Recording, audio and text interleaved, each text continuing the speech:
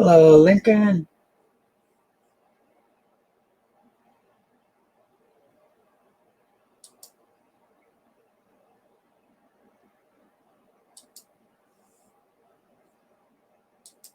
How you doing today? Yeah, I thought I'd I still got a messy table where I was showing Bella some of my coins. That was a lot of fun. Silly kid. Hey, young coin hunter.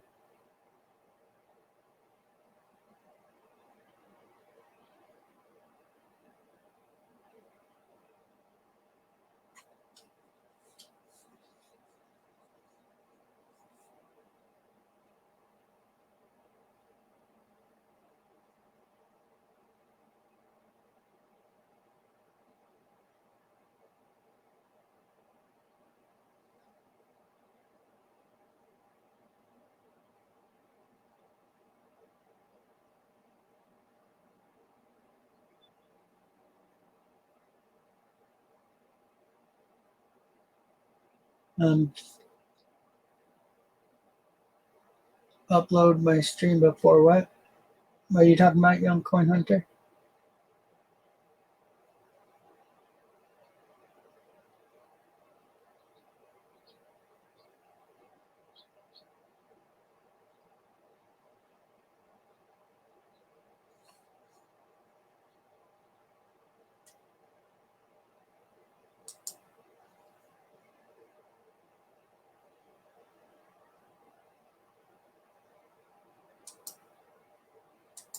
Okay, just a second.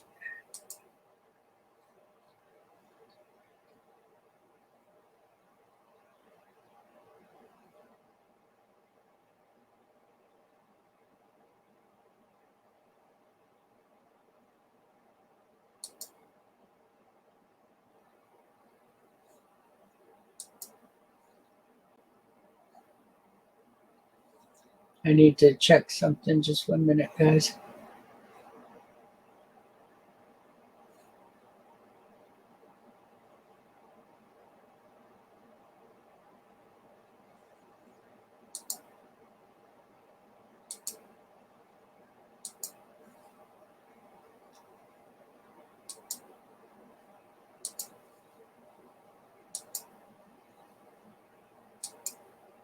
Thank you, young coin hunter. I thought it was private. It just got changed to private. I appreciate that because I don't need that to air live. Thanks for reminding me.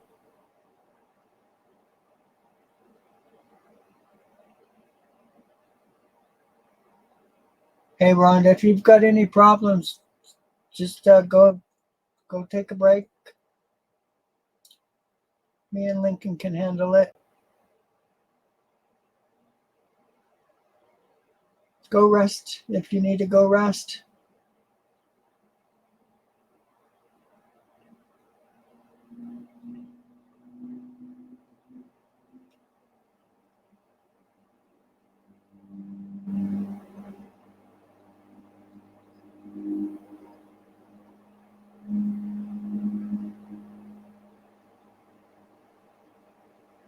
I'd rather have you take the day off, Rhonda, and relax and feel better next time than stick around when you're not feeling good. I've been there too many times. Trust me, it's not worth it.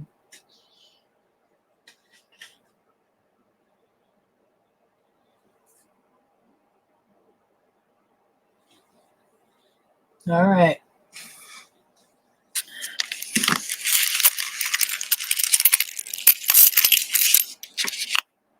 So that was really cute for Bella.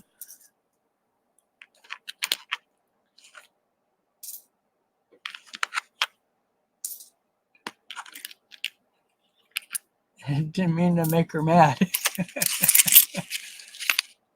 I showed her how many Benjis I had. Well, I only showed her one box. I had 4 or 5 more boxes of them.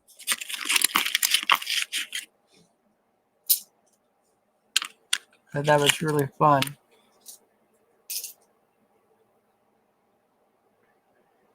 Yeah, that was great. She should have opened the roll I gave her. Oh, that's right, she did. She should have saved that roll for the hunt. She could have beat him with one roll. All 25 coins were before 1920.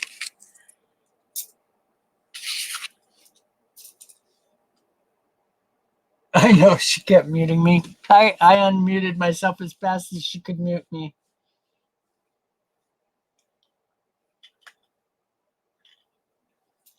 Pretty cute.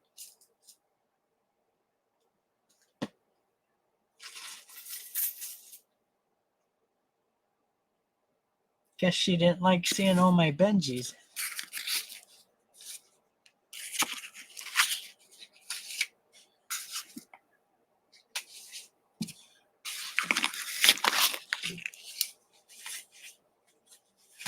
Pretty funny.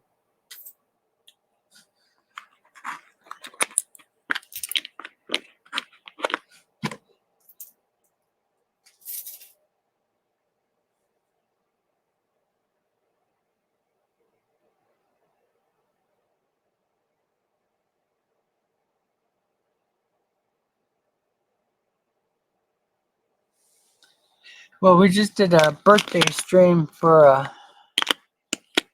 friend's little girl, and I was showing off. She loves Benjamin Franklin's, so I started dumping my Benjis for a couple minutes, and I have a drawer full right now. So give me just a minute, guys, and clean this up.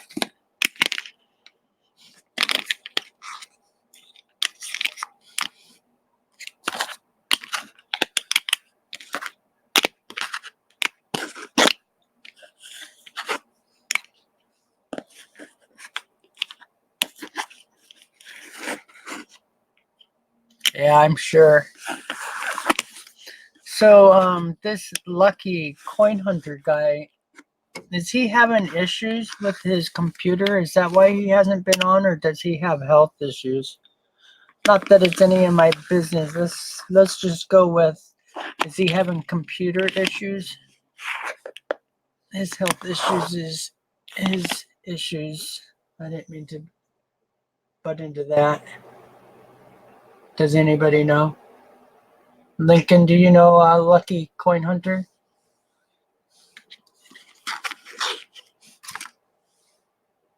Because I thought he had said that he was having computer issues. And if that was true, I was going to offer him some help.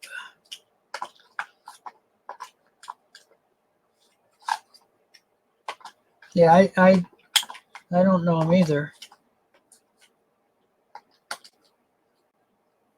Oh.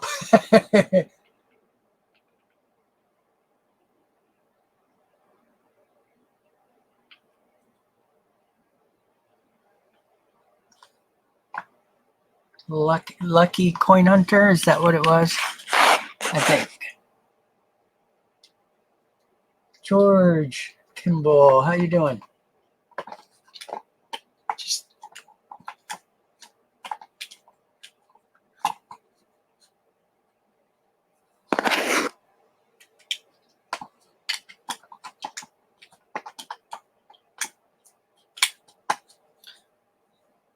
I wonder if that's why Bella has been doing that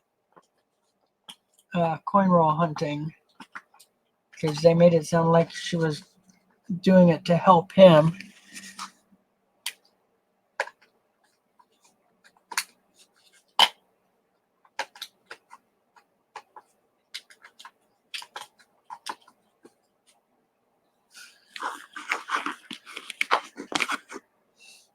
So, are you a coin collector, George?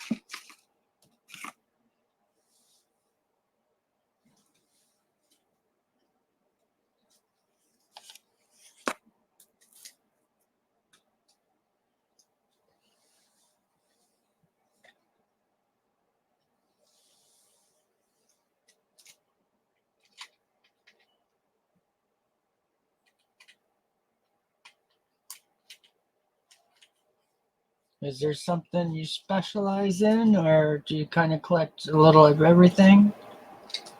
Or are you a silver stacker? Or all of the above?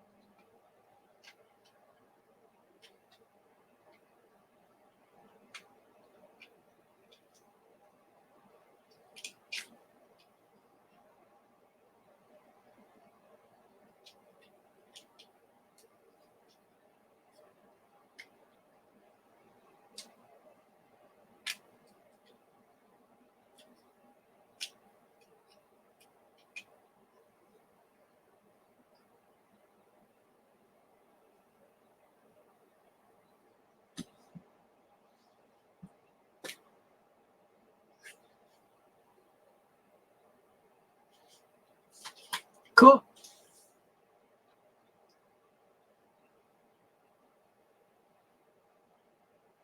Yeah, my mom started me as a kid in the 60s doing bank rolls. But there was a neighbor and a couple other people that really got me coin collecting.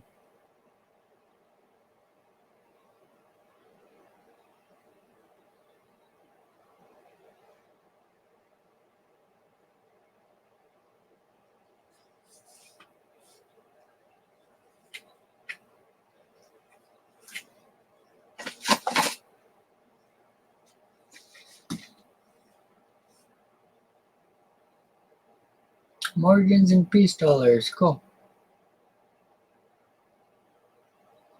I have a video called 50 Pounds of Silver. And in it, I show 330 something silver dollars, all Morgan and peace dollars. And 7 of them are Carson Cities. It's a pretty cool video.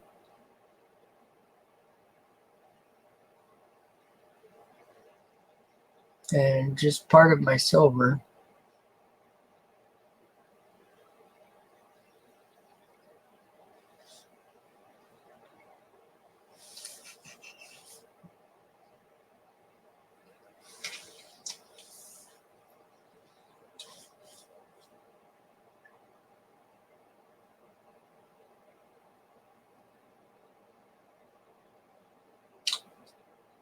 What about you, Rhonda? What's your favorite?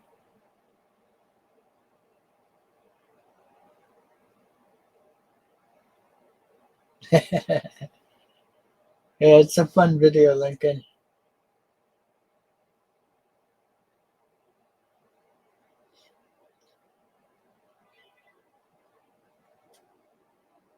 So I'm all about the weight. I'm trying to hit 2,000 pounds of U.S. collector coins. So right now I'm at 1,700 pounds. But I've been kind of stuck. A lot of my collateral that I was using to keep building my collection got used on some real good coins. So I've been trying to recoup a little bit and catch back up. Thank you, young coin hunter. 50 years, well, over 50 years. Been a lot of fun. You're still not sure, Rhonda?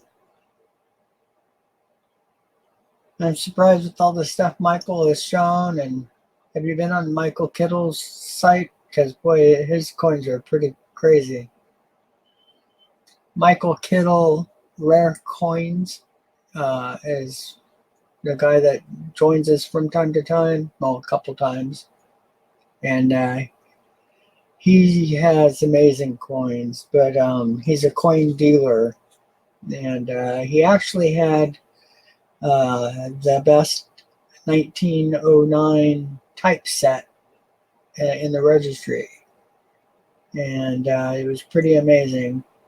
Had the 1909 S Penny, the Indian, and had the 1909 S BDB, and the whole rest of the 1909 coins. And it was the top pop collection. Pretty cool.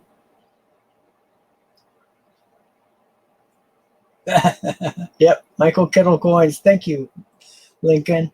You should really check it out if you haven't seen him. He's a great guy, and very knowledgeable, and is very kind and sharing.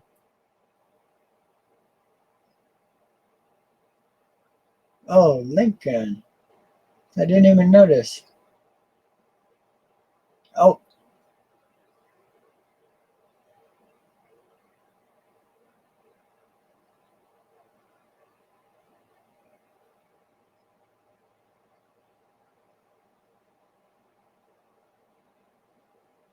well, that was fun watching Bella. She was sure smiley and didn't have much to say at first. It's funny because Phil says she's actually extremely shy. So, pretty fun to watch her at a loss for words so completely.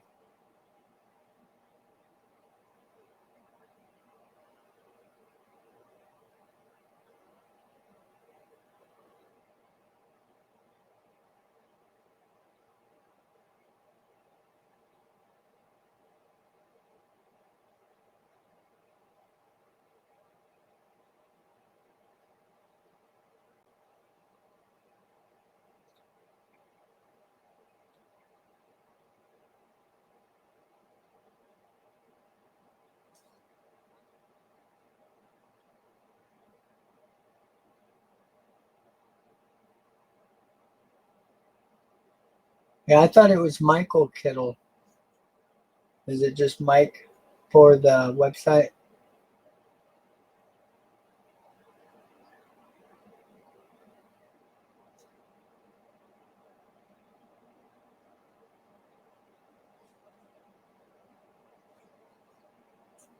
So it was fun having Sheldon on last night, or early this morning, rather.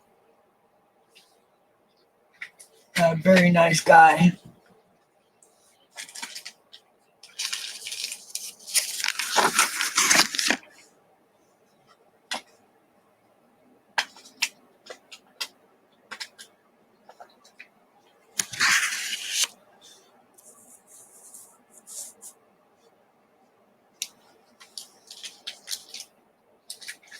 I need to put a couple boxes away just a minute, guys.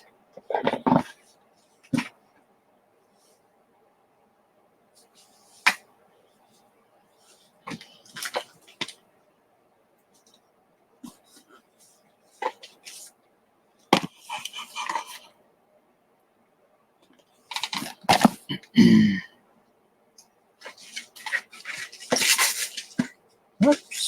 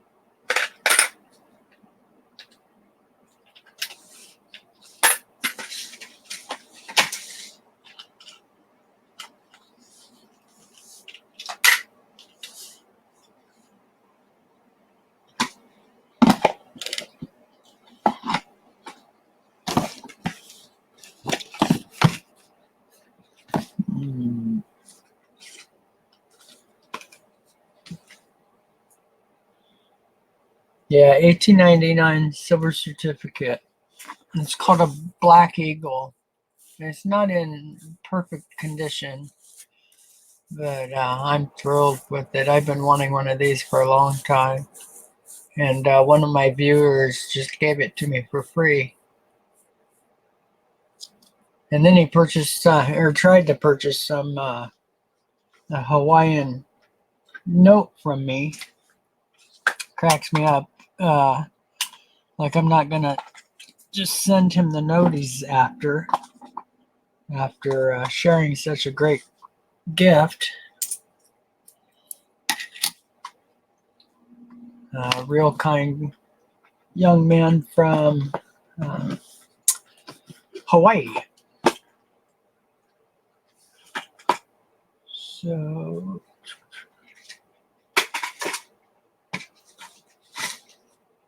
boy, it's going to take me a while to recover from this one.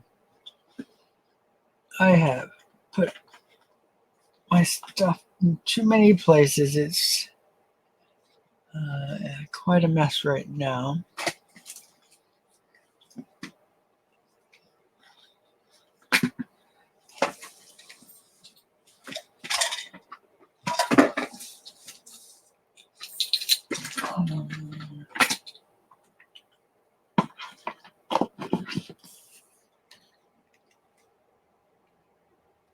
Hey Phil, how you doing? I was just talking about what a fun time watching Bella open that stuff.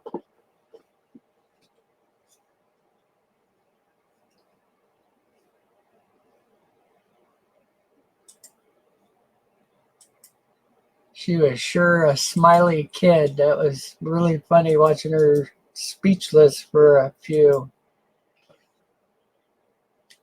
So come on up if you want.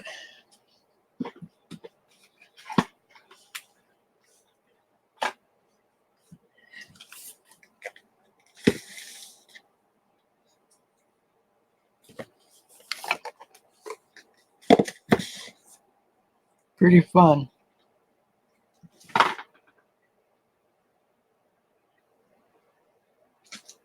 Couldn't believe she kept muting me. Silly kid. Glad I only pulled out part of my my coins. I was gonna start dumping even more Benjis, but I decided to. Well, I kind of ran out of room, but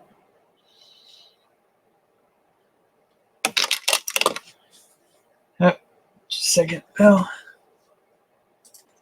hey. What's going on? Oh yeah, she was mad at you, man. It was pretty funny. I was busting up. Dude, she was mad at you. I had great comebacks, but I couldn't even come up with it because I was laughing so hard.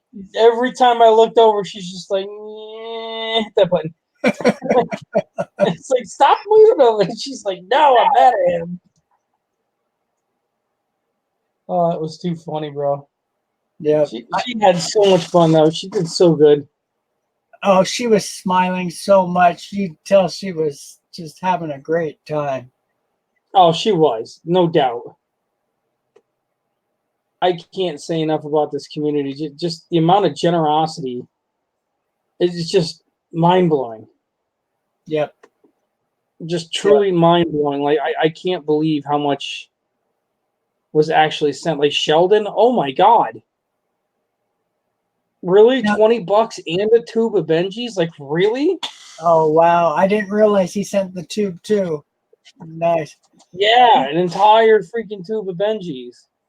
The Black Eagle that's here on my screen, Sheldon gave that to me. No shit. Very cool. Yeah, he's just a young Hawaiian kid. Hey, Bella. No, it's not my channel. That's the guy who you were muting.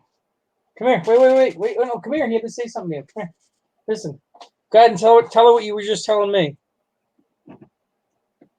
See, he was putting all those Benjis on the screen. You know what he was going to say? What? He has a lot more he was going to put on there just to make you mad. I had 2 more boxes to go. Boxes of Benjis. Let's tell him that. I want a box. You're halfway there. You're getting there, Sprout. You're getting there. Got more Benjis than I do. How And many do I have? None. that roll of uncirculated pennies that I sent you, Yep, stop. quite a few never touched wheat pennies in there. Yeah. So pretty cool. She's off in her own little world now. She's back to YouTube world where she's got the noise cancelers on and the tablet and just snuggled up on the couch and she's like, leave me alone. Yeah, it was fun to watch. It really was. The community showed up really well too. I think you had like 24, 26 people at one time. Yeah, which I think is a record. Or no, it may not be. I think her 250 sub was a record. That was peaked at like 35 or 40 actually. But she had a lot of fun. The fact that Lucky jumping on there, that was awesome. I didn't expect him to jump in, honestly. I know he's busy, but the fact that he made the time for her, which was awesome. Now, is he okay, or is he just having computer problems, or is there? No, he's actually having medical problems. Okay. And he's getting yanked around by the doctors and the insurance companies and whatnot to the point where they actually forced him to go back to work. Oh. Yeah, so he's playing the working like crazy just to cover all the doctor's bills and blah blah blah while he's dealing with it all, and he's struggling. And he's saying he's working like 12 hours a day, 5 days a week, just so he can take the weekends off and die. Man. But yeah, he gave up on YouTube for a while just because he couldn't keep up. He physically could not keep up. His health was a problem, so he's just like, I gotta stop. So that's what he did. So is that what started Bella's Coin Hunt? Or No, okay. no, she actually started that from she watched, I think it was Rob. Rob was one of the first ones. Oh, okay. But she originally, she liked the coin thing because she saw me doing some of it and my mom, but she never got hooked on it. And then when she saw Rob going through the boxes and shit, and then she saw other channels, and it was all over after that. That's great. Yep. And then now she's wanting to do it all the time, and now she wants to start pouring silver, which is another expensive hobby. On top of the e-scrapping, which is another one that she wants to do. Oh, wow. Busy girl. Yeah, so now here I am looking constantly for old broken electronics so I can let her take them apart and get the precious metal shit out of it. And yeah. I just last year I gave up all I had professional video studio equipment, big giant stuff, and a cousin's doing that, and I gave it all to him. Otherwise, I did some great boards for you. Yeah. So. Yeah, the biggest one that people don't realize, and I'd love to get more out on it, is I may start posting like little links throughout like the marketplace and whatnot on Facebook and stuff. Is her getting the cell phones. Those actually have a lot more gold in it than people realize. Yep. Between that and the computers and the laptops and the video games and stuff like that. And I'll put it straight up. I don't want anything that works. I want it to be broken. I don't care. Broken screen, doesn't work anymore, whatever, perfect. It's just going to get dismantled anyway. Yeah. So hopefully I can get her more and make her happy with what she wants and go from there. Well, it's going to be interesting seeing her do her pours. You guys came up with some great designs. I love the round.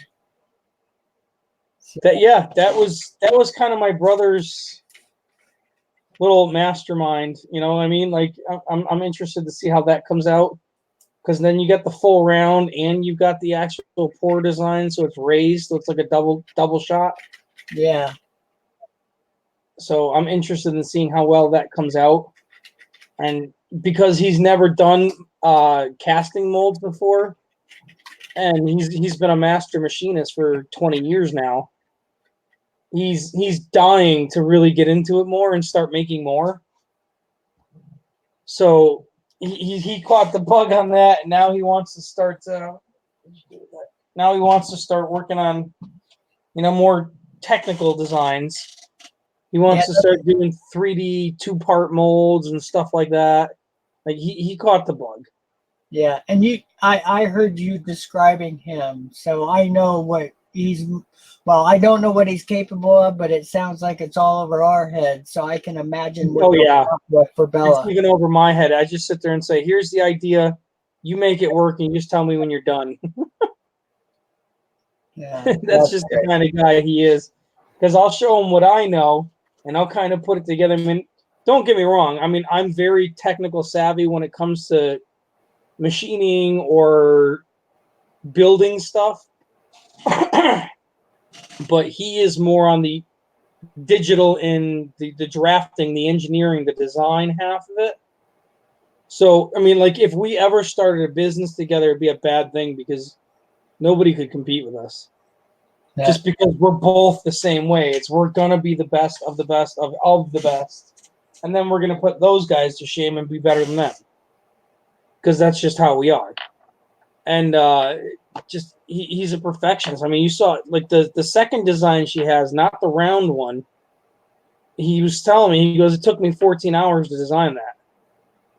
He goes, wow. It's so freaking basic, but I wanted it to be perfect, so it wasn't too tight of a flow area for the metal to not get stuck. Like, yeah, he was thinking way beyond. Yeah.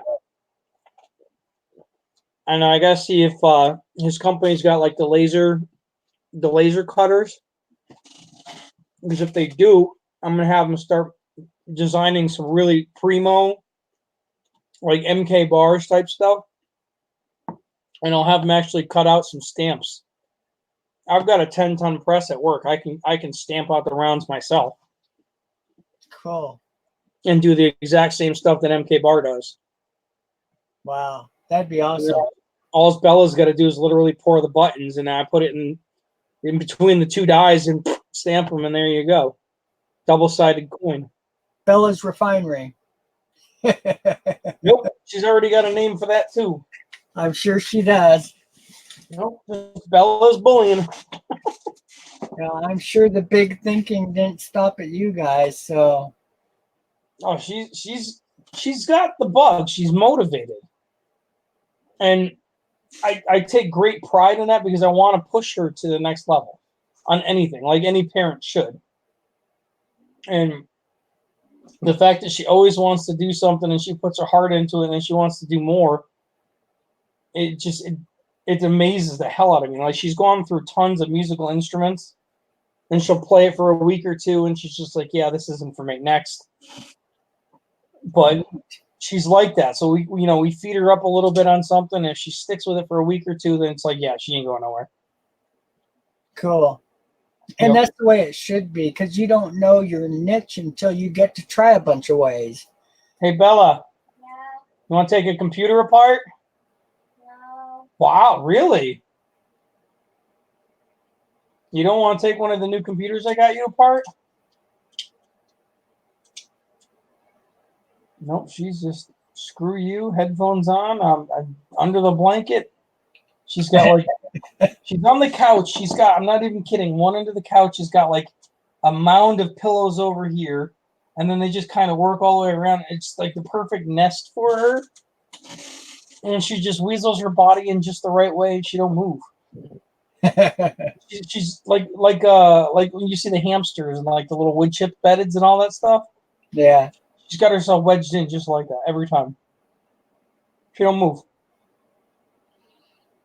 Well, she's all packed for the winter with all those Benjis, so. That's not enough for her. No, that's great. Yeah. Oh man, she's. I swear, I really do. I thought she was going to scream a lot more than she did. And she didn't even do like her full scream. She just did a squeaky one, which I'm surprised she held back from with Sheldon's. Yep. I mean, the 1 and 2s were great, but when Sheldon's popped, I was just like, oh man. Yeah, that's crazy. I'm shocked at how much the kid gives away. He looks like he's probably 20s, early 20s. Yeah, So, I mean, he's always donating yeah. on so many channels too. Yeah. Well, I mean, I just won on Jamie Coinhunter's stream. Huh. Two Benjis from Sheldon. Wow. So of course, once that comes in the mail, I ain't gonna get those ever again. Along with all the rest of my silver that I don't own. She gives me a smile and she's like,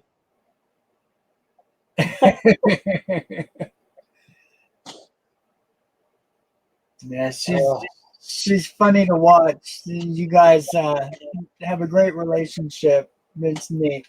yeah, Fun to see it. She really is. And the worst, and I say it all the time, not just as a dad, but like as just an observer. Like, she's very pretty, like her mom, and she's got a personality that's very drawing in. She pulls people in. I'm telling you, she's got a great future for a public position, like whether it be TV or movies or something like. She's just got that personality. And I would not be surprised if that's the route she ends up going in the long run. What's up, Lincoln?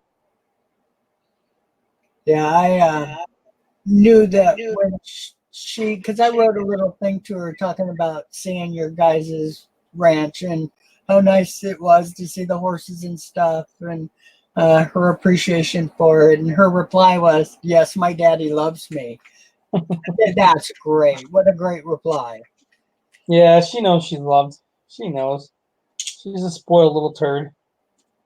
When they are interested in that many things and put out as good as she's done for you, the kid's got some huge interests, and that's neat because most kids don't have that. And the worst part is her mom. She won't support anything that I support for her to do, and she'll just put her on a whole different laundry list on the other side. So she's got a whole different bunch of things she does with her mom that she doesn't do with me. So, she does dance classes, pop and ballet and tap and all that crap. And she does different art stuff, art studios and art classes and just so many other things. She's in she's in the pageant world. The kid does everything. Huh. Well, that's neat that she's involved in that much. Hopefully. Oh shoot, Lucky's streaming right now. Yeah, Bella. I was about to put it up for you. So I yeah, didn't even know. Go ahead and run if you need to run. I totally understand. I want her to be able to at least jump in on his real quick. You bet. Alrighty, I'll be here. You know me. Gotta show them in a little respect. I'm here all day, all night. I didn't even get a notice for it. I appreciate it, guys. I'll be back, bud. Hey, thanks, young coin hunter. Thank you for the heads up, guys. I appreciate it. I'll be back. Have a good one, guys. Alrighty, thanks. Take it easy. Yeah, thank you, young coin hunter. I just caught your thing. I was trying to get my email off the thing so I could put up your comment while he was talking. So, yeah, she's a busy girl. Too bad. I'm afraid it's on a semi-competing thing with the mom, but Bella, as grown up as she is and as smart as she is, she'll know that, when she can tell her mom to slow down or whatever. So she's probably really close to there already. So, fun stuff.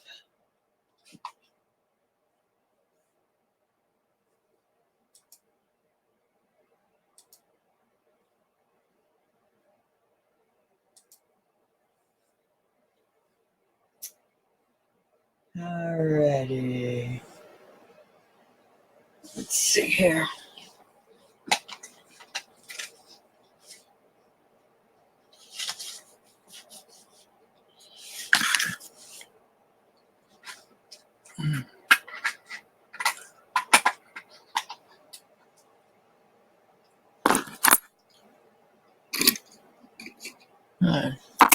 Dump a little bit here for a few minutes and clean up part of this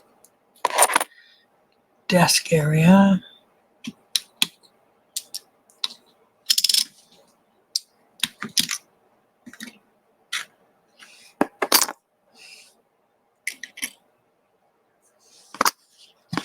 Oops.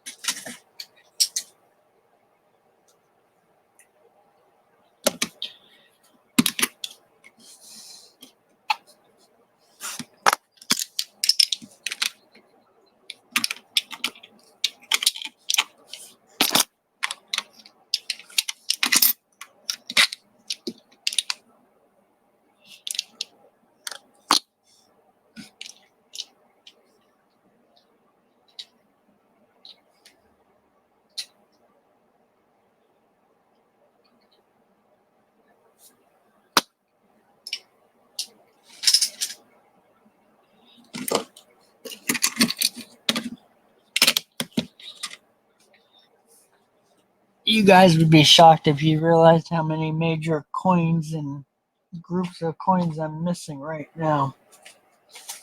Even coins in big giant boxes.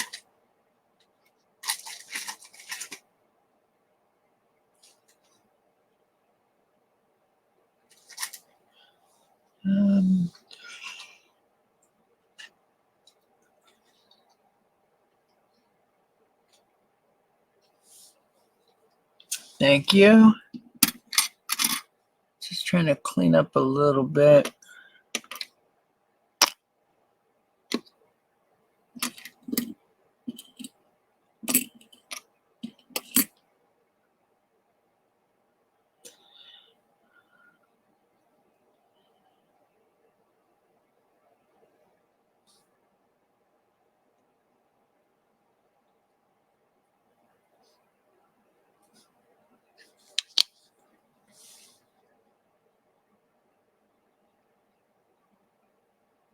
So anybody know what the this coin and this coin are? United States of America, what are those?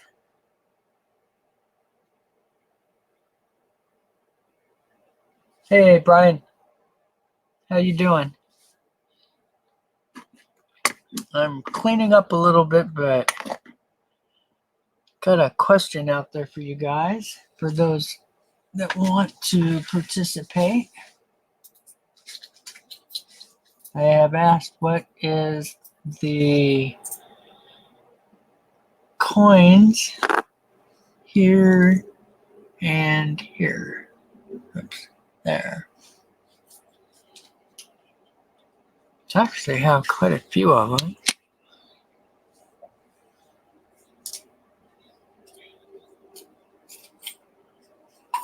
German, okay. Interesting.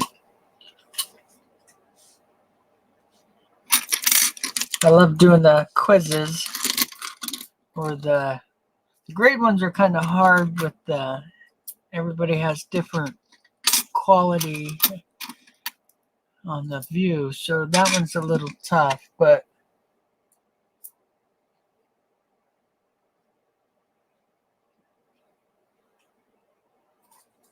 German Coyote. Nice.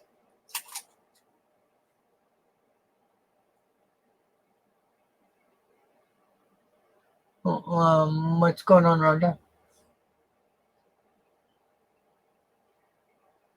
So we have 2 votes for German. 1 up. Roadrunner.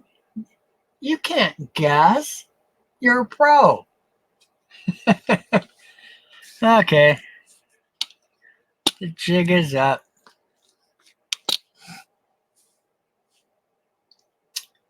Well, I was gonna keep going before the ringer came in the room and say that these coins have been minted at both Denver and San Francisco Mint. And thought I could keep you guys going for a few minutes.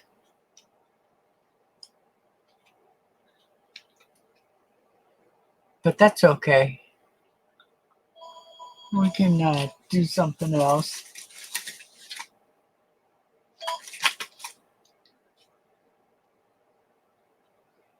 Roadrunner, you want to come in? You're welcome to. So here we go. I've been looking for those and they were sitting there the whole time.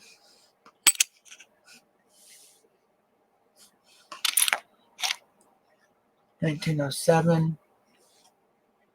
So I forget when they switched over. I think it was the very first of the 50s when they ended up with their own mint.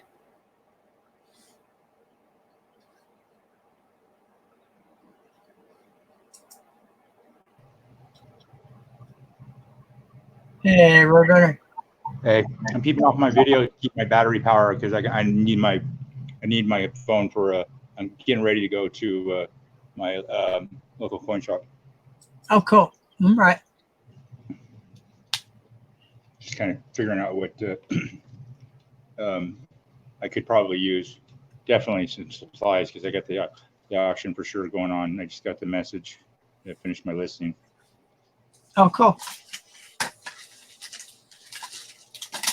Do you know what time? I didn't think he specified, but most likely it's going to be around 5-ish Eastern time. And are you hosting it or is somebody else hosting it? Coin Crash. Oh, cool. Yeah, CJ, he's hosting it. We're going to be Coin Dragon, myself, Mike Badger, and Durbin probably too. Cool. Well, guys, if you are seeing the stream pop up for CJ, you should go check it out. They He's going to post the listing. I don't know how or where, but he's going to post the listing Tuesday. has a big group of people involved, so could be really beneficial for you guys looking for coins. Everybody's welcome to show up and bid on anything they want. We pretty much the format's pretty much the same as far as rules and etiquette. CoinOps, like the way CoinOp runs, like Robert Lawson or Ken PB, just basically keep it like that. Everything's run. The only difference is everybody's got to keep track of their own stuff because we're selling our own stuff, so we have to bill our, you have to pay through our PayPal. Don't get confused on who you pay because that was kind of an issue. But I on the listing I put my the email address for the PayPal on top where and just put the lot number and go to that one and pay it that way, and it's easy. Cool. Like another auction, you just gotta kind of fine tune it a little. That's all. So, do you have a certain amount of coins you're doing, or is it just a time slot you're filling? No, we're taking turns so we can cover each other as far as like CJ will start off, and then he'll kick it to me for my lot. We're doing one lot each, in turn, and he does his, and then he'll kick it over to me, and then I'll present mine. And while he's doing his paperwork and catching up on that, I kick it over to let's say Corn Dragon, and then I can do my paperwork, and not get bogged down. So it moves pretty quickly, actually. We're doing giveaways too. He wanted to do like one every half hour or hour or something like that. The first one I did, I put in a BU Small Day 1970S. Cool. Yeah, those raw, those go like $30 to $50 all day long. So Fantastic. Nice giveaway. Yeah.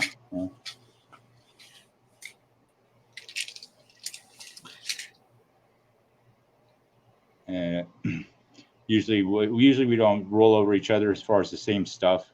Most likely, if somebody sees something somebody else was listing, there's like a race to who's takes it off. So it's not like we want to step on anybody's toes. And I totally understand that. I just hope I'm not pushing my listing too hard, because I got a lot of good stuff I want to get rid of. I need to get rid of because I need to catch up. Well, that's understandable.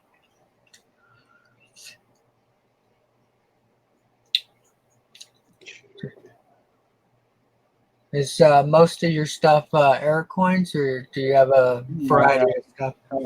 There's some like minor varieties. I'm not throwing any heavy hitters out there until I can present it correctly. With the microscope and like you do. So that way, I'd rather, I feel better about that, so people can see and know exactly what they're buying, and I'm guaranteeing everything anyways as far as that goes. But I want them to feel comfortable, like they do with Robert or anybody else that is an accepted, trusted. My glitch was I ended up having device failure, wholesale, and I couldn't get out my last two listings, which they were cool about. It was silver nitrate and with Marshall in town. Everything locked down.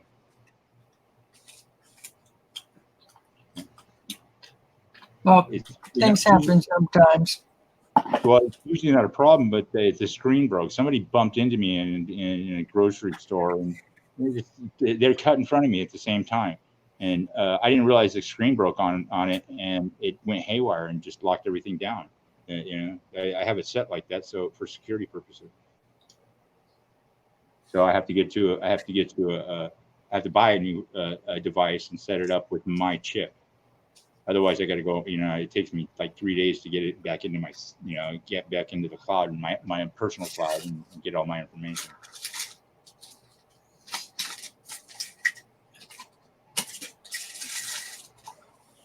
Well, we just got through watching, some of us, Phil's daughter doing her birthday. Boy, did that kid score. She is in love with Franklin's, and she got probably a roll and a half of them. So it was fun to watch. Not much to them, but they're pretty cool, though. Yeah, I went on live, or up on the panel while she was still there, and they were having a contest, and I started dumping all my high-end Franklins on my screen. And she kept muting me. Little silly.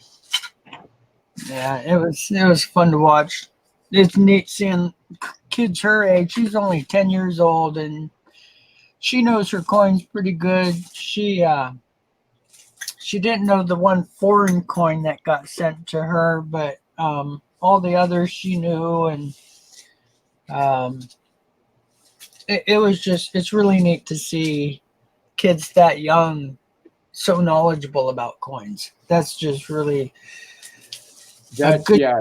step I for the heard, hobby. I was listening to you guys a little before I popped up and revealed myself.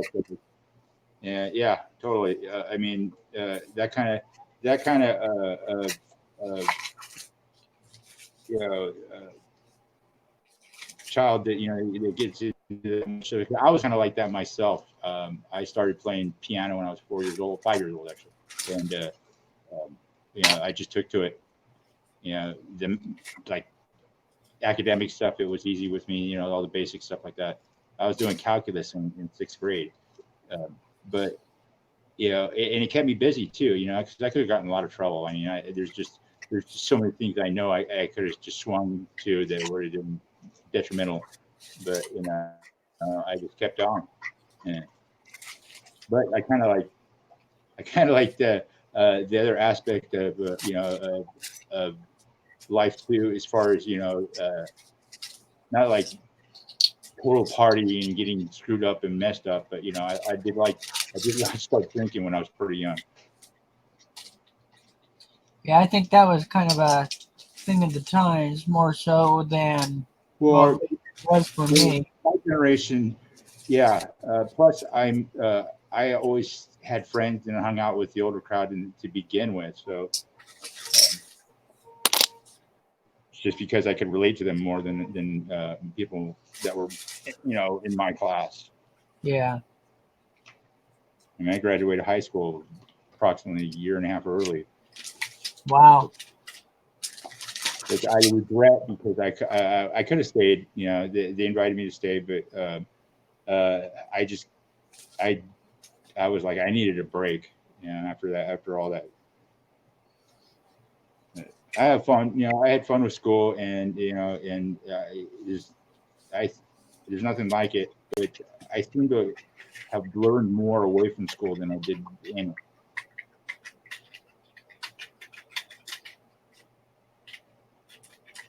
Only because I was able to teach myself a lot of stuff.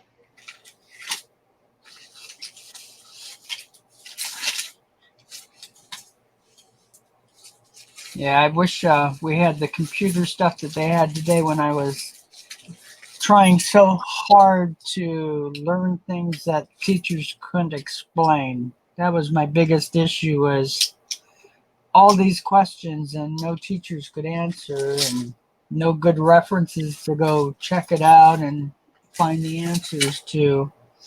I mean, I learned a little older when I got my hands in libraries and stuff, but Yeah. you'd think that you'd get that out of your teachers. Well, I used to my mom used to buy me those the chemical sets you can get just basically at any hobby shop, and back then those the chemicals you can almost just add something from nature and it would be illegal. I'm talking about like more like fireworks, nothing bad or anything like drugs. One thing I wouldn't do is get into pharmaceutical, not as far as manufacturing. Uh, Well, so I wouldn't want to. There's no way in hell that I'd like want to give it to someone. Yeah. You do one thing wrong, man, they're dead. yeah, and there's already enough of that going on. Mm-hmm. So yeah, pretty scary times for a lot of that. I had a confidence about it, but playing with fireworks and stuff like that, that was pretty cool. Yeah, that was another one of my favorites. When my brother-in-law, he was a master sergeant in the Marines. He was an advisor, one of the first advisors into Vietnam. He trained the native tribes in Laos and in the border with Vietnam. He taught them how to use modern weapons, and he was like, he's like, dude, those guys, they were badass by themselves, given them the modern weapons, the guns, explosives, everything else, it just turned him into the baddest guerrilla fighter ever. But he taught me a lot, though. He was all into that survival Rambo crap.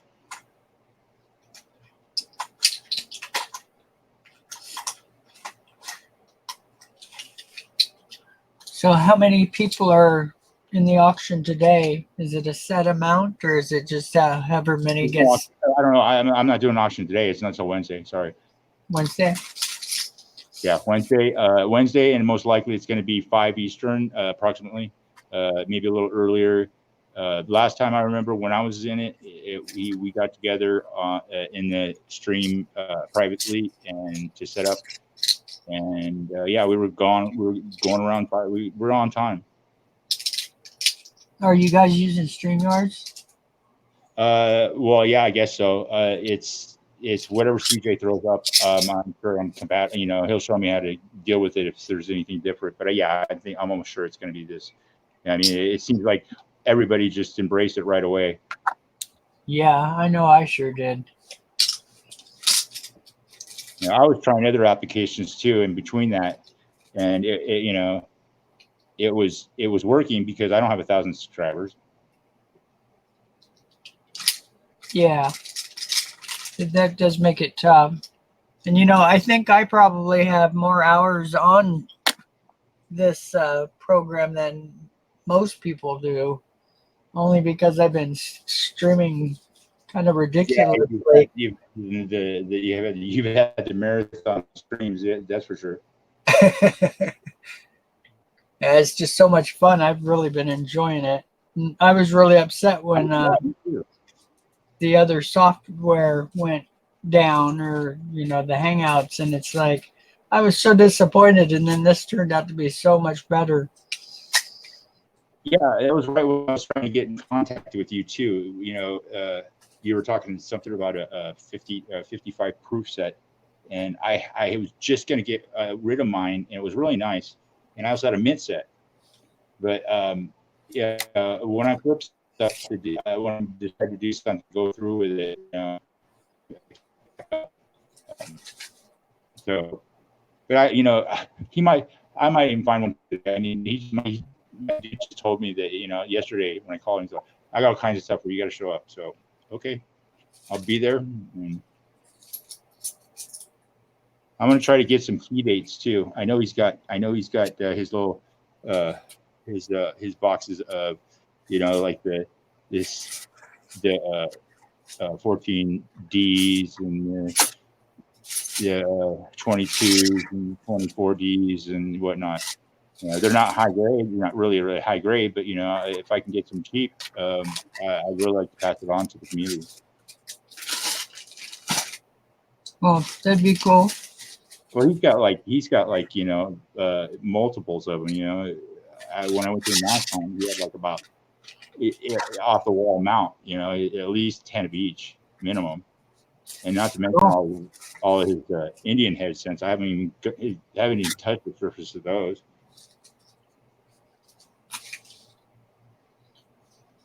So when you're going through the Indian head scents, what years are you looking for? I mean, I have learned most of the key dates and stuff like that and whatnot, but it's kind of random with me. Because I just pick out stuff that I want to learn about mostly. But now that I'm doing this, I kind of want to help cater the people that want it. And there's and there's so many and what's nice is there's different walks of life for this community. So I also want to be able to help people with a budget too. There are people all walks of life in that we associate with, of course, but they could afford some higher stuff. But I want to be able to rebuild for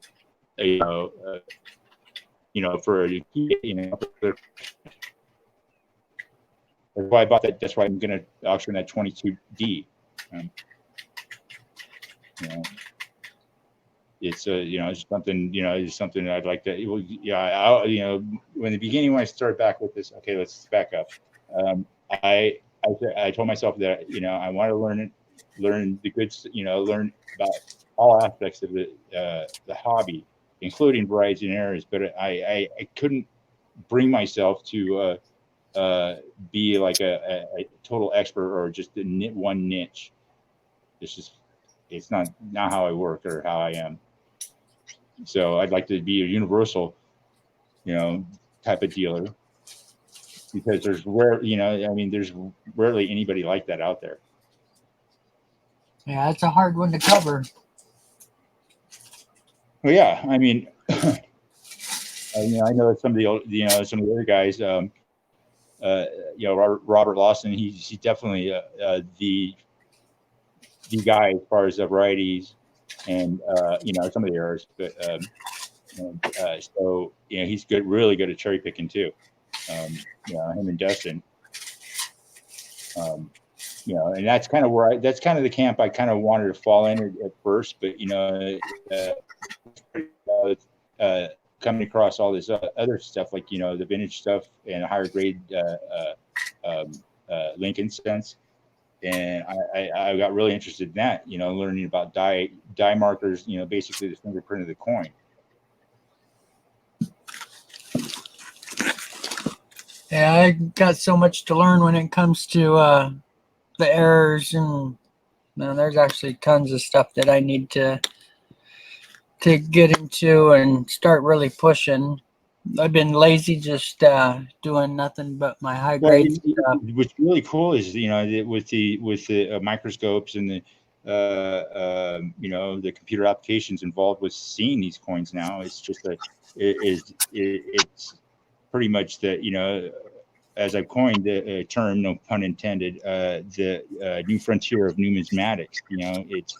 It's kind of like putting together the old school knowledge and all that crap to and mesh it together, or integrate it with the technology too, because it's it's still a work in progress. But she's just in the last year alone, all the channels that have grown and the auctions that have been going on without having to show to show, everything done from the palm of your hand, literally. Yeah, that's true. And tons of doors opening up for whole different groups. It's really neat. See, yeah, case in point, CJ, when he decided to try to get together a couple of channels to do that auction, it worked. It just seemed to fall into place, and we're not stepping on any big guys' toes, and so it's what I envisioned. Let's put it that way. Ken's been working on this for a long time. And I could see that he was the key guy as far as putting things together like that. I had that idea, but he had the chops with the coins, so he knew what to do as far as putting integrating everything together into one system. He had help, of course, but I think he is the key guy that started it all. Yeah. Yep, I think so. Everybody else, they have their coin knowledge, right? But some people didn't know tech at the same time. Ken doesn't, but I mean, he has Shay's help, now, and Shay's a developer. Yep. Plus, he's like putting together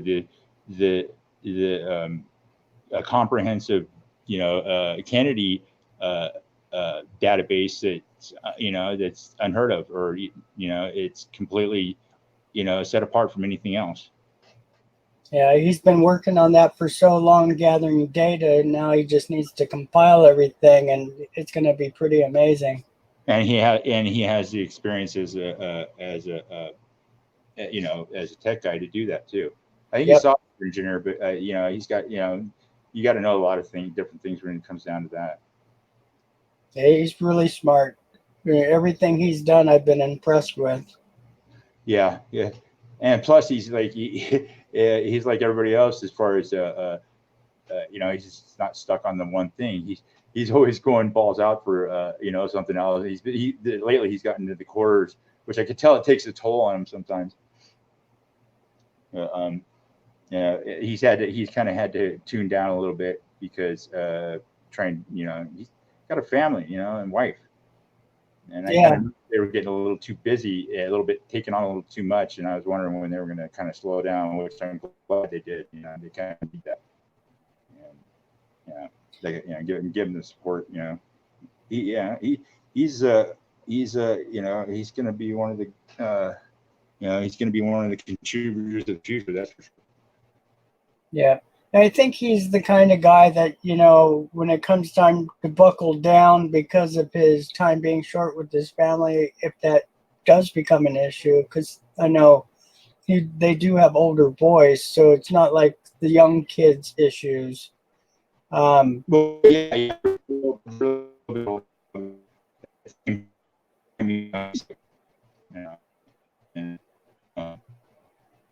it's just a matter of your priorities, and and totally. So I'll support anything he wants to do. He's always going to be making contributions, But if he's got to stop for a minute and get a reality check, more power to him. I totally support that kind of stuff because everybody has their life to deal with. Yeah. Well, they've spread themselves so thin so many times, and they've seemed to do fine. I think between her military experience and his willpower and eagerness to succeed, because you see that a lot with him. I think she was an Army brat. I don't know if she was in the military, but she does have her own brand of discipline. That's for sure. Yeah, I'm not positive on the military stuff. That's what I had thought I had heard from her, but it could have just been being around it. Yeah, I think she was a military brat. But I can relate as far as that goes. My dad wasn't in the military, but my stepbrother and other nephews and nieces and whatnot. Some of them had gone in. I joined the Navy when I was 19. And right after that, bam, wham, bam. There's a Kuwait. Right after the wall came down.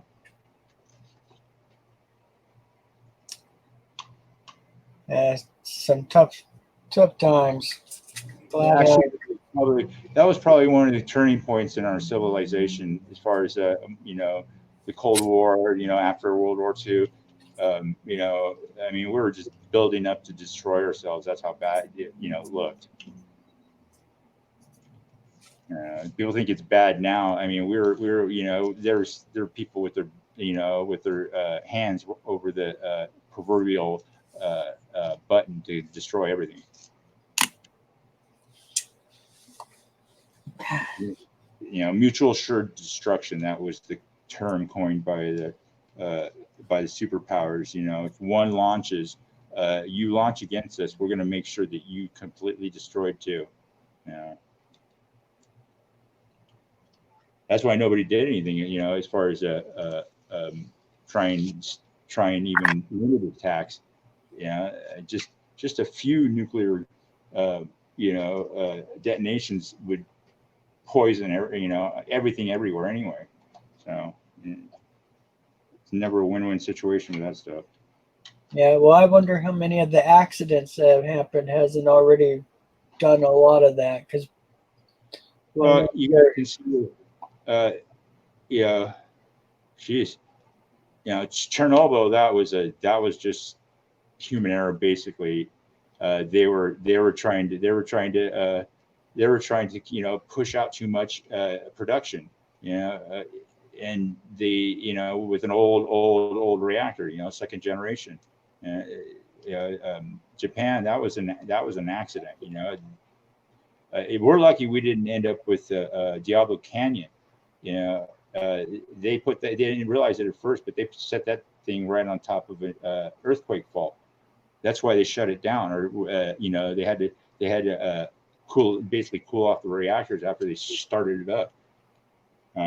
You know, San Luis Obispo, I believe, was going to be the earmark for to be the Silicon Valley because of the power plant they built there. But they couldn't, you know, once they figured the power plant was going to be useless, they stuck stuck everybody in the Bay Area. You know, the whole tech industry has been financed, and in the beginning, it was financed by the government, you know, for research and development. And that's no secret. You know, it's just not well known that, you know, Silicon Valley, it was our research and development to keep our military at the top, you know, with the top technology. Yeah.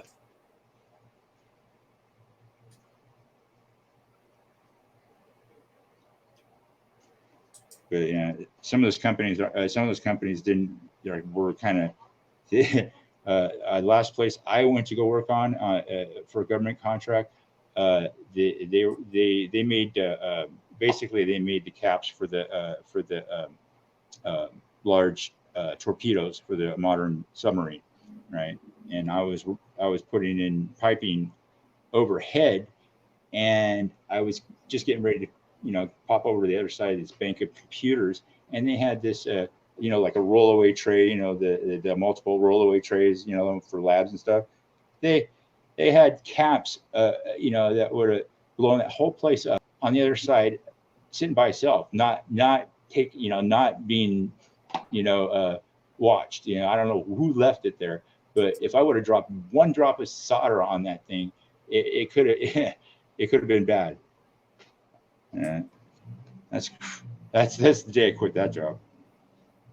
Yeah. Yeah, I was getting pretty good money prevailing wage, but you know what? That was just blatant stupidity. Scary. Hey, at least it wasn't radioactive stuff. I mean, that scares the hell out of me.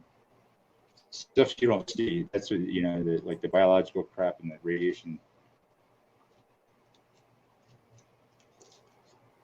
Get enough stuff that'll kill you in this world, you know. We need that stuff for.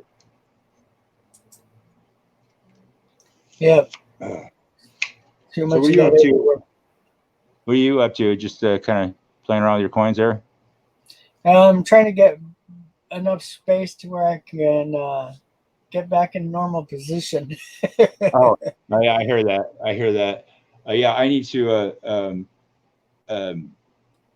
Well, you know, until I get like the desks and furniture and stuff like that and the shelving that I want, I'm just going to keep what I have. It works good. I kind of center myself with the shelving and the stand and that old table and everything. I'm in the center, so I could twist around in my office chair, and, you know, instead of having to pivot, you know, my office chair just goes, you know, twist 360 at any time I want. You know, it's kind of like having a little cockpit. Yeah.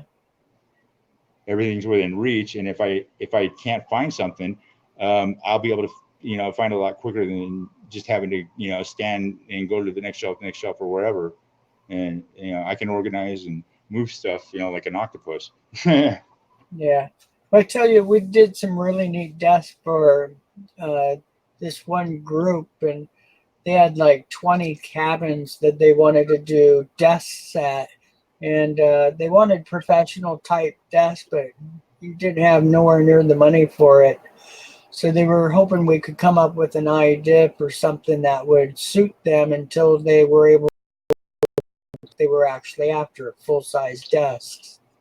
And we came up with 2 large drawers with rollers on the bottom, so they didn't need to be connected to a cabinet. And we housed it with plywood sides that held a countertop and mounted 2 side drawers and 1 center drawer under that. And it was enough for them to take off and get their computers running and be able to have people comfortable enough with, you know, 5 drawers, 4 usable drawers and 1 desk drawer for pencils and stuff. And enough to get them to where they could get their paperwork sorted out and start, doing the work they needed to do. And Okay. that's still a really good idea.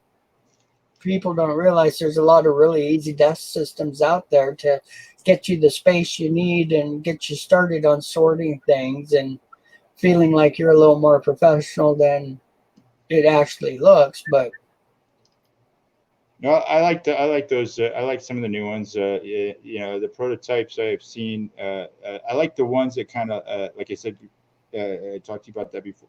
The ones that kind of lift up, so where you can stand to, or you can partially sit also. Because I'm starting to feel that. Over the last year, I've been starting to feel the fact that and I always try to keep my muscles moving as far as my legs now, but my legs are starting, feel like they're starting to retain water. Or fluid. So I got to remember to move around a little bit every now and then. yeah, because that's if you're having those kind of issues, boy, pay attention to them because they can do you in quick. Well, before I got back in the hobby, I was working out almost every day and keeping occupied and stuff like that, and trying to figure out what I was going to do. As far as something to do, whatever. And then I then I started thinking about it and started actually seeing some of the videos on YouTube. Because before I didn't even want anything to do with YouTube. I'm paranoid as it is, and I just kind of like, PTSD really. But I'm like, I don't know about this, but all the information that was coming down through the, piping down through the channels, it was, it's all legit. And I was just like, God, I got to get over it. So, I figured, I just used the phone because it was a little bit of a buffer from my main database. And hey, I watched channels. I was watching different channels, see what was going on before I decided to reveal myself because, of course, all the horror stories with social networking, but the pros are, outweighing the cons. That's for sure.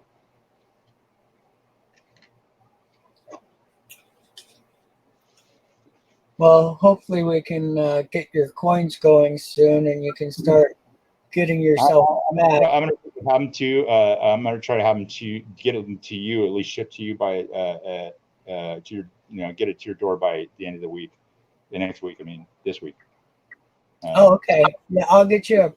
I saw your email. I'll get that answered and figured for you. So I kind of pretty much have, I already know. I just want to know what's in your head, so I can make sure that we're covered. Yeah, and just keep in mind, I don't normally do more than get my coins graded. So when it comes to the rest of that, yeah, you just with the nickels I'm sending, except for the buffalo. I need that variety, but that's that's negligible. Right. Just needs to be added on to the order sheet so they know. Yeah, I think it's like 18 or 20 or something bucks more or something. Yeah, but they're probably gonna have to go Gold Shield. So I'll figure it out. And I'll make sure that that's covered. I may not send all of them, but it's gonna be the buffalo for sure. And I'm trying to figure.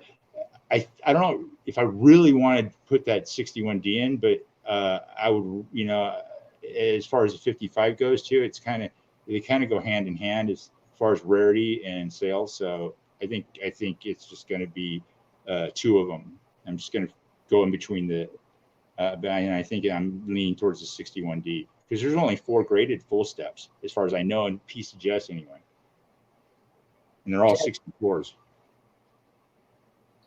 Yeah, that'd be a good one. And and actually, when I was looking at it, and researching mine, I think they might be the same die, and the same strike time when they're struck. Cool. Yeah. Yeah. I just I was looking at the market, and a higher grade or a top hop 60 Philadelphia Mint State full stack just sold recently for a crap load of money. Cool. Turned out to be the top hop, you know. I wish the 1940 Philly was a better value, or had a better price on its head. But that coin just has no value, and it's sad because I've got like 4 of them that are full steps with it with the high grade, and it doesn't pay enough for me to waste my time getting them done. That whole year series. I mean, I've got a Denver and a San Francisco mint. The Denver's mediocre, but the San Francisco mint's tough. I mean, it would pull a 67 maybe better, but now when I first got them, I'm like, damn, these things probably have some legs, but they don't.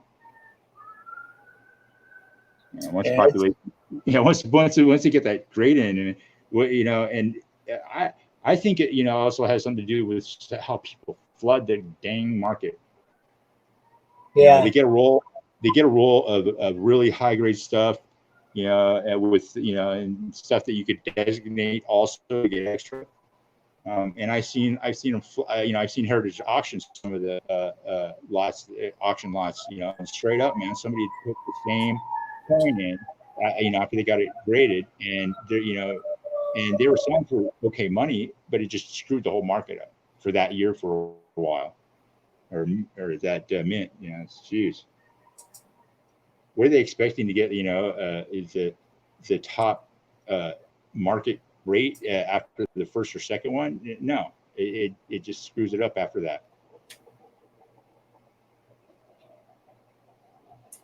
well, Fully against all that, that flooding the market thing. yeah, I get really frustrated with it because every time I setting up for a coin, that's what happens. 2 or 3 end up getting graded. You That's too, what huh? happened. The 63D until this year. There were no 67s, and Yeah, they were all. I mean, the 66. Well, there was, but it was only one of them that nobody sold, or it was held in the right. collection. And then the one sold for close to $14,000, and fortunately, they didn't flood the market, or and plus that's kind of a coin you just cannot find in in a roll right after the other consecutively. It's just no. But yeah, I was like, geez. So I was thinking about that too, and I'm like, there's no way I'm going to be able to get some that kind of 63D. So I started just randomly buying rolls of the the dates before, and the 61Ds, 61, 62, 62Ds, and I just got lucky, and I got some really nice examples. So, and the 61D and 62D is there's still room for there's still a lot of meat left on that action. I don't know why they minted a couple billion of each year, mint the year anyway, but they're just popular. And my biggest conditional status, that's what it is. The freaking planchets, man. I mean, they don't hold their condition well unless you like seal them up. Yep, and that's the whole key. Yeah, you're right. So I use the foam punch outs in the airtights for the penny, and I fill my tubes to the top. I don't allow any air in those things, and then I box them back into the boxes that those tubes come in, the square tubes. Uh-huh. And then I seal them with plastic and pack them in a very dark and airtight spot. Yeah, definitely. Well, I didn't have the resources like that much going on as far as that many coins. I mean, I grabbed a bunch of stuff and other stuff that I got through coin roll hunting, and I just held on to it. But whatever rolls that I grabbed or bought, the BU rolls, I just started. I would open them up. I'd go through them as quickly as possible, and flip them, you know, put them in flips and or airtight, the best ones that I found, and I just store them until I get back to them. Yeah, I've got eight full boxes of pennies put away right now. Stuff that I've gone through, know it's really good, just pushed it aside. I marked the tops of all the rolls so I know which roll is doable for grading and which one's got questionable simple errors for me. But Yeah. anything that's beyond simple errors, I just bag, and that goes another direction. So Yeah, I've gotten to the point where if it doesn't look like you know, like a piece of silk fabric, I can pretty much say it's not gonna grade above 67. Yeah, and that's by looking at it by eye. Yeah.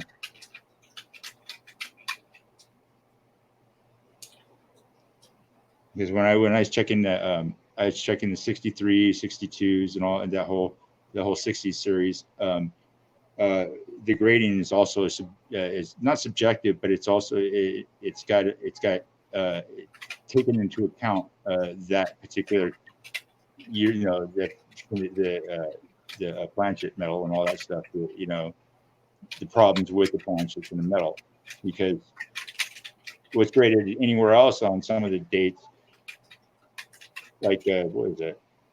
What's a really like easy one, like 68 S's, you know, the business strikes, you know, those came out pretty good, you know, and really nice looking. And they're, you know, you know, you look at one of those and you'll think it's a certain grade, and you look at one and you look at something else like the 63D or 62D, and you get a close up of the 62Ds and 63Ds, and they're spotted still. It's weird. It's like the way they they're like proof-like almost. And but when you go back to the 68s and they look the same just from a distance, or you're holding them in your hand, you get up close and they're still sealed up, man. They look like they were, you know, the luster hadn't separated. That's you know, it's weird how this. I got some 63s that look like they're proofs. The Denverman. yeah, I've the 63s. I've seen some really nice ones too, but the I don't full, think they're grayed out past 67 or 66 even. yeah, the full strike problem is something that's pretty prevalent in those. You get, Exactly. That's why people were making mistakes, because I kind of noticed that when I just go back and forth, and every time, you know, and when I finally get to the ones I thought were the best, it seemed like the strike was just more prevalent. But the ones we that I gotta- got, you know, I got. go ahead. I said the ones that I got. I mean, as far as the 63s, they came out all right. You know, they're good, but there's no way. I know I'm not going to break that horse's back right now. But I got really good competitors for the 61D and 62D. So that's going to be my next venture when I get caught up with. So we got a question from Robin asking about a 59D nickel, saying she shows 3 stairways, and I'm just checking to see. So are you talking about the steps that you see? Darn it, I hit right there, and then the center one, and of course the one on the opposite side. Is that what you mean by 3?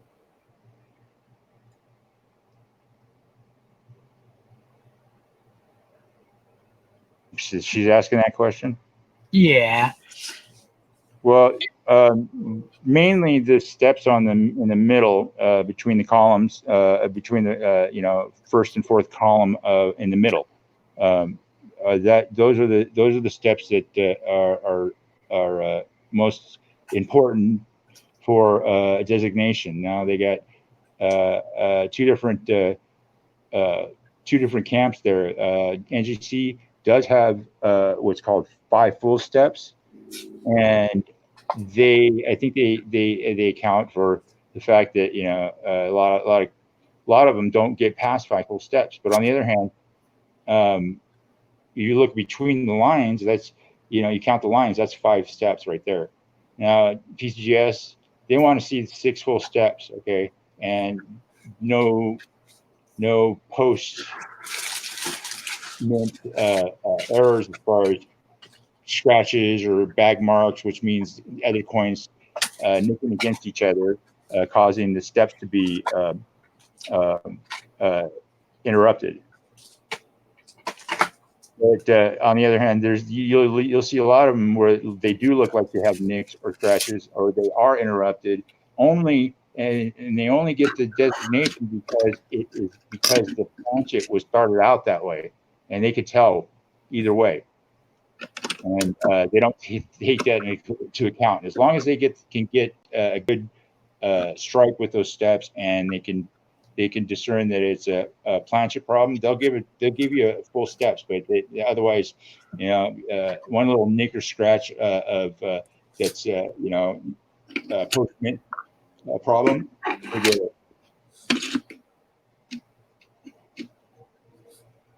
Your tolerance is a lot better, actually a lot more lenient these days, so it's a lot easier to get that kind of designation. I think they're concentrating on the full bands thing. Mine got shot out of the sky.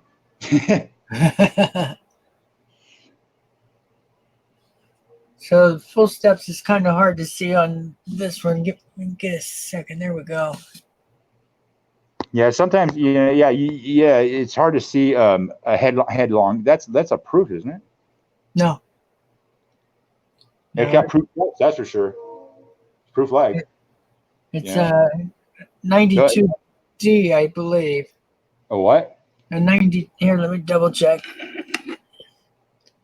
90. A 90D. I got one of those. Yeah, it's got some full steps.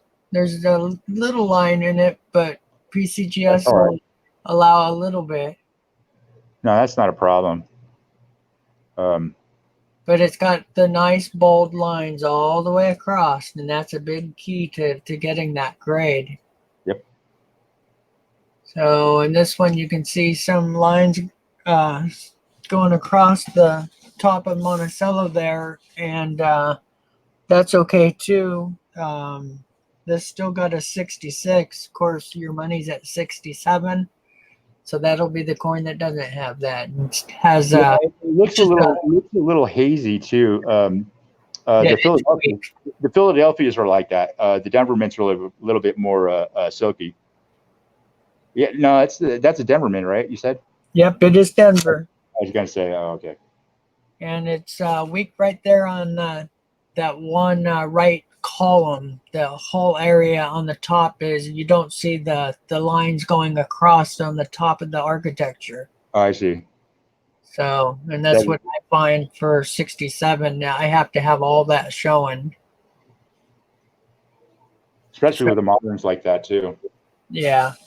After 90, they're a little more critical on you having all the detail on Monticello. Of course, yeah. If it's before that, you can get away with a little bit more because the weeks were never full. Not on some of the older ones. Yeah, they. I noticed that some of the 80s, the mid 80s to the 85 to 90, there's not very high population of high grade full steppers. I don't understand that, because the ones that I found are awesome. I just haven't graded them yet. And like I told you before, that a couple of them I got right out of CoinRoll. It's like somebody dumped somebody dumped somebody's old collection or collectibles or rolls back into circulation. Yeah. Yeah, and a lot of people are seeing that. People either passing away and their collections are being just turned in as normal coin, or collections that kids are taken to buy some candy with, then you got lucky because you were next in line. Well, it sounds about right because this, the generation involved with that, the recent generations. I know this one guy used to call himself the Generation X. I don't know what he was talking about, but he's just living off his family's success. He could really hold a job at Goodwill. It was the way he portrayed himself. I was like, geez, dude. Oh, then he was like skateboarding at lunchtime, and I guess he said he hurt himself, and then tried to get workman's comp, and I'm like, no way, dude. You were on your own time. You were having lunch. You're skateboarding, and it doesn't work that way. Yeah, they don't realize that it costs the business so much money when they do that. Well, you gotta pay for the insurance ahead of time when you have an employee, unless they Right. run a certain type of tax bracket or different, or they agree to waive that. But the employee has to cover themselves if otherwise. That was just funny the guy trying to pull that kind of. He's expecting me to like cut, say, hey, dude, you've been here like 2 days, and I don't even know who the heck you are. Yeah, get out of here, man. Because I was working at one of the trailers when I injured myself, so I got a job doing that because I was going crazy. But Yes. you got the best ones in the best town, the richest town. That was cool. Well, that's cool. Yeah. It's kind of funny too because every now and then you get these divorced couples, and first she would show up and throw a bunch of his crap up here, and want, and she didn't want a receipt or even write it off. She just wanted to throw it away because he liked it. And then he would come along and throw her a bunch of her crap up there. Oh, somebody's down. Oh, that's a cop car. Back and forth. They don't do too much. This is actually kind of they usually won't start out this close in the daytime. All right, get this going. Finish getting ready to get out of here. Go see John.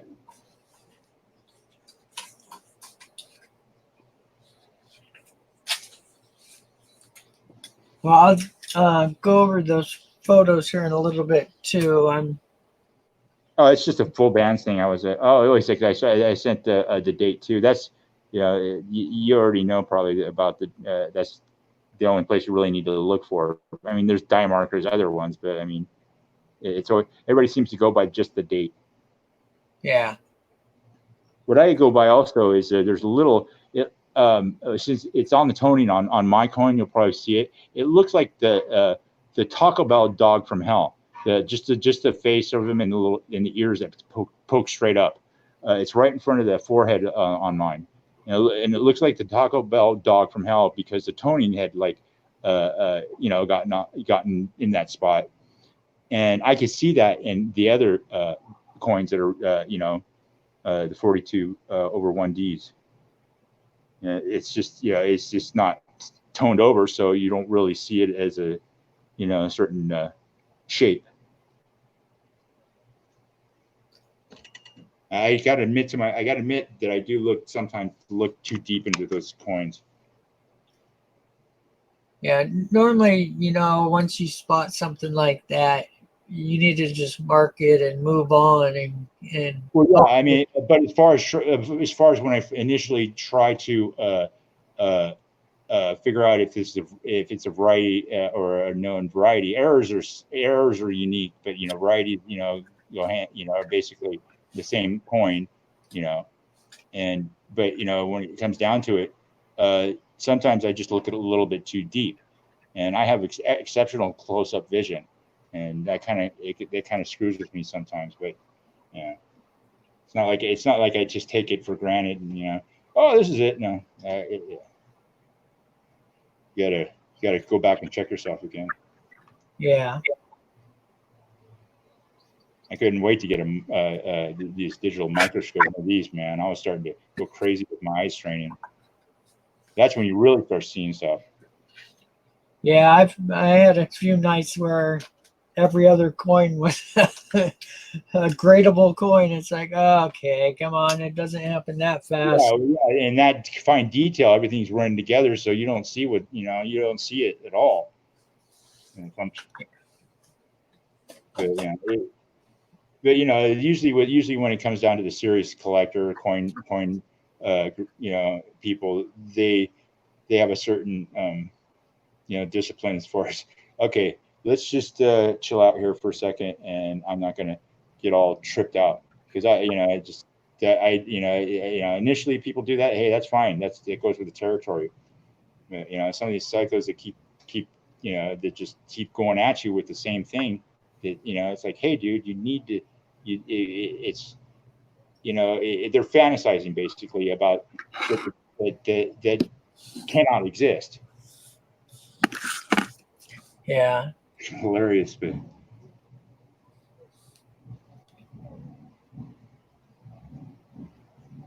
it's unfortunate. You have to have a certain technical knowledge about certain, or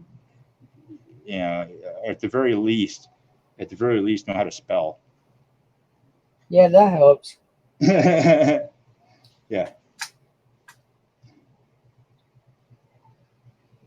It shocks me how many times the newer collectors or younger collectors they just don't do their homework, and there's so many people out there with websites just dedicated to being able to verify, and when you don't even take the time and then make these videos saying how much your coin's worth and what error, what high grade or whatever you think it is, and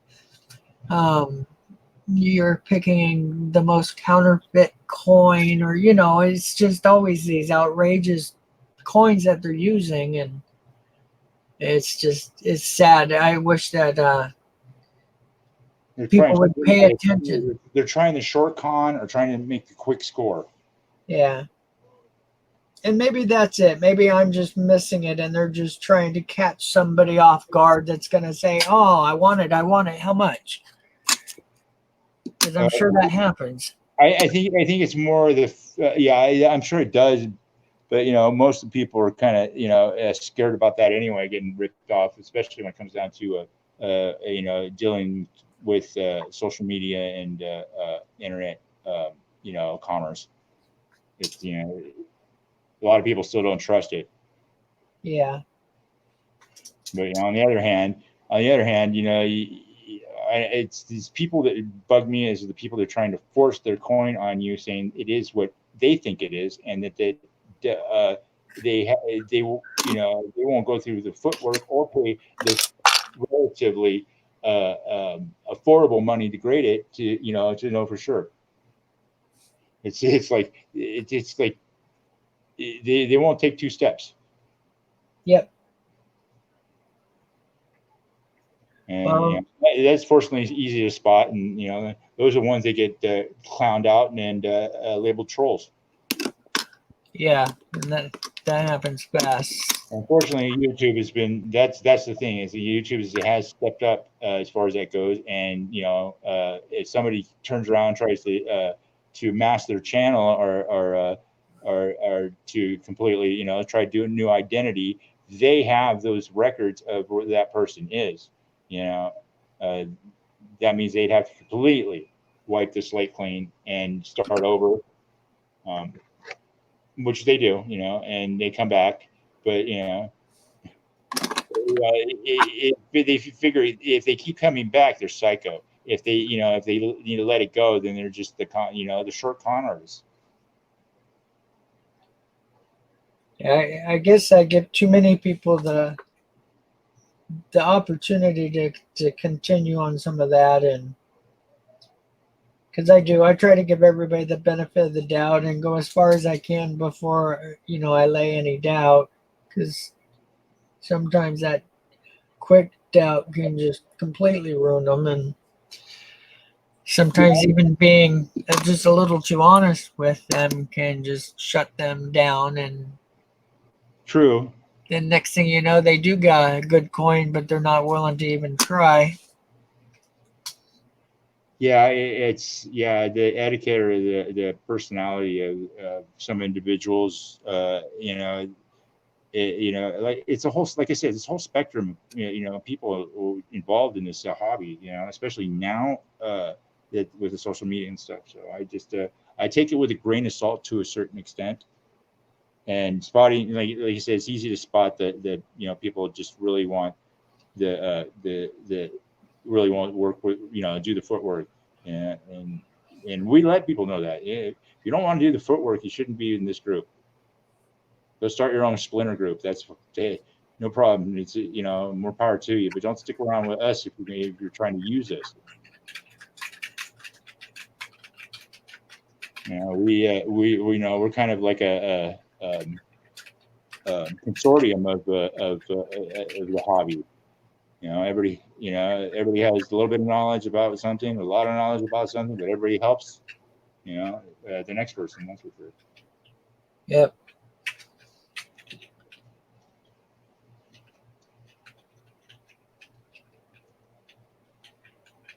I mean, heck, you go through so many coins anyway, you're bound to find something you could just, you give away. Silver doesn't have to be silver.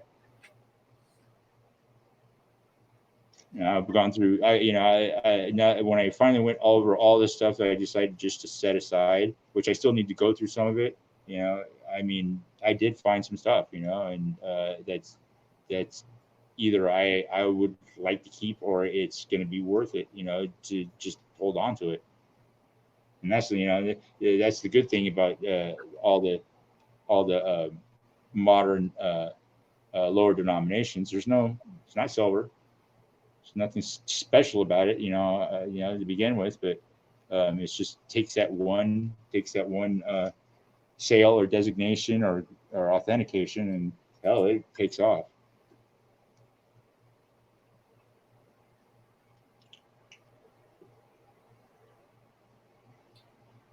Yeah, the other thing I need to do is start going through my nickels again that I have that aren't full steps but are high enough grades to still pull some good money. You get them high enough, and I'll go back over your full step. Yeah, you mean grades, of course, as far as and designation.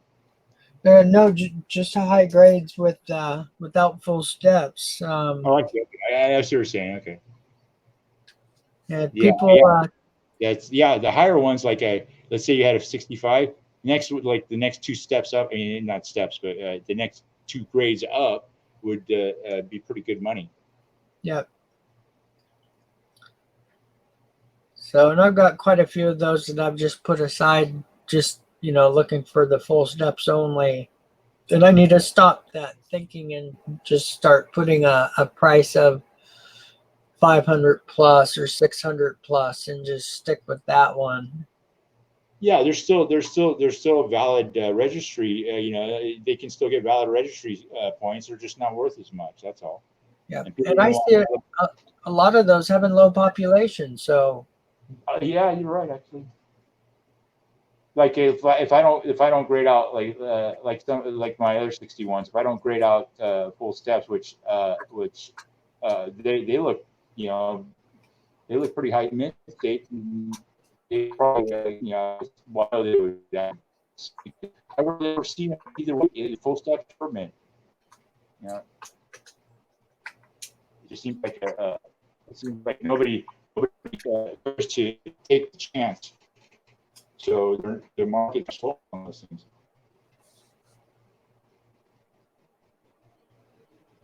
I mean, I take all the main, the collectors.com, the PayClick, eBay, every one of them for 61 Denver Jeffersons, man. The list is less than 20, and none of them are full steps. Most of them are raw. yeah, That goes without saying with the other ones like 62, 62D, 61. I just wish I'd come across that 67. Oh, yeah. You know, a lot of other people, but I think that goes in hand with a lot of people don't think about it, that one. They The don't other think about one, that. Go ahead. the other one is that 45 Mercury dime. What? Having full bands, the Philly. Really? Yeah, I Yeah. remember hearing something about that day. I wasn't sure what the deal was. I thought at first I thought it was the micro S thing, but it's not. No, it's another good one. I'm pretty sure that's the one. Let me double check. I think you're right. I mean, yeah, high grade full band is one of those. They're just atrocious. Yeah. If you have a full bands on the 45 and you get a 62, well, let's say 63, it's $6,000. A Jeez. 65 is $16,000. I'll keep that in mind. Thank you. Yeah, Jeez. there's only two Crazy. 64 pluses. There's 40s, a little over 40 64s, 13 63s. And then 66, there's 19 of them. They've gotten 18 grand. 67, there's To 3. have to hold that kind of value, but that happens. Yeah, 67. There's 3 of them, and they're $47,000. There's two 67 pluses, and they're almost 100 grand. It's the Mercury series. They got certain ones pop up too. They just all of a sudden become worth a bunch of money too.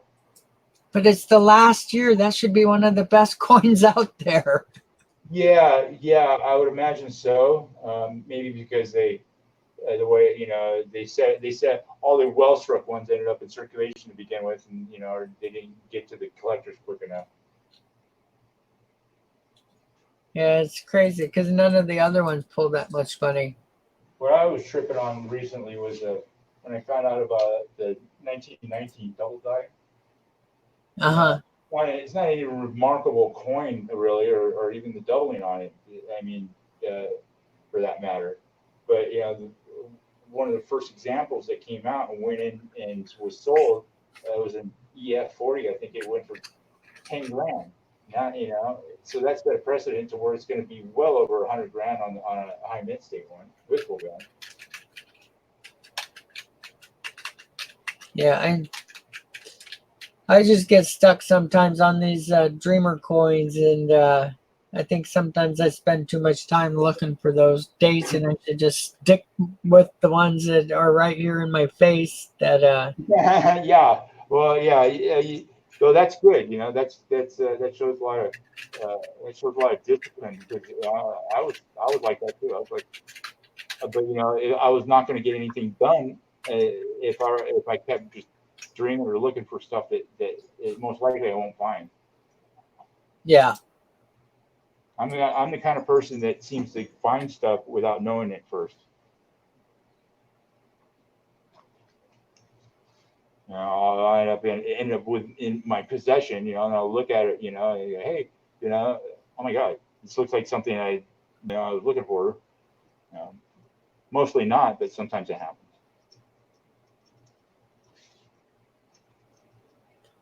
Like some of those, like I said, some of those full step Jeffs I get out of the circulation. I can't believe it.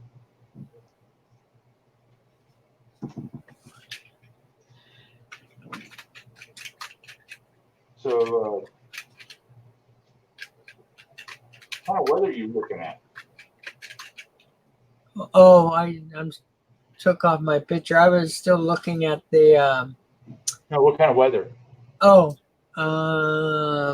81. Nice and beautiful. We got some overcast over here. It looks like kind of chilly, actually. Jeez. Yeah, we've been having a bit of a heat spell, so It was 90s last week, and it'll be 90s again this week.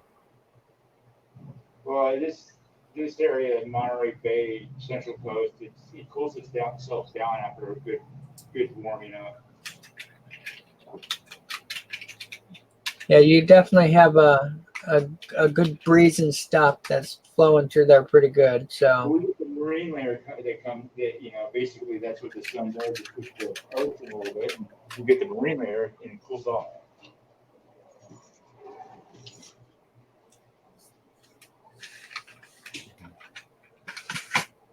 Well, so far my power is holding up, but it is steadily, it's plugged in. It's still steadily going down a little bit though. So yeah, I was right the first time when I got on this StreamYards. It takes a lot of power to concentrate with this system. I'm gonna have to give myself a battery backup. yeah, they said that they're working on that. That it's still experimental with the mobiles, even still. But they just gotten slammed with a lot of people switching over to them, and you know how sad that YouTube didn't take advantage of StreamYards or some of the others out there, because look how much business is now going to be going to StreamYard. And Actually, I need to look into this. I need to look into who put this company together. Because actually, I would like to. If they go public, I'm in like Flynn. Tell you the truth. yeah, because it's only going to grow bigger. Everybody's going to follow the people who are leading right now, and they're all using it. So Exactly, and right off the get go, they were the go to guys, as far as absolute. yeah, and OBS is great. I like seeing two cameras at the same time on the screen, but it's not necessary. It does need some tweaking, but otherwise, StreamYard is just, I think they're going to be the, people who's going to think, trying to buy a number right now. I bet you they're already in the process. They already got an offer on the table. They got that kind of money. Yeah, I have no idea the amount of money this company must make with the big businesses that are using it. Because for big business, this is a great program. Well, if they do buy, I hope they don't screw it up. Yeah, and that's true. That always is a big chance of happening. But they've kept it simple enough. They've got branding options and the banner thing that's really cool, but they haven't gone like OBS with so much detailed information that even the simpleton needs to put in, and it just isn't going to work. Most people can't run that.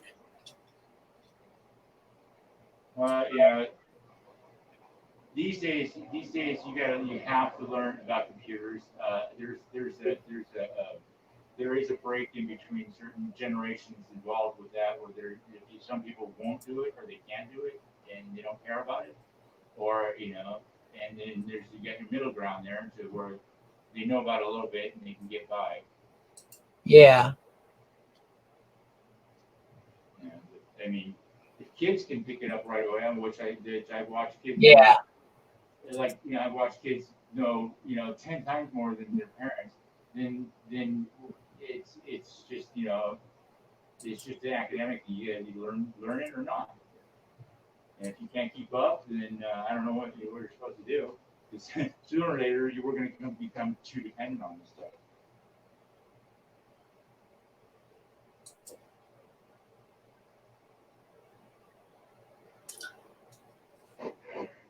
Well, I really thought that Google Hangouts was the real neat one, and I'm glad they are no longer available. Well, yeah, they kept getting compromised somehow, by it was hard to get people, when you invite somebody, and try or either send the link, and the link is not secured, or it goes through an unsecured, uh, uh, uh, I want to turn on, it can't be secured. I was watching people jump in and grab the link and chat and jump into the chat, jump into the live, their chat room, whatever. And, and they can present anything they want as far as video. People are yanking their pants down and being, or whatever. That was really screwing people. That's what I was saying before. That whole waiting room or backstage feature, to where you can control who comes in from the get go. You don't have to compromise. The link isn't compromised, really. Yeah. Yeah, and it's great to be able to just, because you can leave up several people just sitting there waiting to take their turn, or to wait till other questions are already answered. And I mean, it's great. And you can send them messages and let them know they're on standby, or that there's a good chance they're not going to go on and they need to wait. Or yeah, it's all good. I have nothing but good to say about it. Yep. I kind of knew that something would come up. I'm surprised. I didn't try it. Well, that's right. Basically I had other things I had to deal with. So, but I was testing some of the other applications out, which none of them really panned out. Basically StreamYard is what I was looking for. Yeah, I did try one other, and I can't even recall what it is now, but it was nice, but it was real simple. There were no options whatsoever, one camera, one microphone. And, that would have worked. But then I tried this one, and it's like, oh, I got a lot of options, and I can do more than one camera. Awesome. And then it just kept growing and growing, and to be able to brand the channel the way you want, to do the colors to match the way your channel is, or to even bring up actual branding is things, and that's fabulous. Nobody offered that before. I just think all the other ones were just kind of obsolete. They weren't expecting the a lot of the mobile devices were going to be able to handle what the streaming and stuff like that, and especially the live conference stuff like now. Yeah. Well, none of it could before. Not really. I mean, it'd last a short time, but there was always issues. Yeah, it usually has something to do with the video for the most part. The compression, along with compressing the video and streaming it along with your live feed. And keeping up with each other as far as the distance between devices or whatever, the streams. There's a lot of math involved there.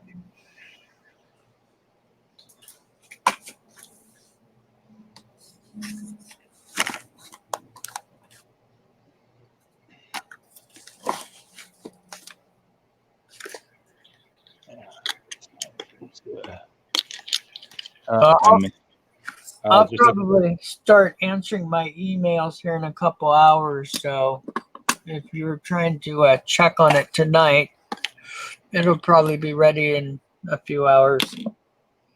Just so you know. Buffalo. Yeah, I like sticking type 1 and 2 out there.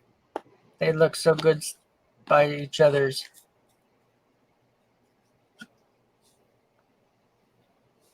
Except I have them in reverse. Type 1 comes first.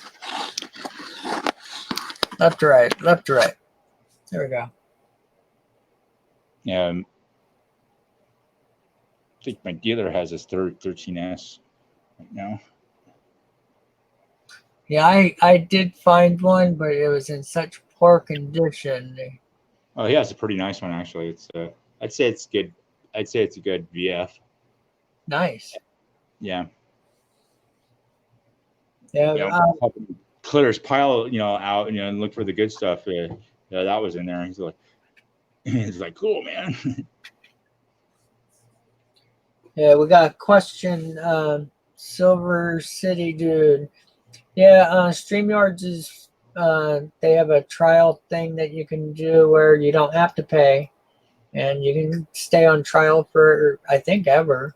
Yeah, I'm on it right now.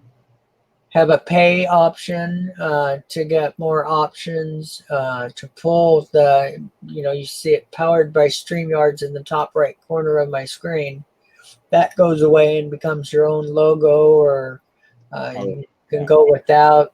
Can show other ways of branding it, and I can bring up all kinds of questions and stuff from people that can be shown on the screen. It's really pretty cool, and people with telephones can come in and join the channel. I don't pay for StreamYard, so I don't know how much it costs. You'll have to go to the site or go to the parent site and ask them or call them. Yeah, it starts at $25 a month. Pretty cheap when you They're consider. probably just letting us do the beta testing for free, if anything. Yeah, but I've been running it pretty nonstop. I've probably got 70 hours in on it now. Probably more than that. Yeah, I probably got closer to 100 hours in on this right now. And they're gonna want to test it for a couple of months at least. So yeah, it's good. Yeah. I've been asked for feedback too, which I've given them as far as the questions they asked, basically if I had any problem, and actually I haven't. So that's great. Yeah, I've told everybody who has to be sure to fill that out correctly and make sure they help the cause. yeah, totally. I still want to. I'm gonna go and probably while I'm taking the getting going down to my local coin shop while I'm traveling, and I'm gonna take a look at the company and see what they're about, because it seems like this application might fall into place with some of the virtual technology I've been looking at as part of using it for the hobby. That'd be fun. Yeah. I mean, I just want, because there's certain aspect of the technology. It's called glasses, I guess, technology, and I've been looking into that because I want to put together a new applications for glasses, because you're supposed to be able to make your own. Yep, you can. You can find that stuff on Stream. Stream has all those options for all kinds of applications for VR applications. That's right. But I haven't. Those things are kind of expensive. I probably won't see one of those until for at least a year. Yeah, but you could play with the software and utilize it now, and just do mock-up imaging, so it's giving you an idea of what it's going to look like.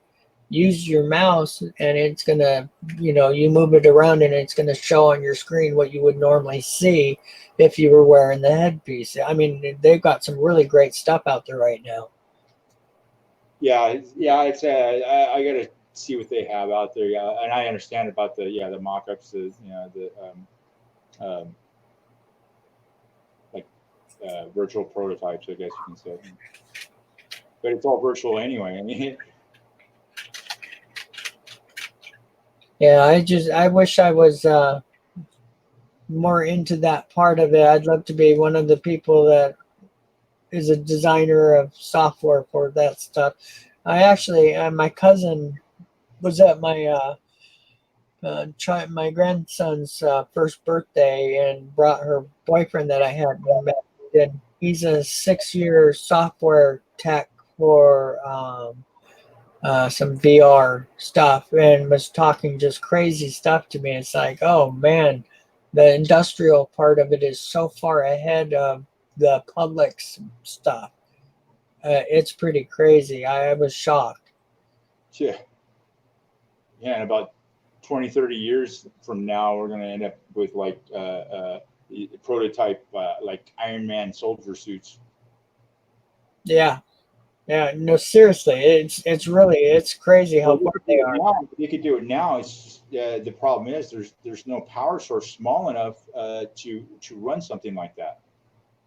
Well, most of what he's doing is in industrial engineering.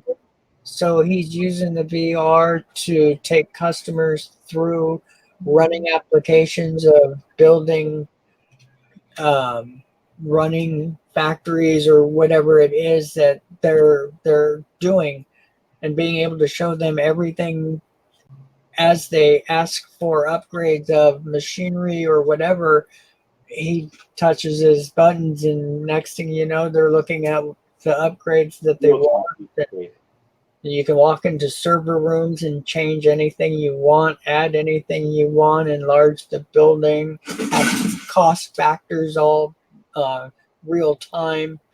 It's crazy. He was telling some amazing stuff.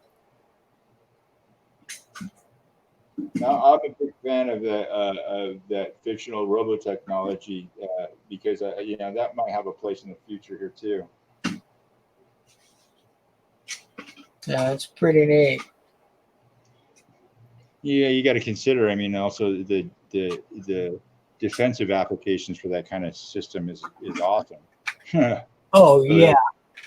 But like I said, I there is no such power source to run something like that. I mean, I'm sure we could build something that could take the power source, but there is no power source, that's strong enough to, that are efficient enough actually. That's a big problem with our technology that we're going to end up with is I mean, it's great and everything now. I mean, the way we brought up, the battery technology and whatnot. But, I think we're going to run into a stagnation on that pretty soon, unless they already have something that's going to come up and coming, or something that's going to or a whole different technology. Yeah, he started talking about some of that, and it just went over my head. I wish I understood. I'd love to repeat some of the stuff he said, because he mentioned that as being a key issue for most of the VR applications that's being used at homes, and businesses need even more. So it's a major issue for everyone. And he says there's already stuff being developed for it that's gonna 5 times the energy output of what today's stuff's doing. I don't know if 5 times is enough, but yeah, every now and then you have to shelf a project. Whoever it is, it's a given. Sometimes you get lucky, but the way things have been going with the computers and the communication systems and the way energy's been going lately, I think it might catch up. And catch up and just keep going. Basically it's been catching up exponentially. I mean, you got like with the computer processors, it would just double every time, and the memory would double every time. The next generation is like crazy. Yeah, because they've come close to that. It is crazy.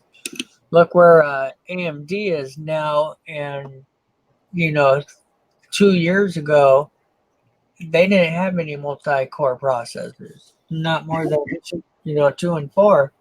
Now they're not true. 32. I mean, that's crazy. So that's a single core processor, or a single processor that has that 32 cores. Jeez. And that's this year's model. Next year's is already being talked about, and it's more. Yeah, but there's got to be. I mean, there has to be a limitation eventually. Well, the dies are just getting huge, so the brains are they're enlarging the area so they can create bigger and better.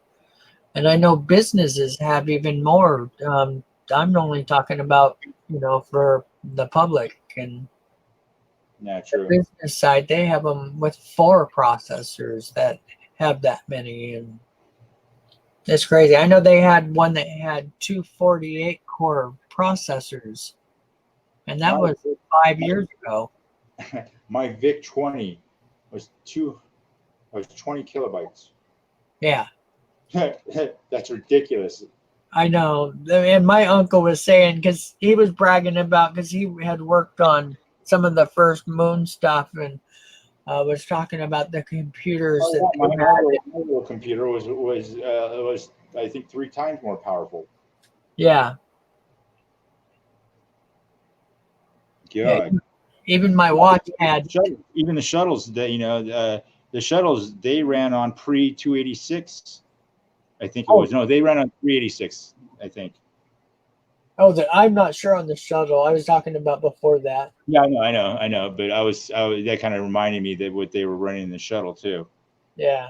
It was funny though, because they were talking about these 500 and 600 pound 45 megabyte hard drives, and it's like, wow, that'd take a whole room full, to just do a cookbook. Yeah, and it'd have to be air conditioned.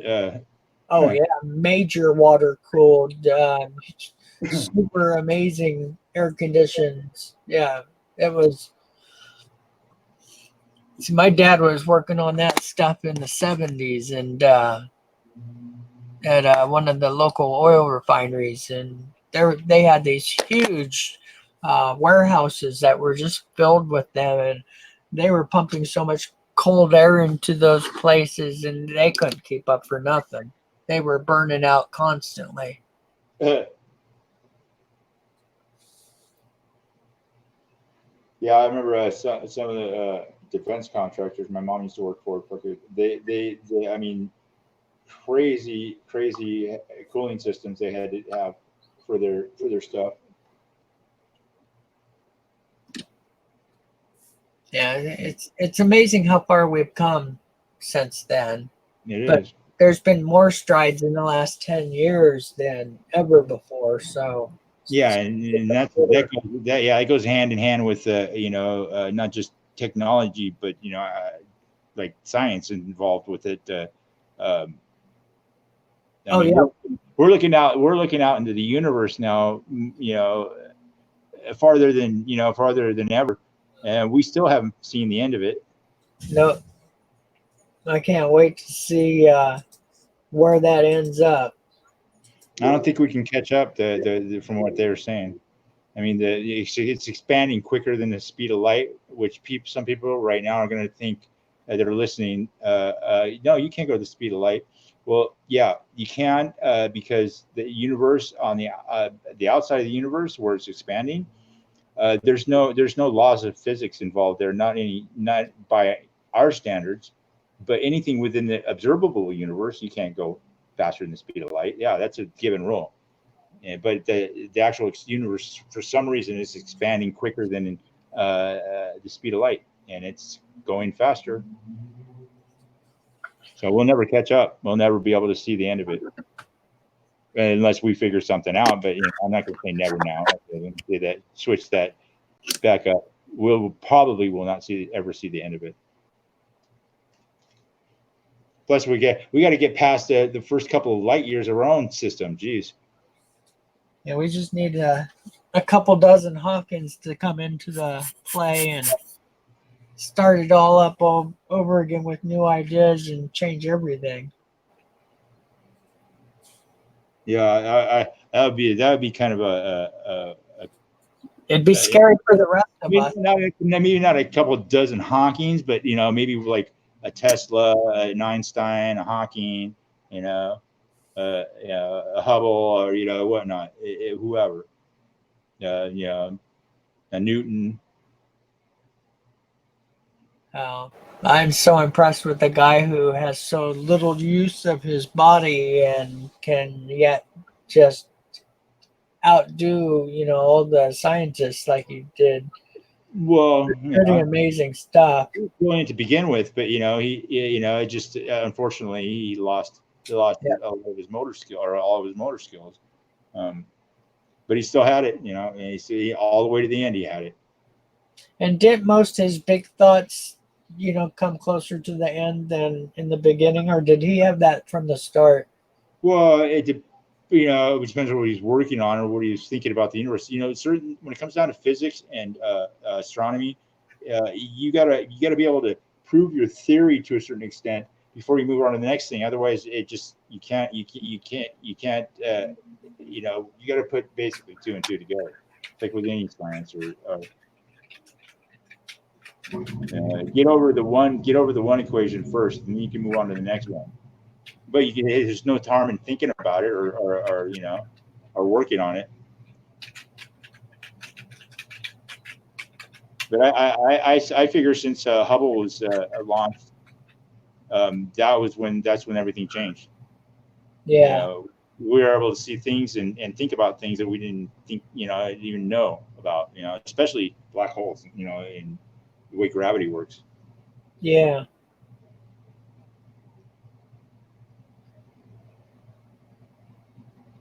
Yeah, that's the one thing a lot of the movies really portrayed was, being able to see in an area that we could never see before and finding out that doom was around the corner.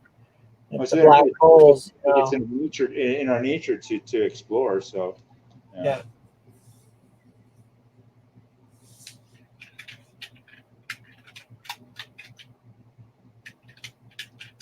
So who are you going to be? You're going to be Indiana Jones, or you're going to be the water boy? I'm not sure. Classic. Yes. No, I kind of feel like the water boy, but you know better. Yeah, it's funny. I love watching these really ridiculous, outrageous sci-fi movies. It's so fun to see some of the thinking going on and that people will actually back them and allow the movies to be made for some of this. And then I get halfway through and it's like, I am actually enjoying this. Oh God, this is even more. I know the mantra. What really took me by surprise was that movie, the one Tim Allen did with Sigourney Weaver. Oh yeah. Yeah, I thought it was going to be like more than lame, like take it to the ultra lame. It was actually kind of cool and funny. Yeah, I've been impressed by quite a few movies. You get those spoof science fiction movies. They don't pan out very well most of the time. But then again, there was Hardware Wars. Yeah. Remember that? Yeah, there's been a few of them. It was a little spoof of Star Wars. Was that the one with Candy? I think so. But they also had was that Mel Brooks movie too. Because Candy was a dog instead of Chewbacca. And Wasn't that Hardware? No, that wasn't Hardware Wars. That was something different. so, that was Spaceballs. Yeah, Spaceballs. There you go. Yeah, that one just cracked me up. I love the little leader running around with the giant helmet and little short guy. She pulls her hair off there. The little buns for their hair were earphones. Yeah, that whole movie. When you get that many comedians on a site, nothing but good's gonna happen when they're that good at comedians. Oh yeah, I mean, Mel Brooks. Enough said. He's gonna throw together something that's gonna work. Either way, it's gonna be funny. Yeah, what I'd like to know is what hit the floor. I'd love to see that part. Because they always come up with so much good stuff that they end up having to cut out half of it just to make the time. Yeah, that's true. That's true. I really wish they would have followed up. Remember the History of the World? Remember that they had that little plug for History of the World Part 2.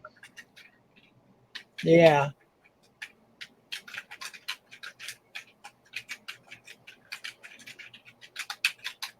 Yeah, I love watching this spoofs and stuff. It's always so much fun when there's a better director producer behind it.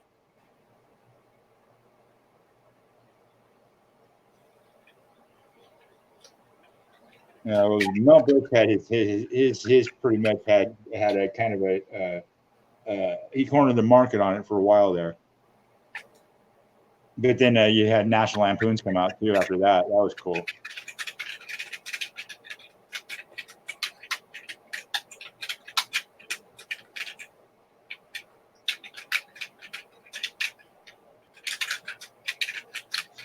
I guess it's almost time for me to leave. Go see what kind of stuff I can acquire. Alrighty. Well, thanks for joining. Yeah. I'm just see what time. Yep, it's time to go. I gotta get a bite to eat too. All right. Talk to you later. Yeah, just get back to me whenever you can. It's no big deal. But like I said, I'm shooting to at least get those to you by the end of the week. But it depends on what shipping is. We're in the same state, so it shouldn't only take a couple days. Yeah, and it'll go right out. So yeah, I wouldn't expect them to go out till the week after at the very least. I mean, as far as the mail goes. Yeah. I'm going to try to get them to you by Saturday, but I wouldn't expect them to go out till at least, at the very least, Monday or Tuesday minimum, or later. I don't care. They don't have to go out that fast. I just want to get them to you if I can. Well, whatever works. If your plan changes, just let me know, and we'll do I will what we definitely. need to do. Yeah, I'll give you the final say. I'll give you my final let's just say exactly what I'm going to send. I'll let you know within 2 days. Okay. That and your 2 cents. All Alrighty, take it easy. right, bye. Yes, Sheldon, she loved your roll of Franklin's. I got to go up on the stream at the end, and you wanna come up, Sheldon? Now, let me put the invite for you if you want. It was really fun. You need to rewatch it because you'll be pleased with her reaction. She said that everybody else's gift didn't matter. She got her roll of Benjis, and that's all that mattered. Oh, and she'd take the 20 too. It was great.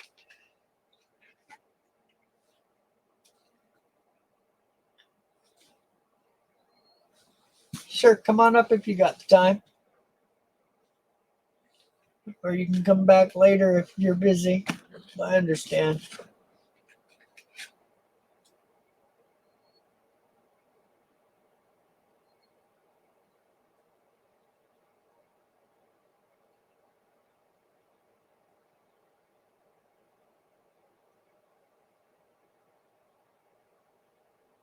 It was so much fun.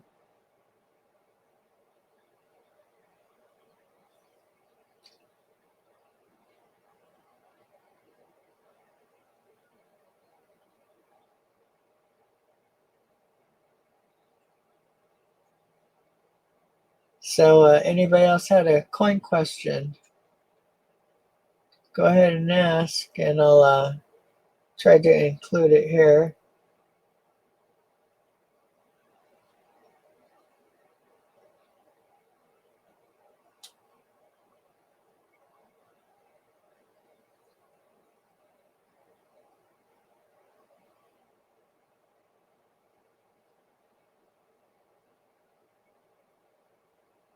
Hey, no problem, Lincoln. And you do whatever you need to do. I can always make do. No problem.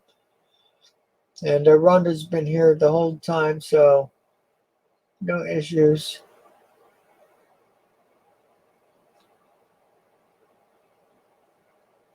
Oh, that's right. She did tell him that as soon as she got that money, it was time to go to the dollar store.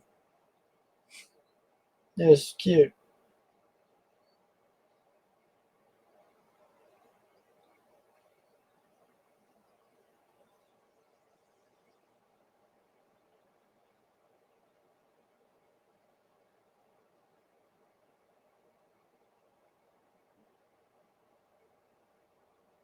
Yep, she was on top of it.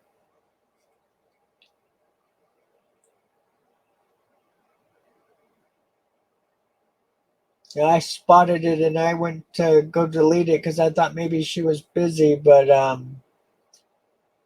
continue seeing the comments even if they're deleted. So um, that's what it was.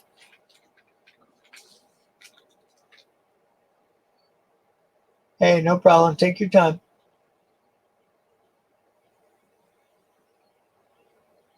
And no driving and streaming.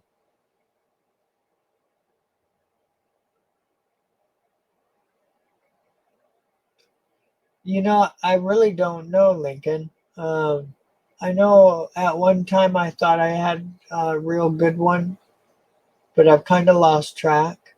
Um, I'd have to go through them. I have a bunch in my 2x2s that are in one of my boxes. I think I have about 40 of them. And I think one of them had something special going on. I think it's not my rarest, it's just my highest grade is probably going to be the best one.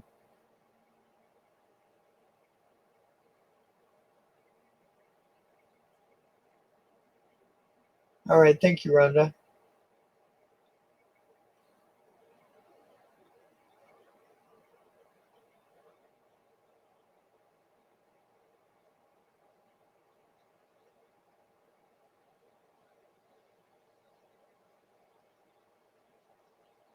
And I read your email, Lincoln.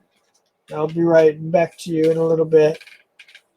I started to, but I wanted to say a little more than I can in the times in between people coming on here. So,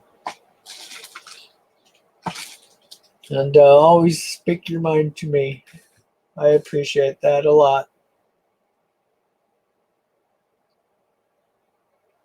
So Sheldon might be coming on here.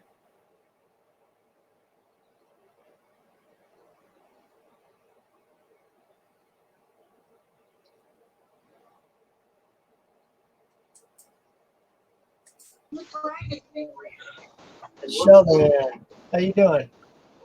Hey, what's up, Rich? Not much. How you?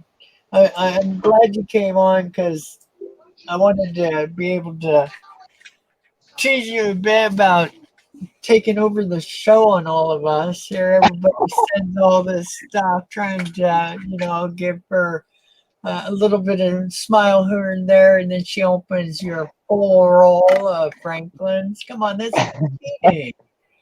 Yeah, because last week I sent it to him and it got there this past Monday, and then I think Tuesday he did a stream and then he showed everybody in the stream like, oh, this is from Sheldon, and then he said, yeah, man, she's gonna like feels all like, bro, you're gonna hear her all the way in Hawaii. And it was funny because she didn't scream. She Yeah. she pulled him out. I think she kissed him once, and then she hugged him. And then her dad mentioned that she didn't scream, and then the scream came shortly after. But Yeah. it was hilarious because she was kind of lost for a minute and just amazed, and she pulled the entire roll out, and it was hilarious. It was hilarious. Yeah, Phil was kind of stunned, and yeah, it was really funny. I really enjoyed it. And then she told her dad as soon as she got the 20 that it's time to go to the dollar store, and she put everything down. It's like, okay, silly girl. I know. I sent her a card too, so I was like, I gotta send like something in there in the card, So I was like, just give her $20. Yeah, that made her day. Bruh, I was thinking after I sent Phil the package, I was like, bruh, I should have like did like a joke, So like I thought of it after, and I thought it would be so funny.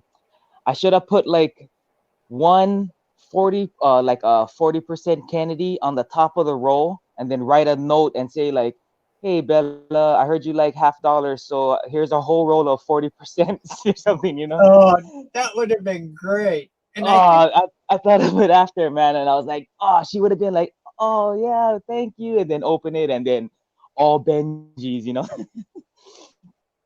yeah, yeah, because I'm pretty sure she would have pulled the roll out and still gone through it. That could Yeah, yeah, be yeah. really funny. Man, I thought of it after, and I was like, bro, I should have fucking did that, man. That would have been funny. Yeah, the good ones always come late. So, but I'm pretty Yeah, sure always. Phil wants to talk to you because I'm sure he wants to share his appreciation with you. Oh yeah, bro. Like, I remember he said he was gonna do it at 3 p.m. Eastern. So like, bro, I thought I set my alarm, man. And then after, like, I got up and I was like, okay, like I was trying to like do the math, you know. And then like, I go on, I'm looking at my notifications, and I see like, oh, Bella's coin hunt is live, and I was like, okay, good. And then after it said live chat replay, and I was like, what? I missed the Uh, fucking stream, bro. Oh, I was pissed, man. I was like, man, I've been waiting this whole week for this. yeah, because you probably could have gotten up there with the rest of us, and Yeah, or at least say something like, because she would have talked to you, she'd barely talk to the rest of it. In fact, she kept muting me. really? Well, I was dumping all my really nice Benjis on the screen. I dumped about 50 of them and started to dump some more. And I guess she got a little frustrated with that. So I just wanted to show her that I have an appreciation for Benjis too. But it was funny. Yeah, So I even yeah, showed because my really nice cameo Benji. oh, was I that the got it. one on the top? The first one, you like, Yeah, the 63 that I had in that one set. I seen that one. Yeah, it's a beauty. I need to send it in and get it graded. I know they don't Man. make a whole bunch of money, but it'd be nice just to have that one in a slab. Yeah. So, Oh, well, man. congrats, dude. You won that little girl's heart. And I have a lot of thank yous for you. Yeah, Because out because of all that, for she the put everything aside and grabbed the roll of Benjis and said, "I'm done. I'm done. yeah, I seen that. I'm done with all of that stuff. I got my roll of Benjis. I'm done." Oh man, I know. I seen that. I was like, oh, she didn't even finish like the rest of her gifts from her dad, man. Yeah, it was funny. Well, Phil said that she's a major ham and stuff, but that she's actually a very shy girl, and I'm glad that she doesn't let that interfere with her natural reactions to stuff because so many kids do. Oh, I And wouldn't even think that she's shy. yeah, he says she's extremely shy, and it did show up a little bit at the beginning. It took her a minute to warm up there because normally she has just a couple people in the stream, and there was like Yeah. 24 or 26 at one time. So Yeah. yeah, they did good, and nobody deserves it more. She was there when he started doing this auction stuff, and I know it took up a lot of his time that was taken from her. And she's Mhm. a trooper and knew it was for a good reason, and even donated her own stuff. So Yeah. pretty neat family. I really like Phil. Yeah, he's a solid guy. That's the Yeah, cause first time I streamed was on Phil's channel. oh yeah. Yeah, I've only been Alright. streaming for about 11 or 12 days. Yeah, but it's every day for like 11 hours. Yeah, or more. So it's like a 24-hour stream. I was gonna do it one night. I'm up for sometimes 3 days at a time, so it'd be easy for me to do. But and it's funny because I had like 100,000 minutes on my channel, and now I'm at 999,000. Oh, did we lose Sheldon? Give him a minute, guys. He'll probably be back in a second. Yeah, right here. Let's see here.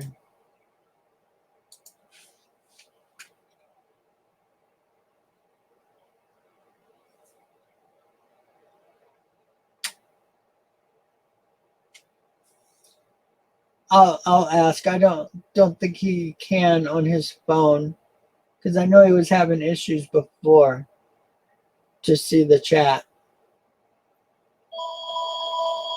Oh, he's calling me.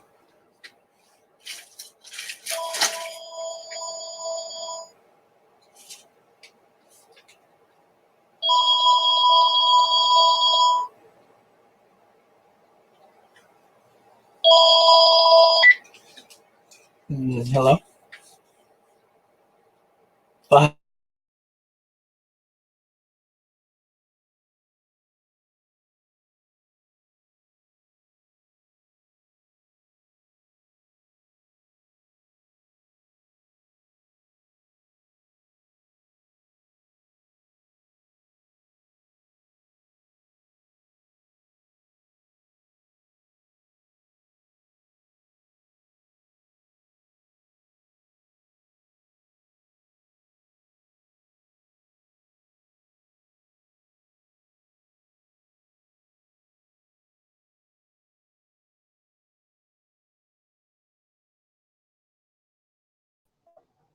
Talking to myself.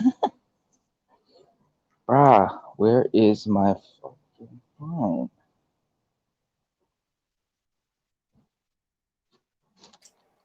I can now talk. I was talking to you for a minute, but I actually had myself muted. Oh. So it was funny because when you cut off, my phone started ringing. So I said, "Oh, he's actually calling me." Oh. So they were curious if you could see chat. You can't see chat, right? No, I cannot. I'm trying to find my other phone, my old phone that I can check, but this whole Yeah. time I've been trying to find it, bruh. That's okay. I'll pass any questions or whatever. Okay, Roger. Yeah. So Rhonda said that Cajun just uploaded the mail call from you. Oh, right on. Yeah, I want to watch it after. Thank you, Rhonda. Thank you, Rhonda. Yeah, because for the fundraiser, I sent in I sent in a whole roll of Benjis to be donated, you know. Oh, okay. Yeah, I remembered those going up. Oh, and And then Lincoln also says thank you for doing the coin collecting hobby, or for all that you do for the hobby. oh, right on, Lincoln. You the man, Lincoln. Yeah, I'm really glad I got the people that I do that follow my stream and help me out on the stream. My mods are great. It's such a great community. It really is. When people like you give so graciously, it helps everybody else pay a little more attention and realize that we can all help out. Oh yeah, of course, man. No, yeah, so after when I donated the stuff, the roll Benji's like Phil was saying the same thing too. Oh man, I love this community, so generous. And then after I typed in the chat, oh bruh, I'm always down to help out and donate. And then he was all like, oh Sheldon, if you want, next week is Bella's birthday. And I was like, all right, just send me your address, and then I'll send her some Benjis. Or no, I didn't say some Benjis, but I was just like, oh, I'll send her some. But I'm sure he thought maybe like couple or something, you know. Yeah, because I don't most think people sent she can go one wrong. and something else, but yeah, she loved it. Let's see here.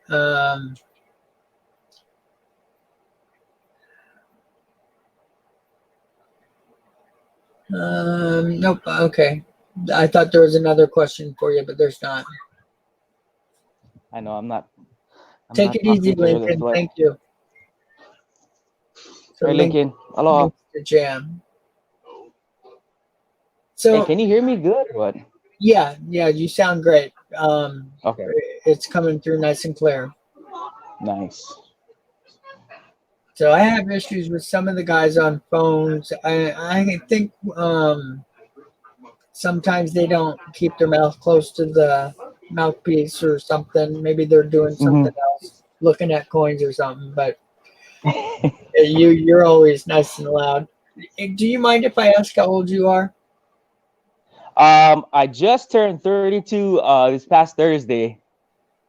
So I'm Okay, 32 years old now.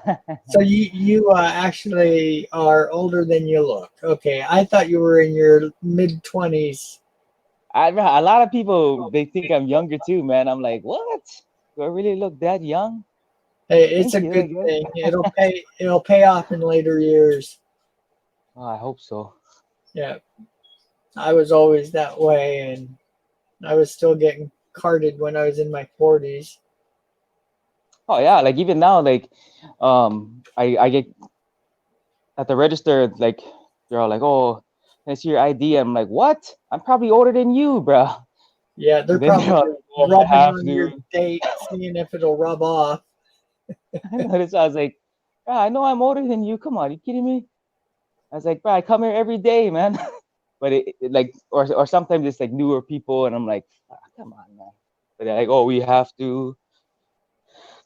Okay, whatever. Yeah, well, that was a lot of fun watching that Bella today. So many gifts. My goodness. She must have had 25, 30 gifts. Yeah, bro. No, I think I know, everybody, man. I was so pissed I didn't make it, bro. yeah, I feel for you. And you had the best gift there, and you didn't get to see it live, and she probably would have just talked your ear off. Um, yeah, it was really fun to watch. The community all are so thankful to Phil for jumping on this auction and helping out. One was friends, but he helped out a couple people, and already in the process of having it set up for others. Going to be next month. So Yeah. big job. That poor guy, he was so tired. He came on my stream right after, and oh my gosh, his eyes were so shot. Oh And yeah, I bet. you could hear it in his voice. He was done, 3 days of receiving emails and responding to people. And he got a ridiculous amount of emails. I forget what he said, like 1,500 or something. It was really crazy. Bro, that's crazy. Yeah. So, and then are you familiar with Bald Eagle, uh, 1908? I am. Yeah. I actually missed his stream when he was doing his auction. He was gonna auction his collection for to grab his truck. Yeah. I missed that stream, bro, and then I watched it after, man. Oh, kind of. Wasn't I don't it want to sound like a heartwarming? baby, but man, I shed a little tears, man. I'll admit it. Well, it is so cool that after everybody chipped in for the auction, comes up with $4,000. I think 4,500 was the final. And then this happens the next day or a couple days later, and people come up with another $2,000 in hours. Yeah, It's like, oh my gosh, that's crazy. That's so yeah, cool.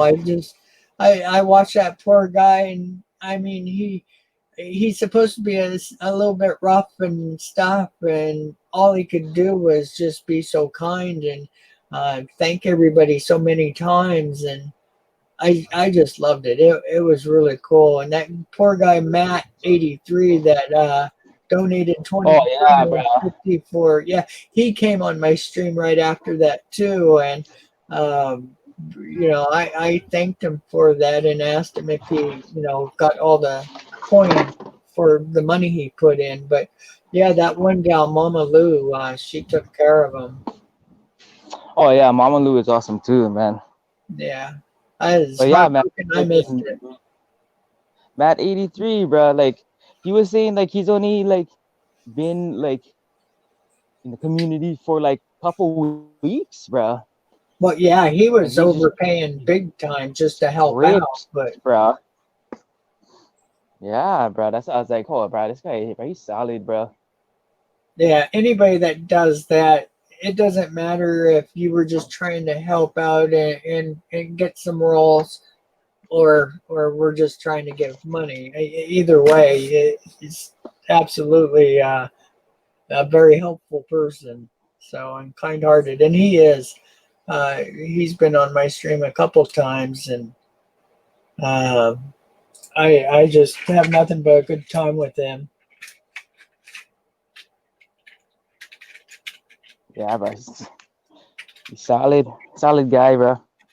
Yeah, so many of them. It's so neat. Yeah, no, like pretty nice, man.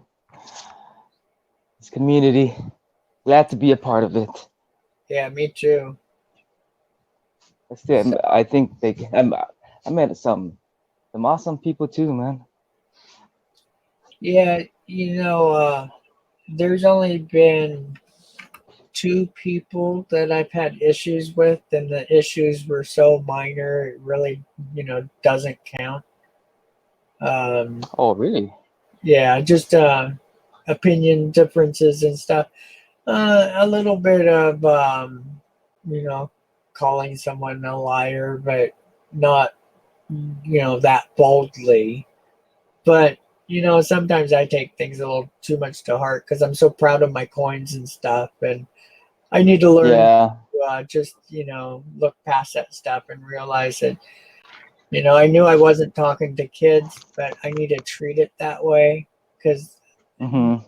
I don't need to respond to stuff like that. Yeah. So just being a little too proud, I think. Because I am. Nah, that's not coin wrong with that, man. Yeah. So it's fun. I just I have so much fun with my coins. Oh yeah. I was gonna show you guys my son. He's sleeping. Uh,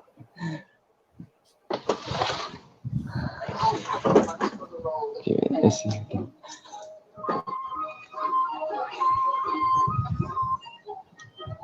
You really think Flo can ask to cheat? Okay, wait. So that's a no. It's down.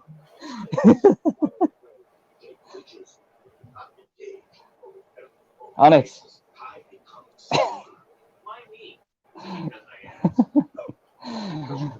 He's out cold.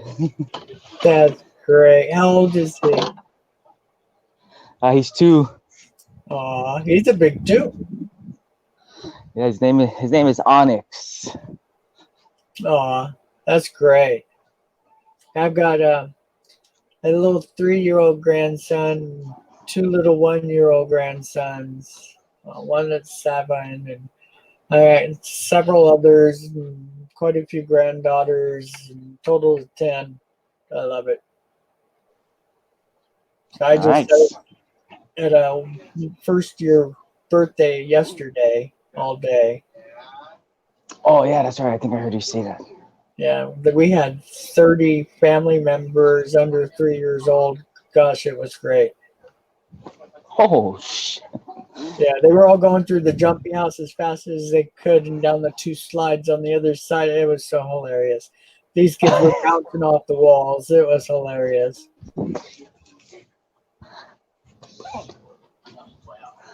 I'll show you my daughter, but my daughter and my wife went out today. Uh, Went to like this Hawaii Expo thing. nice. So how Mm. old? How My old's your mom. daughter? She's 4. Nice. Neat to have them close like that. Yeah. And what's her name? Her name is Paisley. Beautiful name. Paisley Ann. That's great. Yeah, cause my wife, she I don't know if you listen to country music. Not a whole bunch. I used to years ago, but I'm mostly a rock guy. So, but I Yeah, don't she listen too much these days. yeah, she likes this guy, Brad Paisley. Yeah, I know who it is. Yeah, so that's how we named her. It was from Brad Paisley. Uh, so is she a dancer or a singer? My wife or my Your daughter? daughter. Your daughter. Uh, Oh, you're saying your wife likes country music, and that's how you. Okay. oh yeah. My wife likes country music, and then she likes the guy Brad Paisley. So that's how we thought of the name to name my daughter Paisley Ann. It's a cute name. Yeah, I like it. So both my daughter's middle name is Ann. Oh, nice. Yeah. Yeah, because I was telling my wife that like even before like my daughter was born, like if we had like kids, then we would take, if it's a girl, like we would put both our mom's middle name in my daughter's name, and then if we have a son, then we'll take both our parents or both our dad's middle name, and put it in our my son's name. So That's that's nice. why I like seeing that. yeah, her mom's middle name is Ann, so that's why her name is Paisley Ann. Yeah, my youngest named her first son with my middle name, and her first daughter was named after my grandmother. Oh, And nice. I love that when the names are passed down. And then my oldest daughter, she's got 5 kids, and all of them have Angel as their middle name. It's so cute. Nice. Yeah, fun stuff. Enjoy it while you can, man. They grow up so fast. I know already, man. You guys are a handful, but yeah, they're growing up fast. I swear they're just born yesterday. Yeah, yeah. And see, and that's the way it'll be. And next thing you know, they'll be finishing the beginning school. You know, third, fourth, fifth, and grade goes fast. Yeah. My oldest is starting high school, and they've got the grades so messed up. You know, all 13-year-olds are starting high school. I find that tough. Oh, really? Yeah, the middle school is now just 2 grades. Oh, because I know the intermediate down here, they just added 6th grade to it. Huh. So it's like 6, 7, 8. I don't know if it's just that school, that one school that we all went to, you know. Yeah. But they just added 6th grade, so it's like 6, 7, 8 grade. So, what coins are you going to be picking up next? Are you replacing your Franklin with Franklin's, or are you going another route with your coins? I actually am gonna replace my Franklins. I bought another roll on CoinOps auction. Cool. So yeah, I'm gonna. But the roll I sent Bella was like more nice. It was circulated, but it was like more nicer ones, you know. Yeah, I saw a couple that I was- looked uncirculated. No, yeah, like well, like okay. So the first time I like ever found $50, I asked. Well, every time I'd go to the bank and stuff, I would say, "Oh, you guys have $50?" They're like, "Oh, we only have like two or couple rows," and there's always nothing, you know. And then after when I found the girl was like, "Oh, I have 2 rows," and I was like, "Okay, shoot, I'll take it." So and then I seen the end there, and I was like, "Oh wow, a Franklin." And then after, like, I was like, "Yeah," I was telling my coworkers, like, "Yeah, I found one." You know, I didn't even open the row yet. But the whole thing was like, both rows was like Franklins and Walkers, man. Cool. So then, but they're all like, but some of them were like super nice, man. And I was like, "Wow, what the heck? Why would someone turn these in, man?"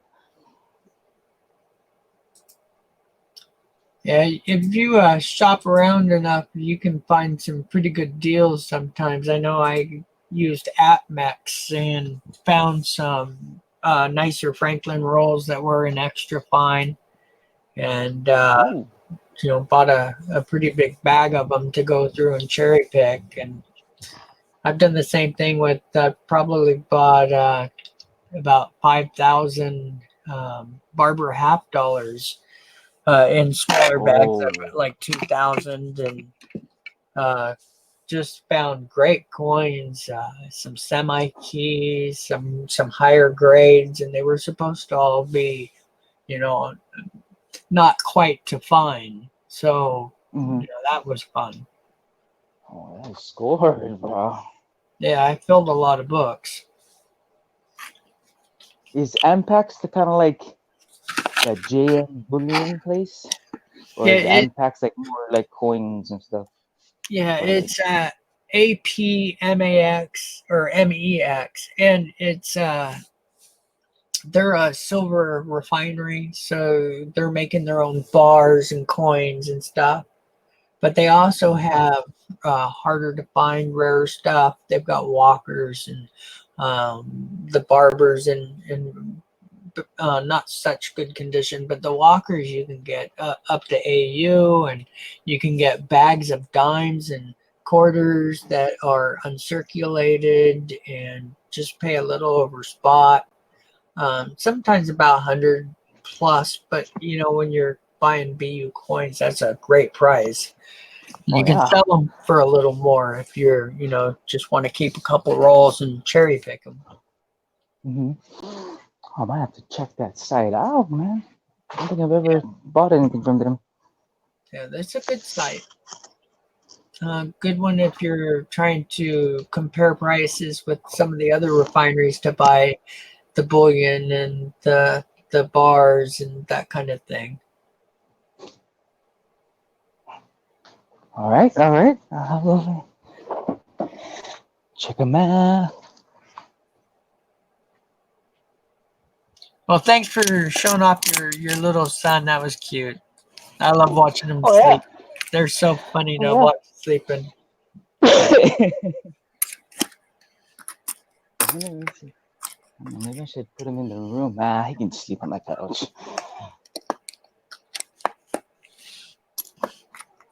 Yeah, he's been real clingy to his mom.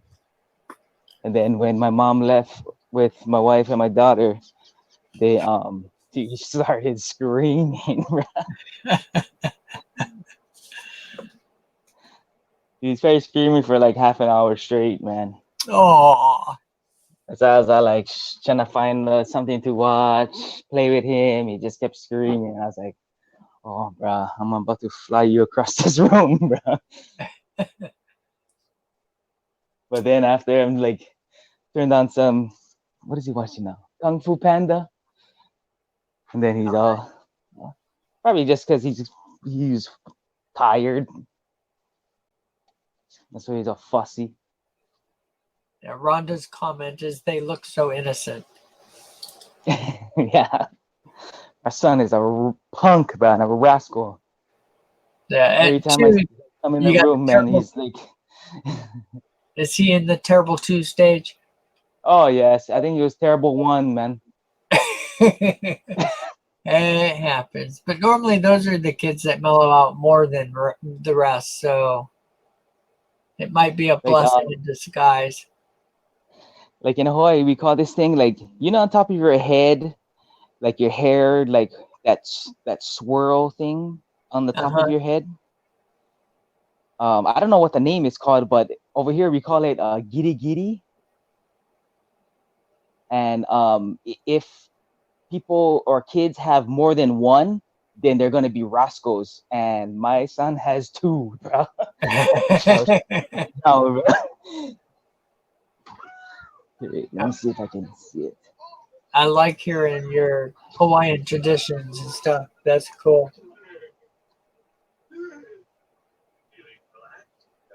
So, do you have a big family? Are you part of lots of brothers and sisters, or? Kind of. Nah, no, no. Onyx.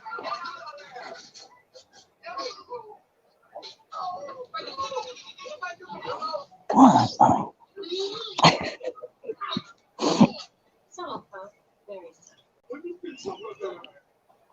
Oh, right there, right there.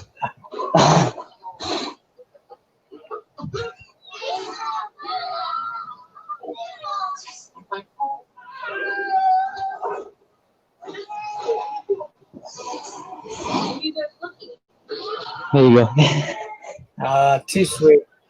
Sorry. I love that age.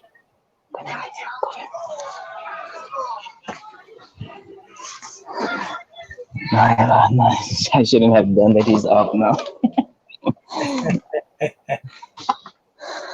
But yeah, like that little swirl thing on your head, your hairline, or not hairline, but Yeah, I saw it. I could see him.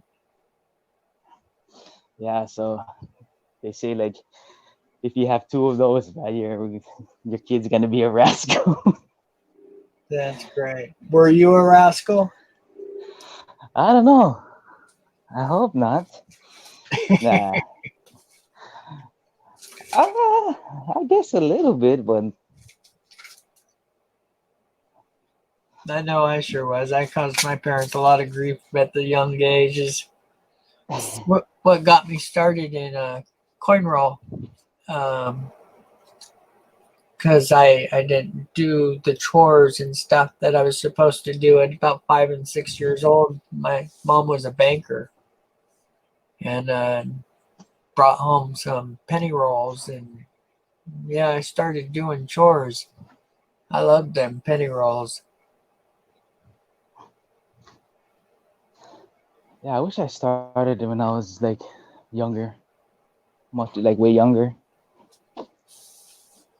Like Bella's age. I wish I started that age, man.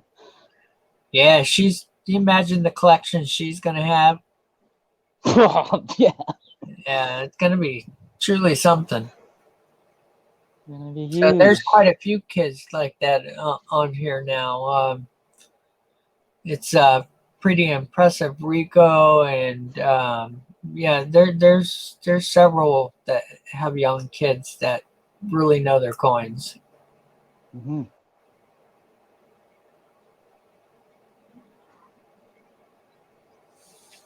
So fun stuff. All right. Well, okay. All right. Well, I think I might have to dig, bruh, and put my son down again because he's up. So, Hey, but do what you I'll need to do. be in the chat. All right. Nice talking to you, Rich. Yeah, you're welcome anytime. All right. All right, take it easy. Okay. Aloha.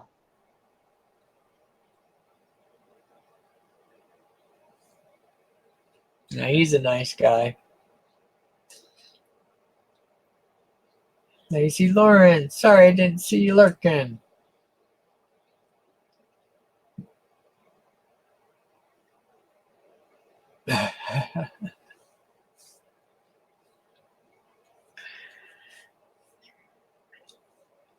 So should we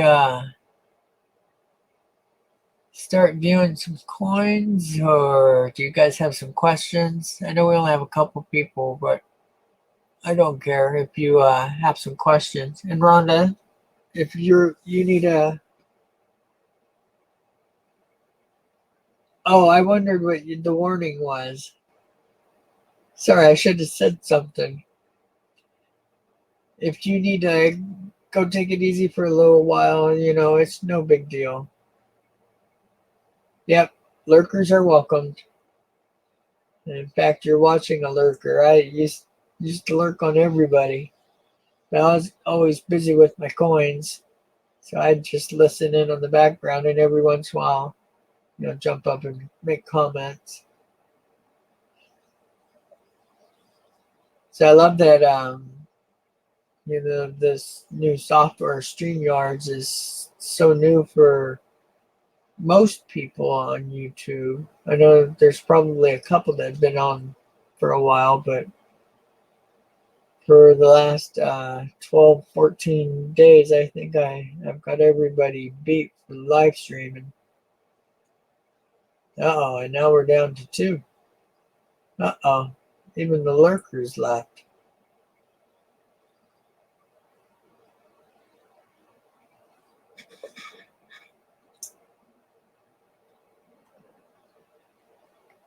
All right, Rhonda. So I need to start getting some of my coins together so I can put up a video of some coins for sale and then push them on the next couple streams. I'll get some information to you, so if we do an auction, you'll have all the information, and you and Lincoln, and that way maybe I can get some stuff sold. I also need to get the legal jargon down on my site. I figured this week I'll probably pay for StreamYard and be able to brand it, and in the branding I'll put up some little disclaimer somewhere that shows I don't know if I'm going to do 18 or over, but I'll probably do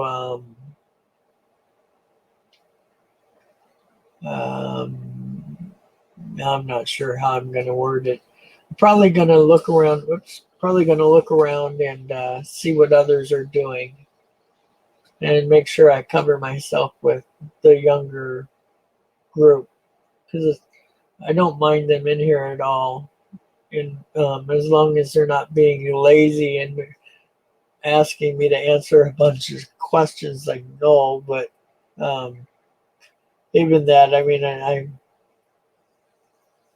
that wasn't that big a deal. I got a little frustrated with it at the time, but after thinking about it for a while, that wasn't that big a deal. So I do think I need to go get something to drink before my voice gets drier.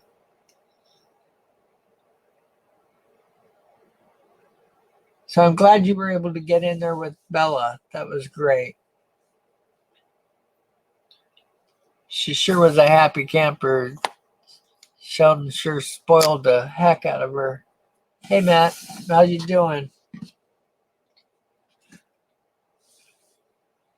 We were just talking about you, actually.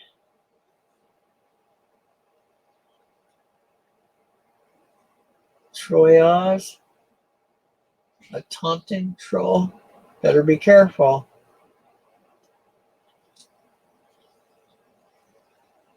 Oh, sorry about that. I was just talking to Sheldon and talking about how impressive it was that everybody chipped in on the big auction with Phil, and then a few days later with Bald Eagle 1908 getting a couple of grand in hours. That was what an absolute great community. I am just so proud of everybody for being so cool. And you were the first one to offer, money for that auction. So even though I know that turned around on you a little bit, it shows you have a big heart. Thank you for being part of it.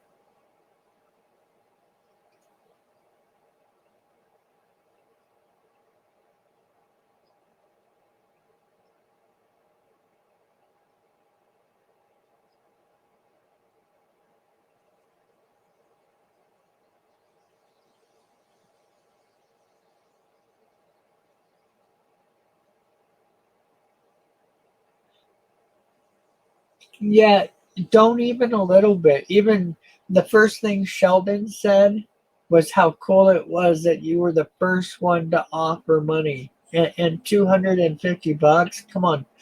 That's not somebody trying to just buy some coins and stuff. That's somebody that was definitely helping out. And you knew you were.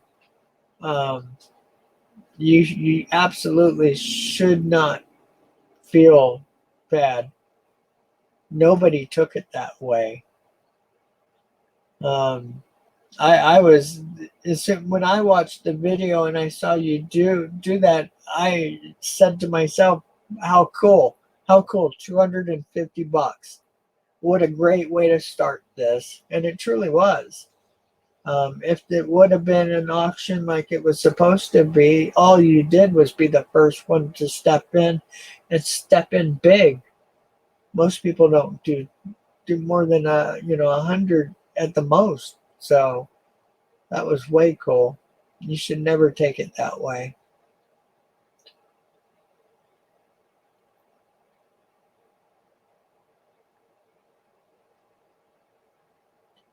Yeah, and I can understand that if she's not part of the community and seeing all this stuff that's been going on. No, I understand. Um, I just hope she got a chance to see some of the videos that showed what was happening, so she could figure it out and realize that you were just being a big heart. So, and did Mama Lou take care of you, or did you end up? Because I have no problem helping out people that were helping out in that way.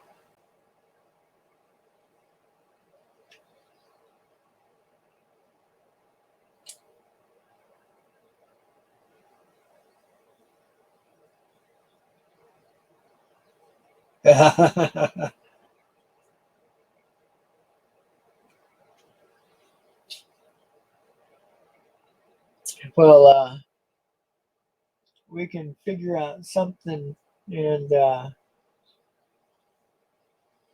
get you some coins and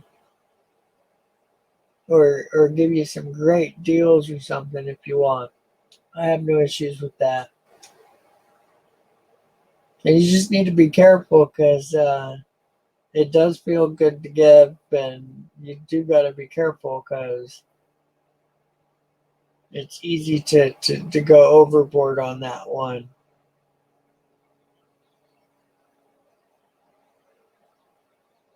Yeah, and I get that too.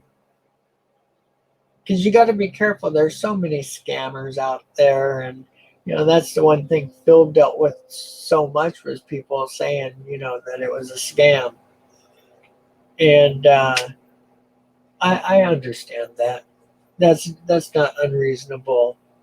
So to first say that you're not going to say who the people are, but people need the money, that alone sounds like a scam. So it's totally understandable. It's just neat that the one father came out and did a little video or did a stream with us and talked to everybody and thanked everybody. I'm sure that put a lot of people at ease, and you could tell that the guy was extremely touched. Military guy shedding a tear his daughter in his arms. Yeah, that's a cool thing to see when it's a situation like that. So, and look what it created, a group that's now going to take care of people every month.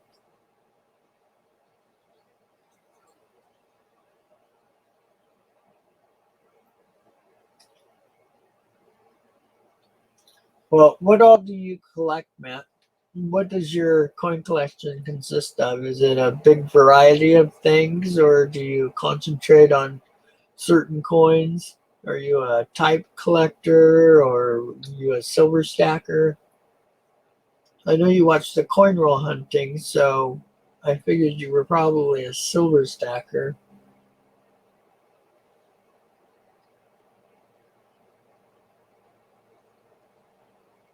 Oh, how funny. Well, I'm going to have a lot of things for sale on my show or on my stream. And if you're interested in anything, you let me know. I'll give you a nice discount for your first purchase. Get you into the hobby with some nice coins.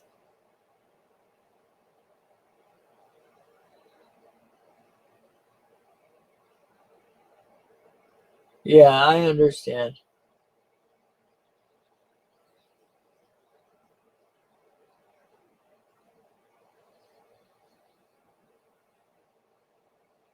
Well, keep that in mind. I don't know which direction you'll go, but if you're just starting out, I highly suggest you picking up a typeset folder. You don't need to pick up an album until you learn your coins more and know which direction you want to go, because I'm sure right now you don't know what coins you really are interested in.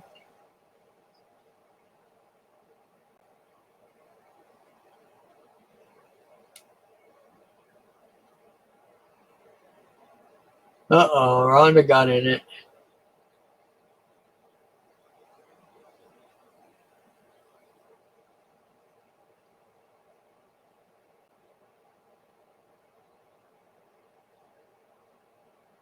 Rhonda, what did you say?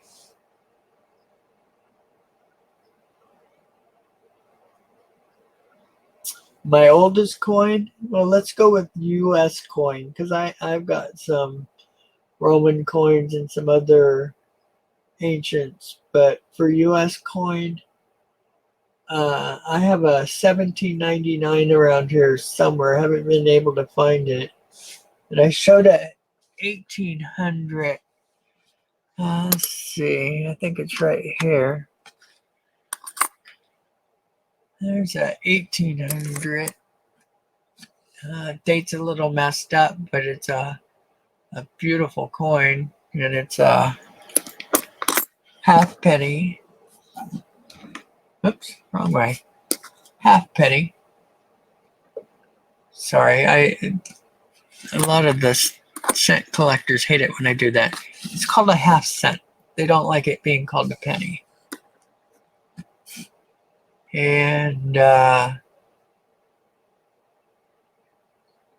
have a real large collection. So you might get a kick out of seeing my videos, sure. I have about 1,700 pounds of coins for USA. A couple hundred is silver. One of my last videos is 50 pounds of silver, and it's just a little part of my collection that shows about 330 silver dollars, 1,500 or 1,800 quarters, and it's quite a slew of coins.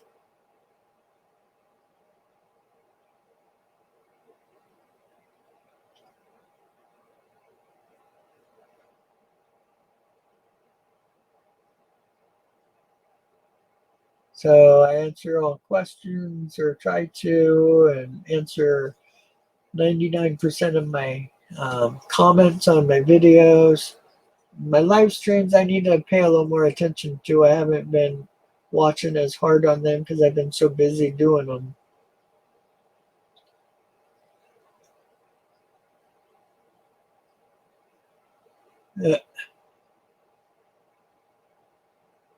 So what's your oldest coin, Shirk?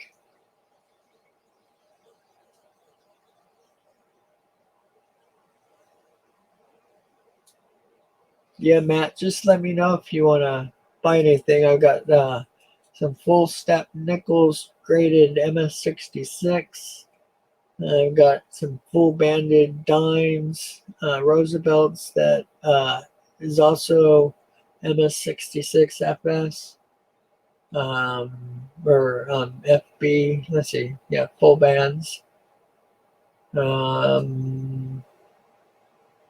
Got quite a few other coins that I was going to start putting up. And if it's pennies, I got tons of pennies.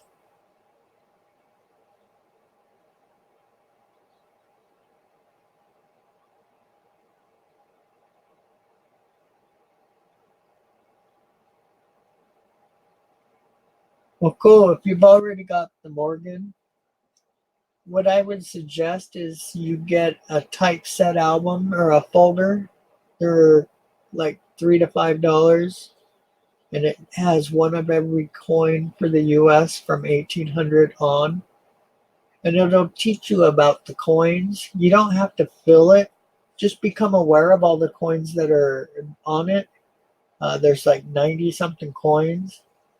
And find out if, is half cents or if half cents are your thing, or look at these coins.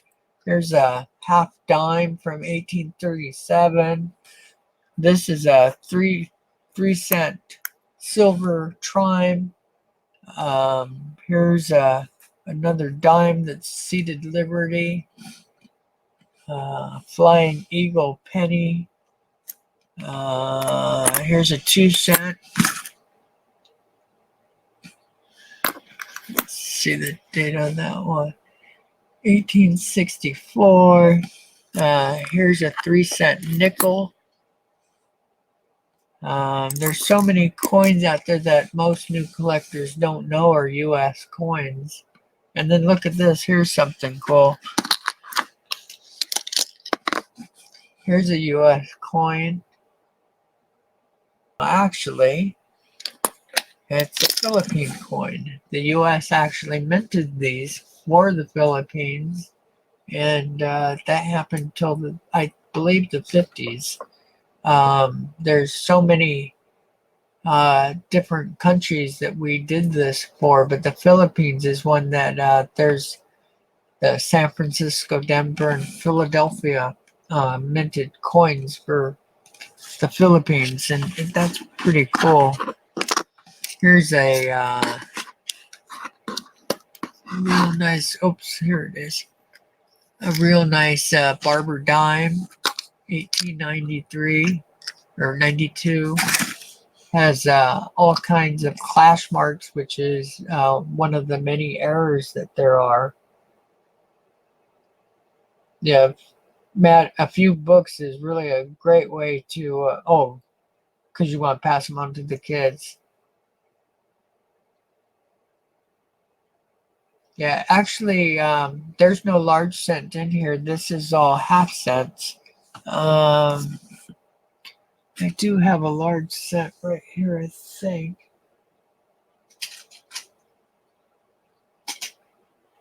I don't have one handy, but they're pretty similar to what the half cents look like, just bigger, twice the size. So, yeah, and there's the Buffalo nickels are fun.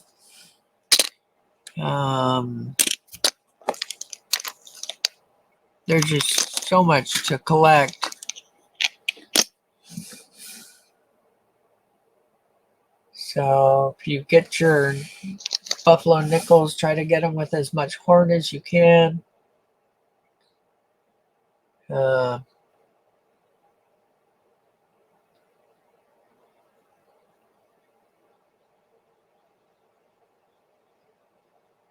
Okay, what coin would I suggest? Well, getting the album that shows you all the different coins is really cool because it helps you search them out. I would highly recommend that you get the Red Book, a more recent one if possible. That's going to teach you about all those coins, their history, show you pictures of them, show you what their values and prices roughly are for value. It's not a great one to sell by or buy by, but it's a good one to get adjusted to prices. So you learn which ones are the expensive ones. The best thing you can do is start doing coin roll hunts by going to the bank and picking up a bunch of rolls. Pick whatever's your favorite coin. $50 is kind of a nice one if you can afford them. But you can start with pennies and just start for the wheat pennies or the old copper pennies before 1982.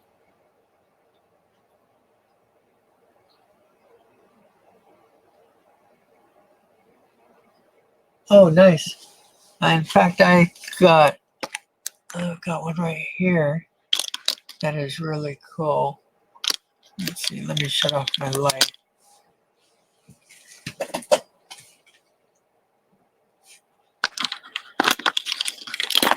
Oops, too many coins.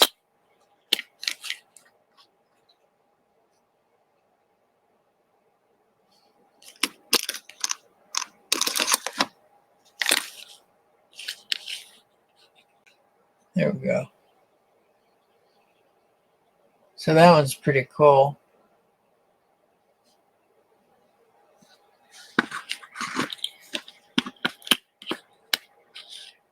$18.87. This is a pretty nice quality coin. Fairly high grade.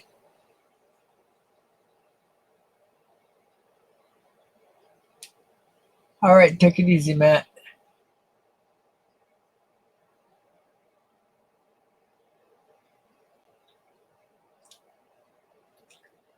And as soon as you figure out what coin you like, and then you can start figuring out your budget and how much you want to spend on a coin.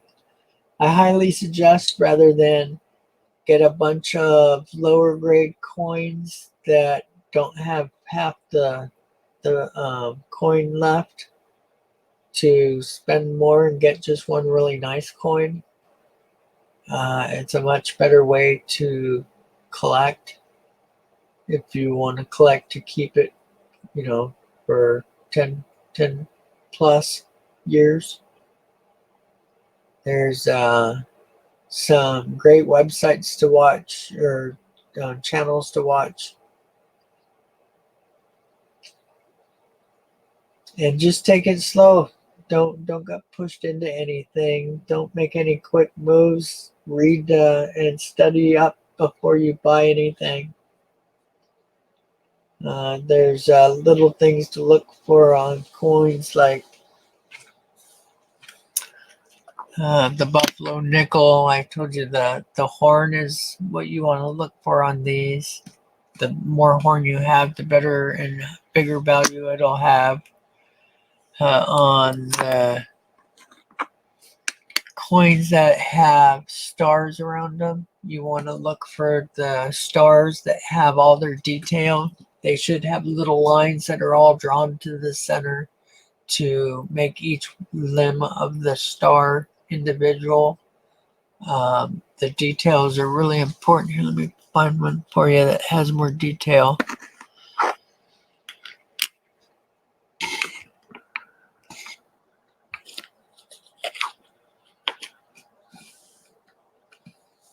Let's see, where's my 1860?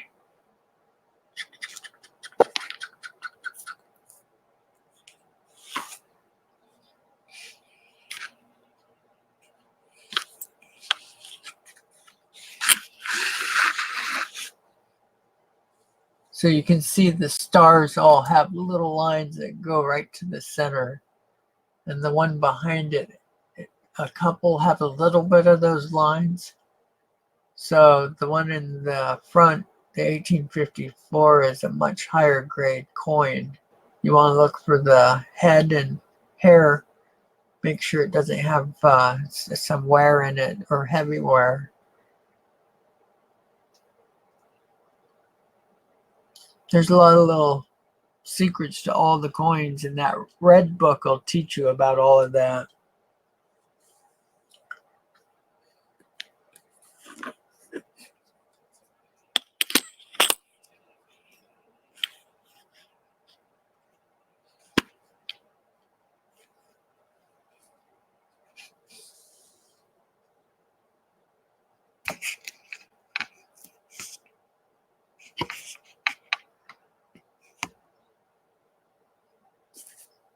Throw some of this away.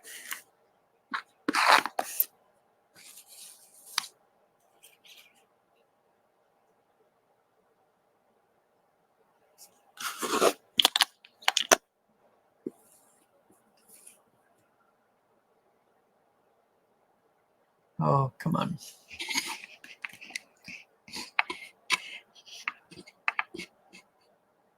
There we go.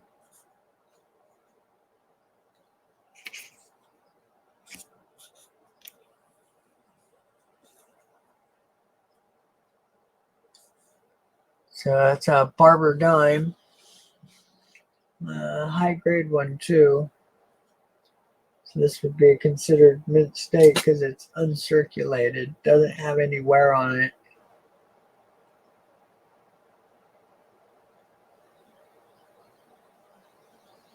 So the red book will teach you about some of the basics for grading as far as the looks of them and some of the, well, the best thing to do is to go on like photo grade on PCGS. There's a couple others out there on some of the channels that have the grading resources. Then if you're buying a more expensive coin, you should always stick with the graded coins. PCGS is a good one to buy from. Lots of people like NGC. I'm really partial to PCGS though.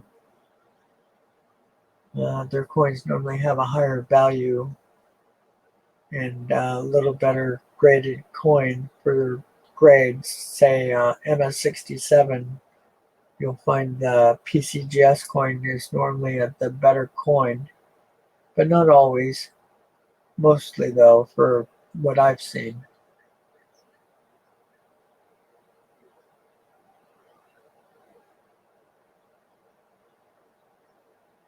That's cool, Rhonda.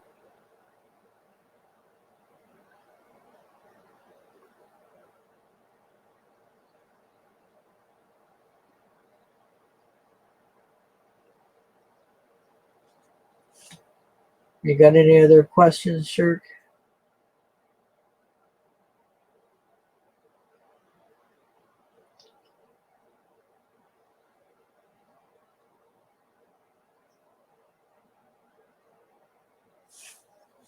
Yeah, I'm gonna give you guys something to look at. I'm gonna go get something to drink and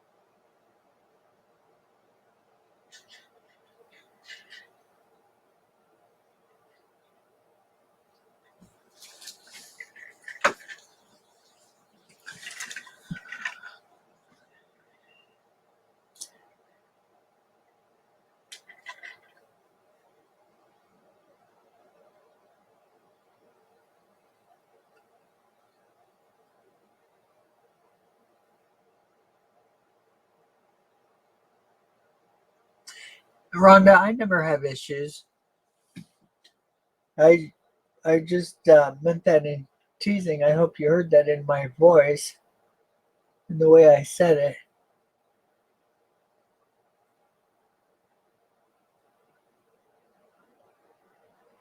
Aw, that's fantastic.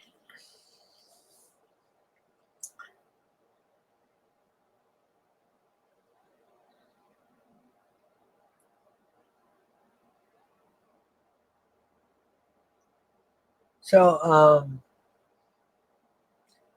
if you've got a question, you can stop lurking and come out and ask, or if you have something you want to see, I'm happy to show most things in my collection.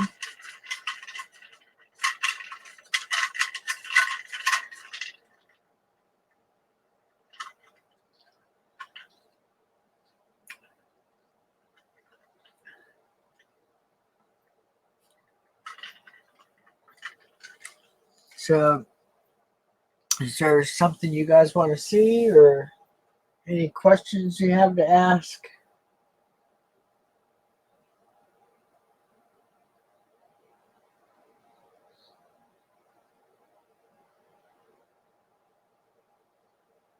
No issues.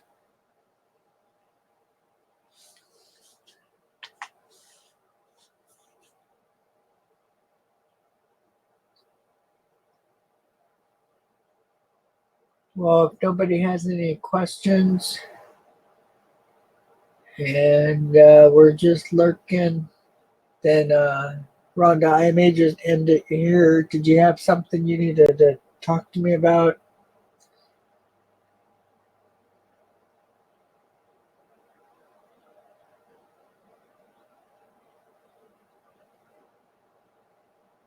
Well, let's just do it this way. If you do, just email me. If you want to go ahead and rate today, that's fine. I'm up for criticism. And we'll end the stream, and perhaps I'll do it a little later this evening and see if I can't get some stuff together for a sale.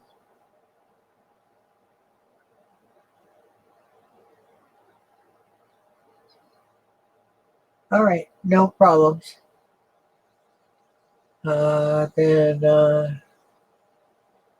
thank you. Yeah, I try to stay on top of things a little better, but when I get talking to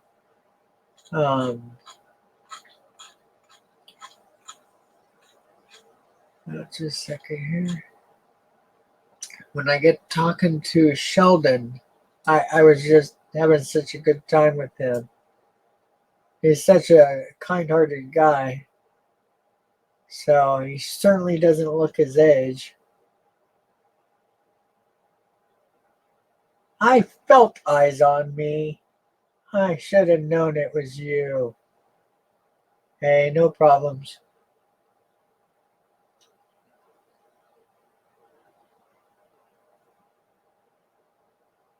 Well,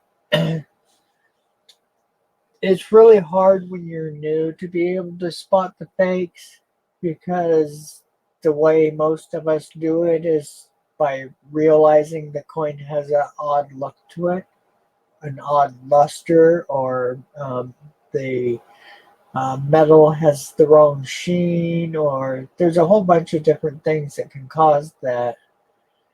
Um, the best thing you can do is weigh it. Get a caliper so you can measure it. The magnet's a really good thing to do, but the weight and the other one are also really key.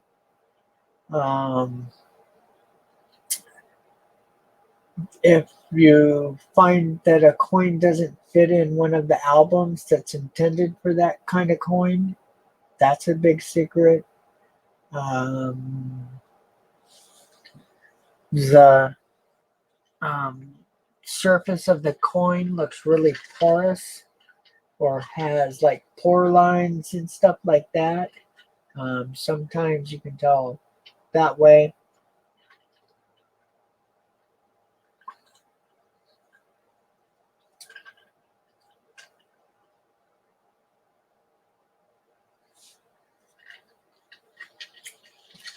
Yeah, that's a good point, Rhonda. So if you have the red book, it'll list when each of the coins were made.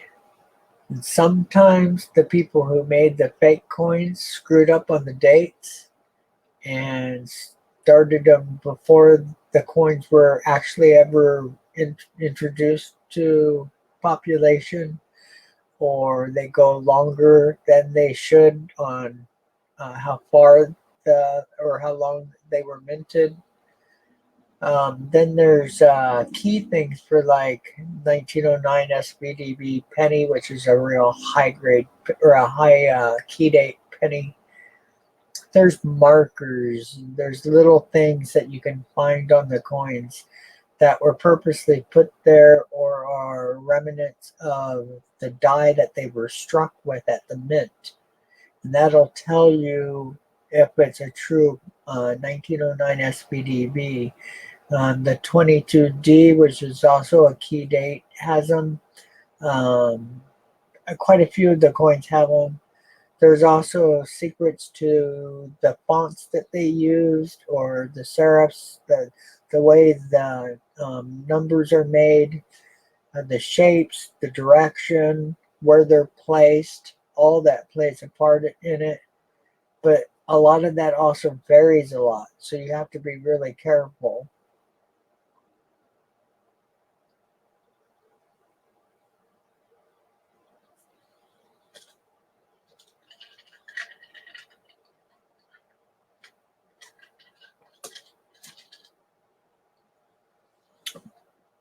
And don't go by just my opinions.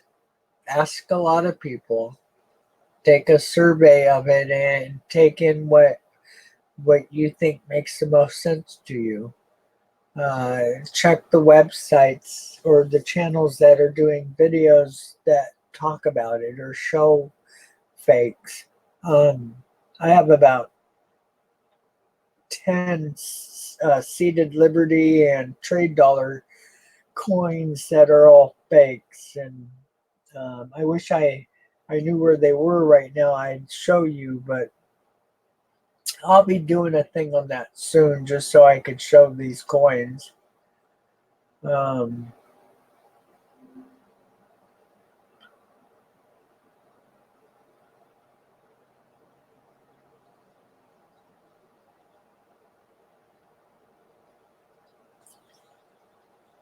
uh, what which bills were fake?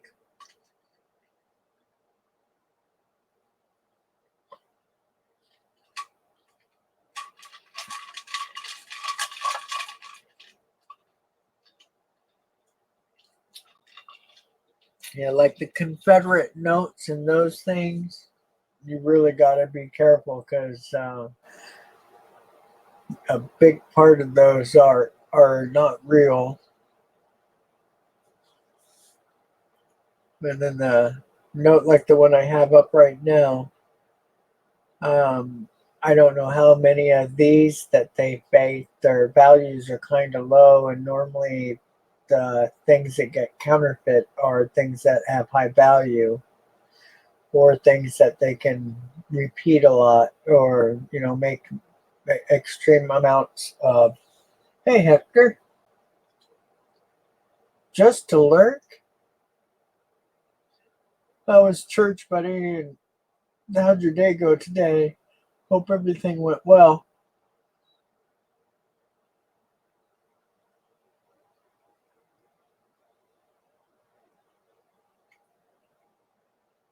We were just discussing how to tell fake coins. So I think we pretty much got it covered. But there's some good websites out there dedicated to it. I would seek those out.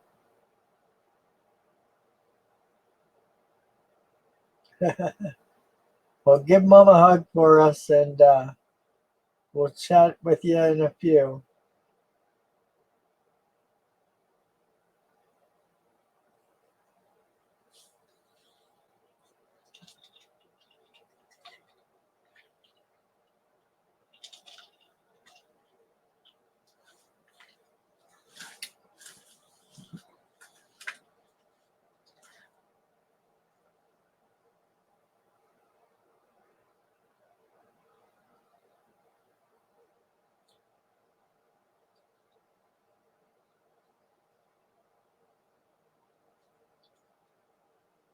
Do you got any other questions, Shirk?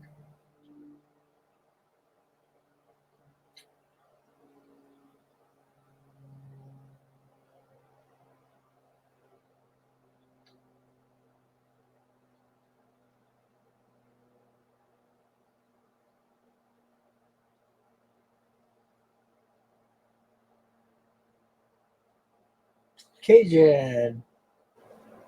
How you doing, Cajun?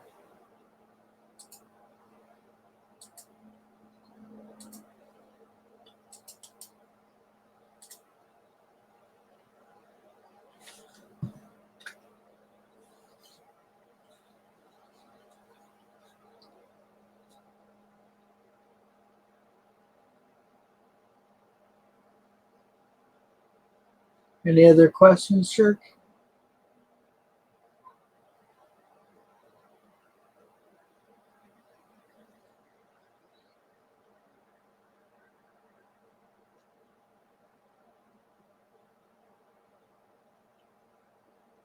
Yeah, and up to 7. Good.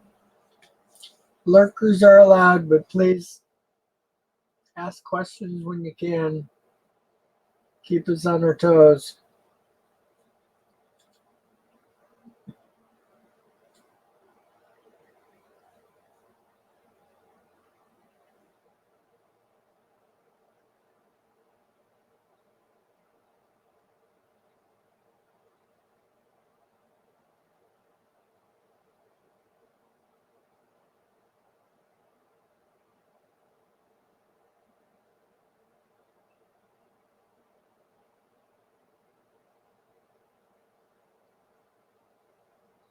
No, I was Cajun. It was me that was talking about leaving because we were down to just 2 people. One being Rhonda. So I was gonna go ahead and stop the stream, but we're up to 7. I have no issues even with 4 or 5, just as long as I'm not just talking to one person that had no questions. So come on up if you want.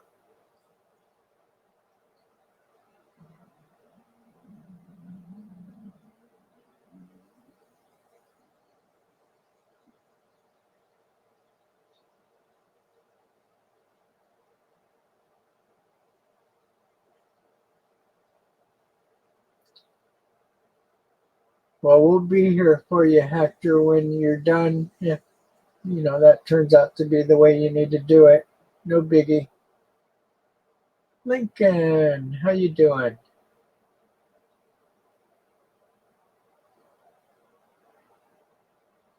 Thanks for coming back in.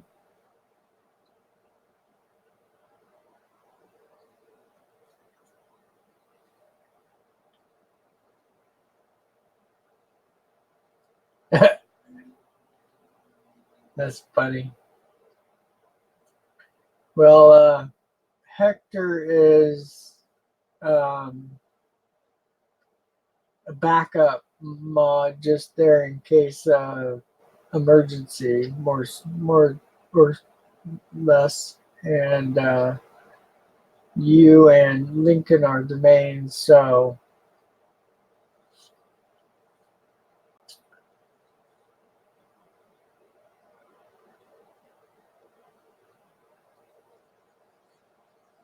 Okay, I missed a question. Do you have any large set? Oh, um,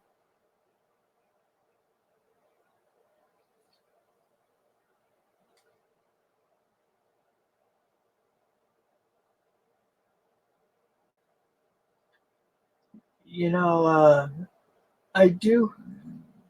Let me look and see if they're right here. If they're right here, I'll pull them out. Oops, sorry, Cajun.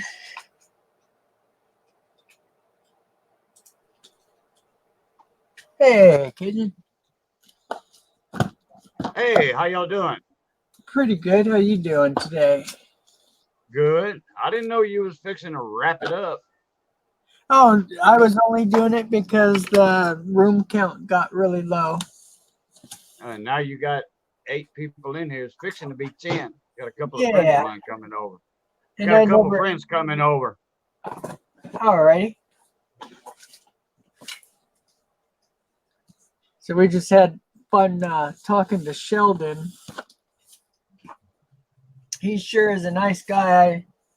We'll go and check out your video. Rhonda said you had put it up while we were streaming. So, Well, I got back from town. I had it uploading. When I got back from town, I did all the title, the word editing and stuff.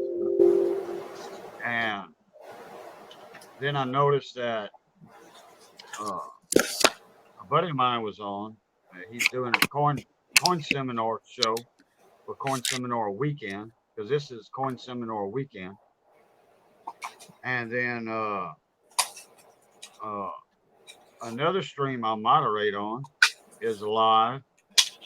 So I'm jumping back and forth to that one. Then I noticed you were on. And I'm like, wow, he's been on for a couple, 3 hours now. wait, Hey, that's David. couple 3 hours surprised you? Shit, I've been No, doing 12-hour streams lately. no, I'm not. No, it's not what I meant. I said, when I noticed you were on, it said you started streaming about 3 hours ago. I'm like, wow, okay. Well, I was in town. So, and then, plus then I was live with somebody else watching their stream for the seminar. And then that's when I noticed you were on. And then I got a hold of David Carlisle and told him, I says, hey, look, Rich is on. I says, pop on over there. I'll be there. So David's here, or he's not here. David's not here, man. Hey, David.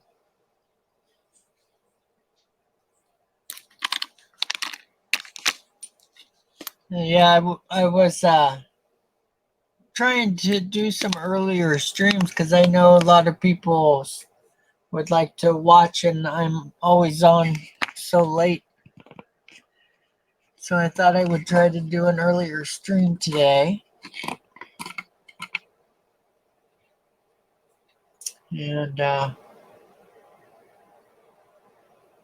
had fun watching Bella's birthday bash. That was really cute. I missed that. Yeah. Here we all gave great gifts and stuff, but Sheldon gave her a roll of Franklin's, and she picked up the roll and said, okay, I'm done. I got my Benji's, I'm done. Oh, We yeah. also gave her $20, so she was ready to go to the dollar store. That was cute. I mean, he's a good kid. Good kid. He's in his 30s, but you know how that goes.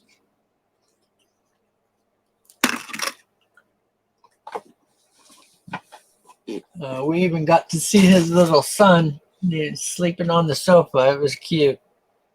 Sheldon's a real nice guy. Oh, yeah. Yeah, he took me by surprise yesterday when I opened that package. That's for sure. Yeah, I think I know what you probably got, because you repeated a couple times about knowing birth dates and stuff. So I figured that has Well- something to do with it, but we'll see.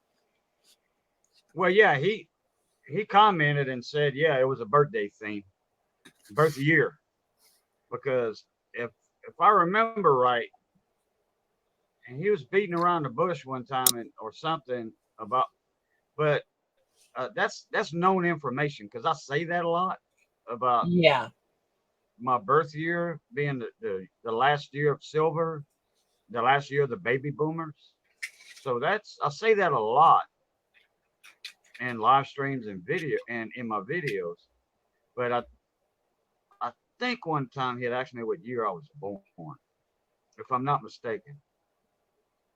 So that he did say it was my birth year theme. Yeah, Well, in a cool. comment on the video. I just saw his comment earlier.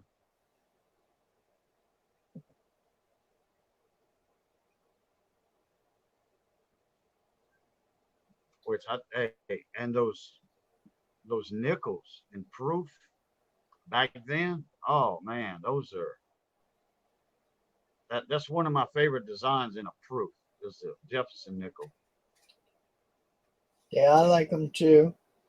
The Jefferson's profile just has so much detail, especially in the hair.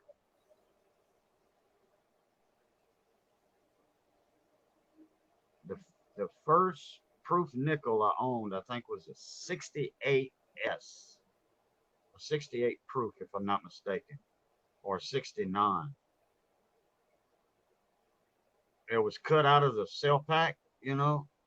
It was still in the cellophane, but it was just by itself. It's like somebody had took the $50 and the quarter out or something, or like be sent off, or no, because PCGS didn't exist back then. I don't know if they broke up the sets for like the kids, all the nephews that were coin collecting, because me and my cousins, we collected. And my uncle was a collector too, so he probably broke up the packs, gave me the nickel, gave his son and one of his other nephews the penny or the quarter, or But I got the nickel because I had a nickel collection, and he knew I liked the nickels.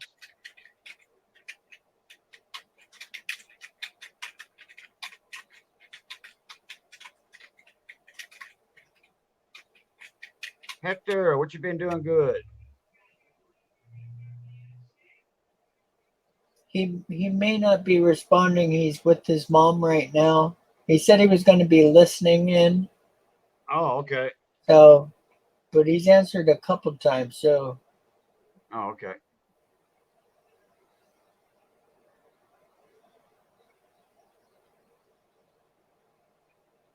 Shirk, you interested in the large sets? There's a couple.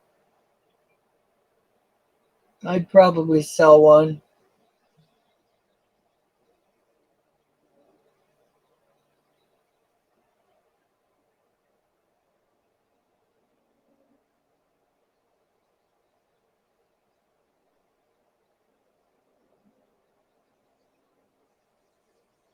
Oh, Hector, I was just wondering what you was doing. That's all.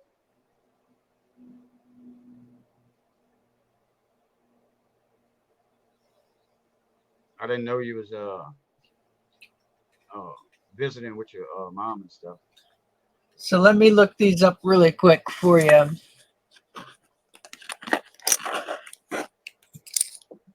And I'll tell you what they're going for.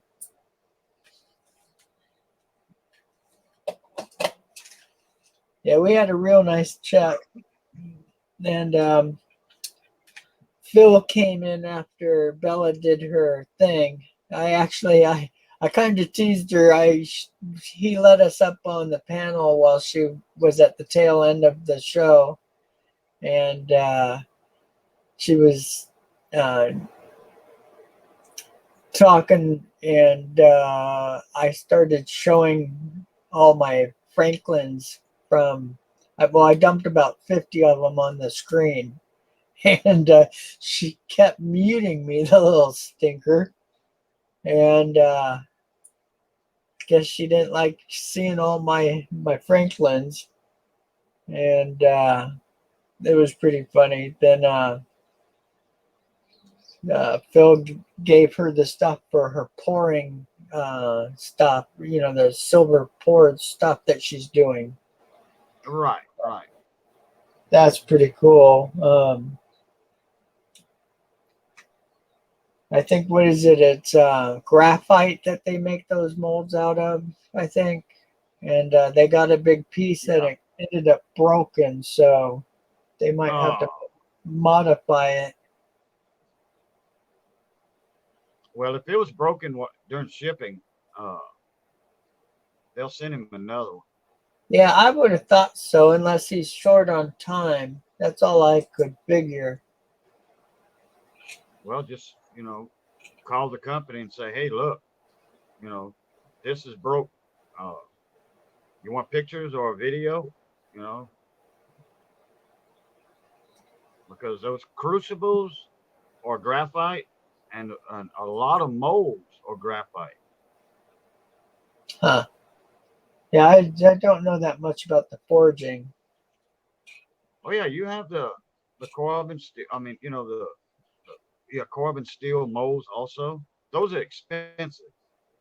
They make them out of graphite because they're cheap. Yeah, but they break fairly easy, don't they, the graphite? Yeah, yeah. That's the only thing bad about the graphite. But if you handle with care, uh, they last a very long time. We have a machine shop, a huge machine shop, CNC shop, not far from me. In fact, next door to the big shop, the Johnny's Big Shop. Yeah. And we'll go to the front door, through the front door one day, and talk to one of the guys in there and see if I'm going to have pictures with me and on my phone to see if they can make molds.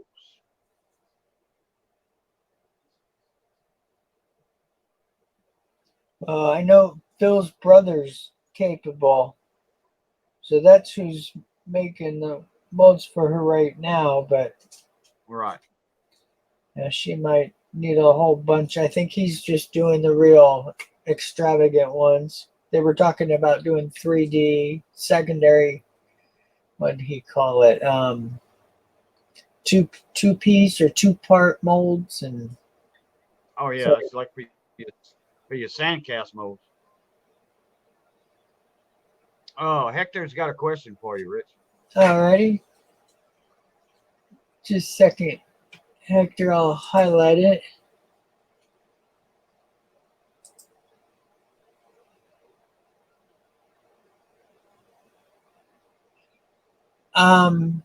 When Bella was doing her coin hunt, she was going up against another channel for 4 rolls to see who could get the most Wheaties. And I dumped all those wheats on my screen so I could be part of the race. That's why. Those were all 1930s that I dumped on there. She didn't like that either. She kept muting me all the way through. But then Phil came on our stream and she chatted for a minute. Not long. She was busy.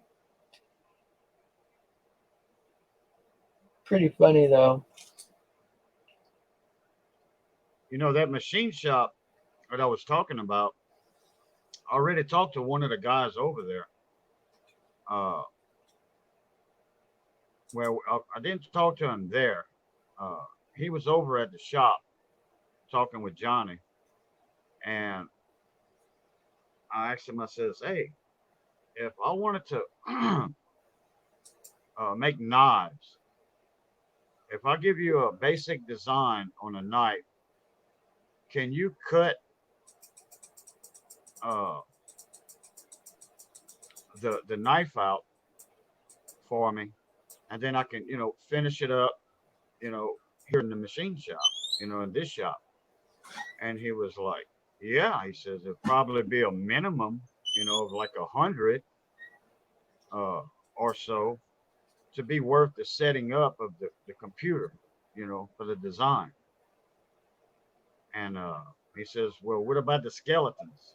I said, you mean the leftover for when you make the knives? He said, yeah. I says, well, I said that you keep that steel because it's a certain carbon steel that I need to make the knife blanks from. And these would be knives, like a hunting knife, solid blade and shank knife. And I'll just make my handles and then mortise my handles and then drop the the shank in there and epoxy it. Yeah, I've seen them do it that way. So I haven't got back with him on that, but it was just a idea I had, because man, you can get like $150 a knife, and if it costs me $10 per blank, then it's well worth it for my time, to fashion the knife out of that blank. Yeah. Which would be about altogether probably be about 5 hours per knife.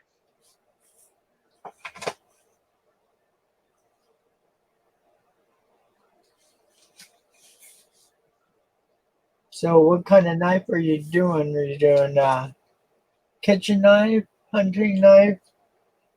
No, it would be hunting knives. Oh, Like I was okay. saying earlier, it'd be Bowie hunting knives. style. Yeah. And then I'd have to find a leather worker to make the sheaths for them, the scabbards, the sheaths.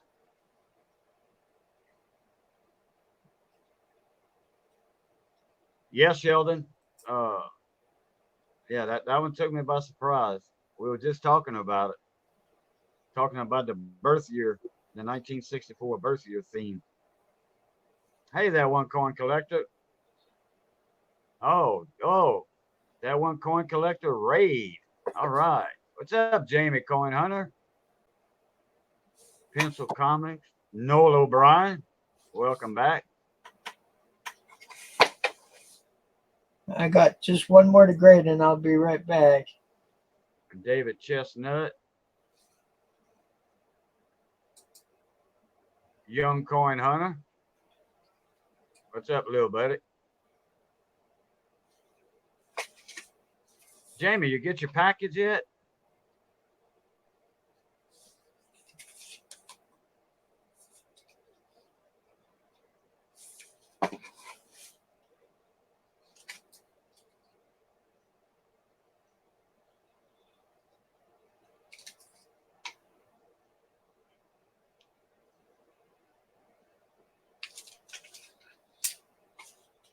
Alrighty. Hey, Pencil Comic, how you doing? Welcome to the stream. That one coin collector. All right. Nice to see you again. Sheldon, you're back in the room? Cool.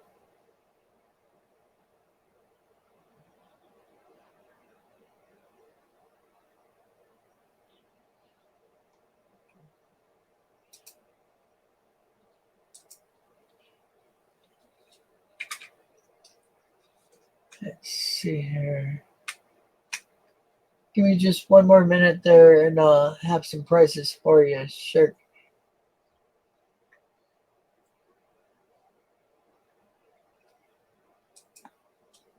And just so you know, I'm going out of the gray sheet, which is a pretty fair price, and I reduce it a bit.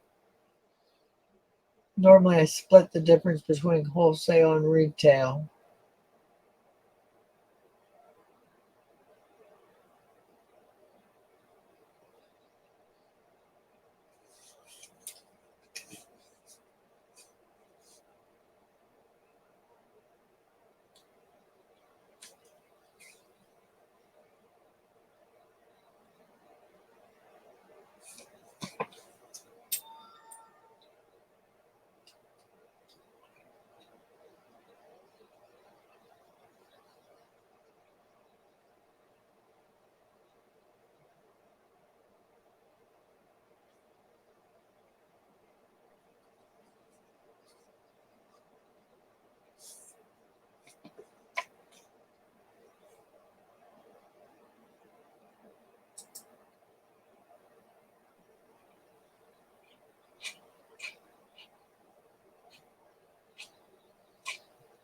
Ooh, yeah, no, that's not a good word.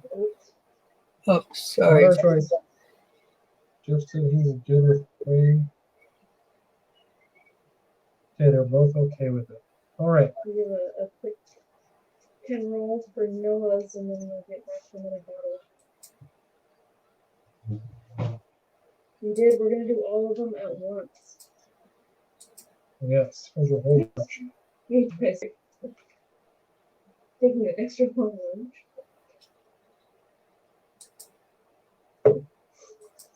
All right.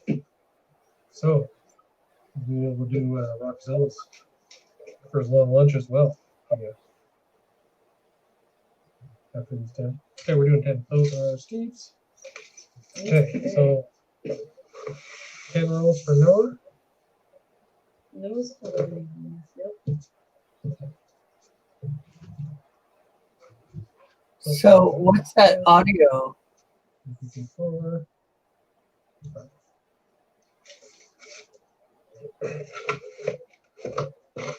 All right. Yes, we're doing your second batch of 10 right now, Noah. Let's take those out of the box. What's the audio? Okay. Hey, Noah.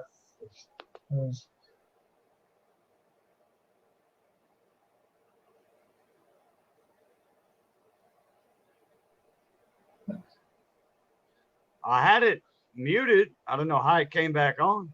Oh, okay, no problem. As long as it's not me.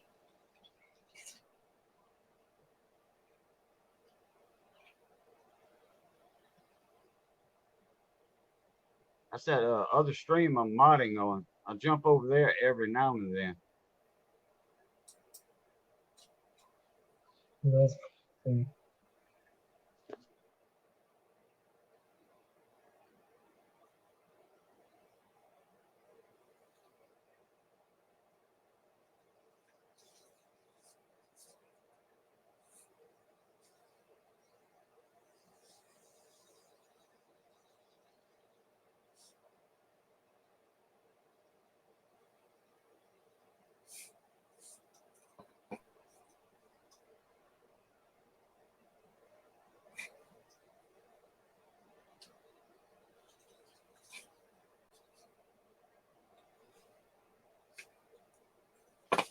One more to price and I'll be done.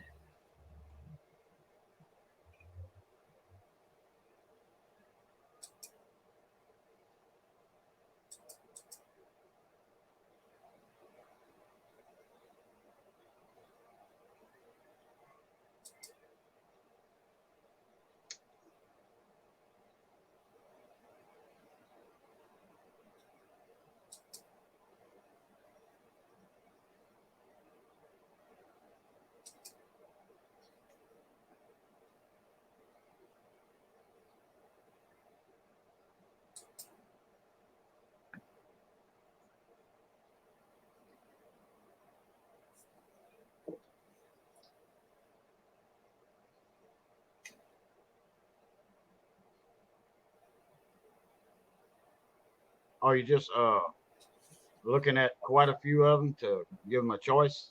Yeah. So I wanted to double check eBay just to make sure that they're not being sold ridiculously cheap for eBay. Yeah, when I check prices on eBay, I always go to the souls. Yeah, me too. To get the realized prices.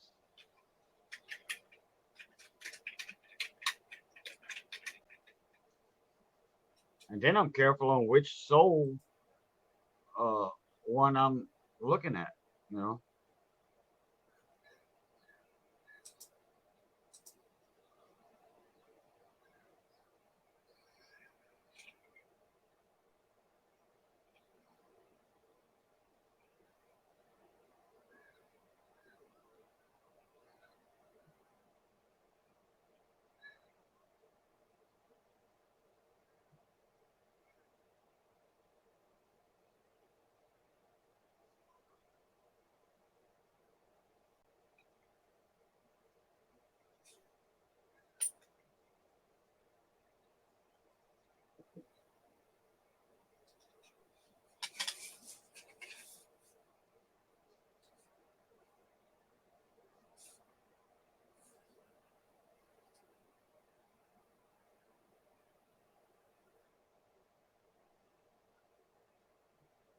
you know, one time I was looking at eBay and they had one guy was selling slabbed nickels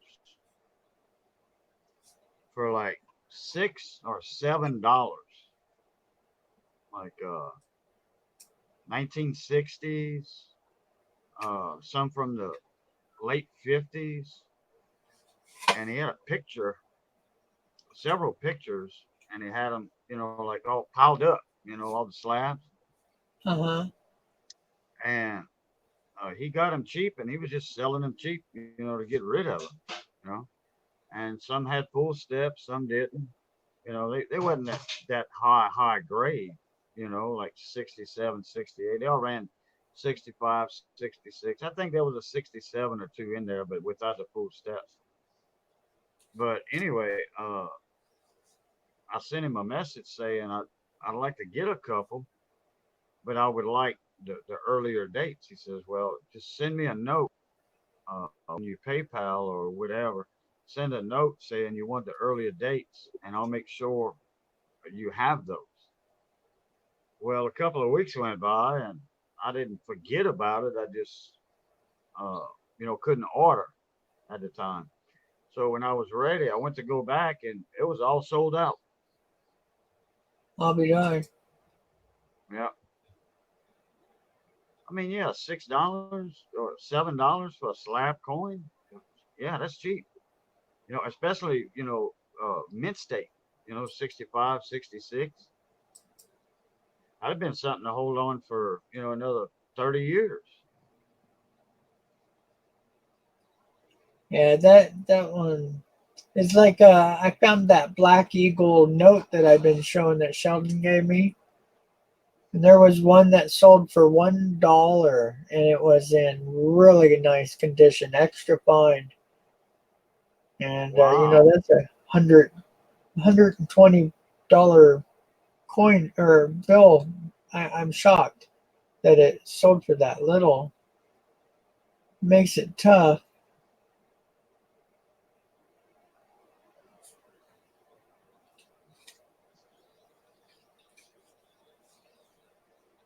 Yeah, the guy probably didn't have a reserve on it or something. No, and he bragged about it, but boy, it sure bit him this time. No reserve price. Sold for $1.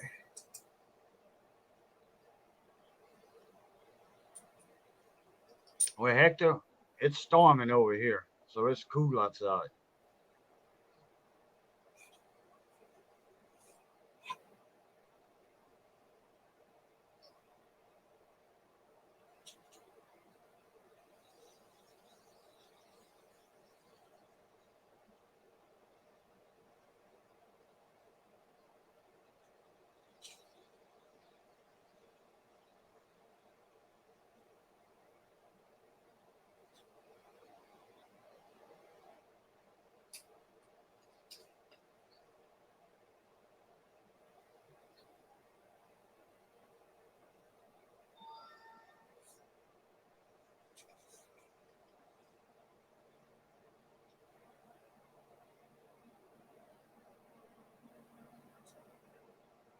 Alrighty. So, Shirk, are you still in here?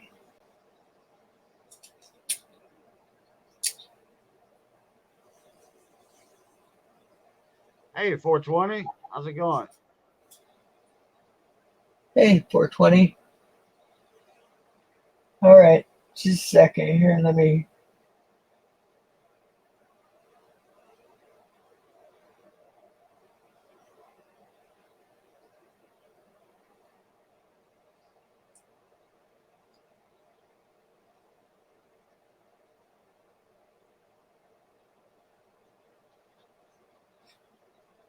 So, what I would suggest you do is get a pencil or pen and write down these prices, and then go to eBay and see some of the ones you can pick up for similar prices.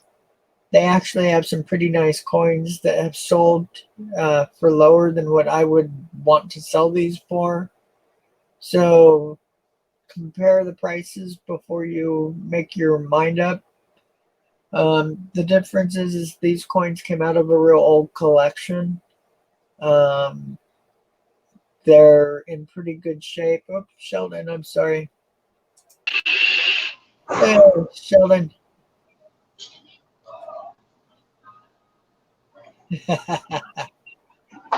What's up, guys? Doing good.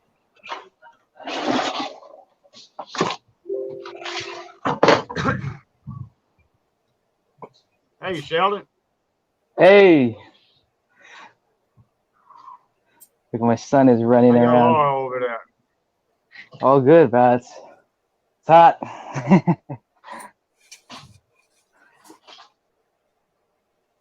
My son. Onyx, say hi. Oh, yeah, Nah, it's just my backyard. My son playing around. Say hi. Oh, you don't want to say hi? Okay. Okay. I guess you don't want to say hi. What's the matter? Okay. Hey, Kaden, how'd you like that? That upside down bill? It's pretty funny, huh? yeah. I looked it up and I seen some sites said it's they sell them. Some say it's real money. You can Yeah. spend it. It's real. And they say it's like a gag gift. Mhm. Kind of like, but it is a real dollar bill. Yeah. And That's what I said. Yeah. they say they're good to use for like tips at a restaurant or something. Yeah. But I've seen some sites they sell those things like for $4 and $5. I've heard of them, but I've never had one like that in my hand. And I looked it up, and it says a gift, gag gift, but it is real money. I'm like, Yeah. well, wow, but if it's real money, that's an error. Yeah. I know. I was like, oh, I bet KJ would like this, so I'm gonna send that one too. Oh yeah, I did. Hey, look, like I said, I was shocked. When I opened all that, I was like, wow,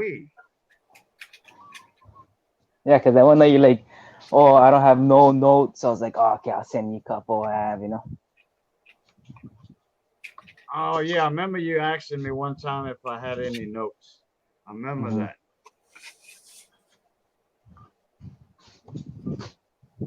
I used to have a $5 gold note many moons ago, many years ago. Oh, I was a man. teenager.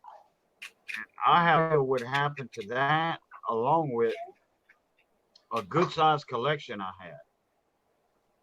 I remember moving about 2 times to be closer to my job. And then like a year later, they had a layoff.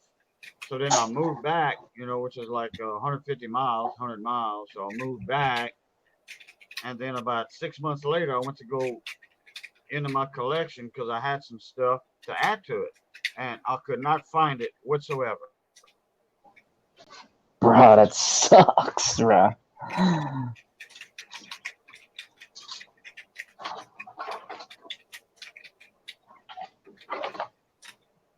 Well, you said it was hot over there in Hawaii. What's the temperature? I don't know. Let me check. I thought Hawaii stayed around 90, 92 most of the time.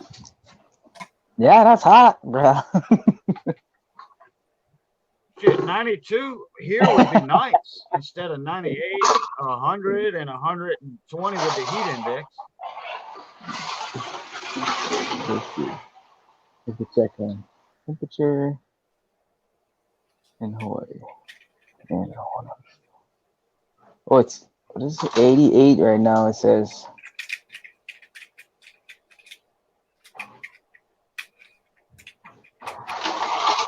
Not too bad. 88. Well, it's about 85 here because it's storming outside, you know, thunderstorm. Mhm. So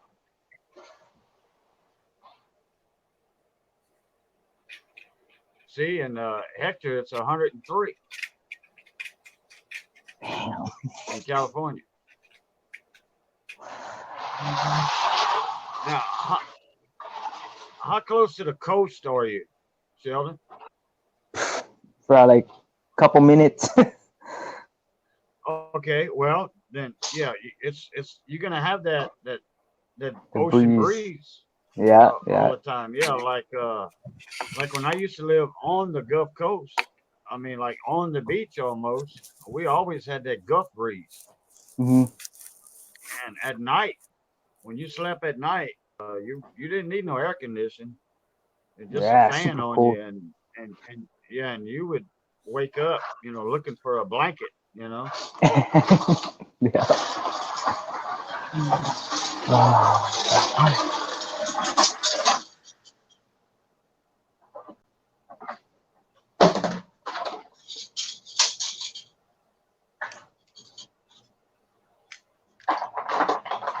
Bro, what are you doing? He's sorry, my son is playing around.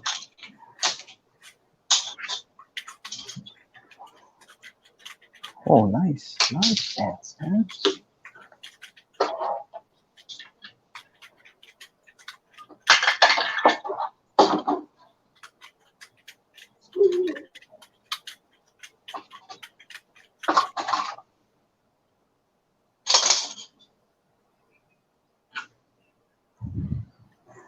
Trying to read the chat.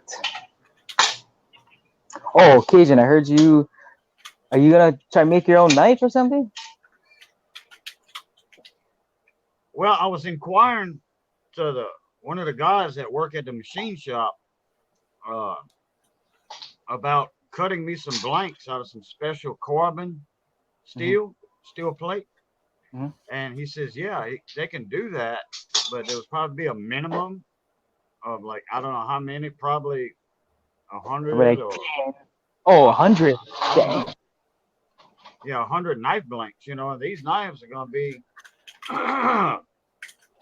about 10 inches long, you Damn. know, you know, with the handle and all. The handle's going to be 4 inches, 5 inches, and then the blade's going to be another 6, 7 inches. You know, I don't have a design in mind yet, but I was Mhm. just giving him a rough idea. And that carbon steel, that special steel right there, it's not cheap. Yeah. You gonna sell some knives or what? Well, you know, in the future, now this is about a year ago, but it's just it's handmade knives, custom knives. The market is there. It's just getting the word out, you know, and just about have all of the tooling to do it with.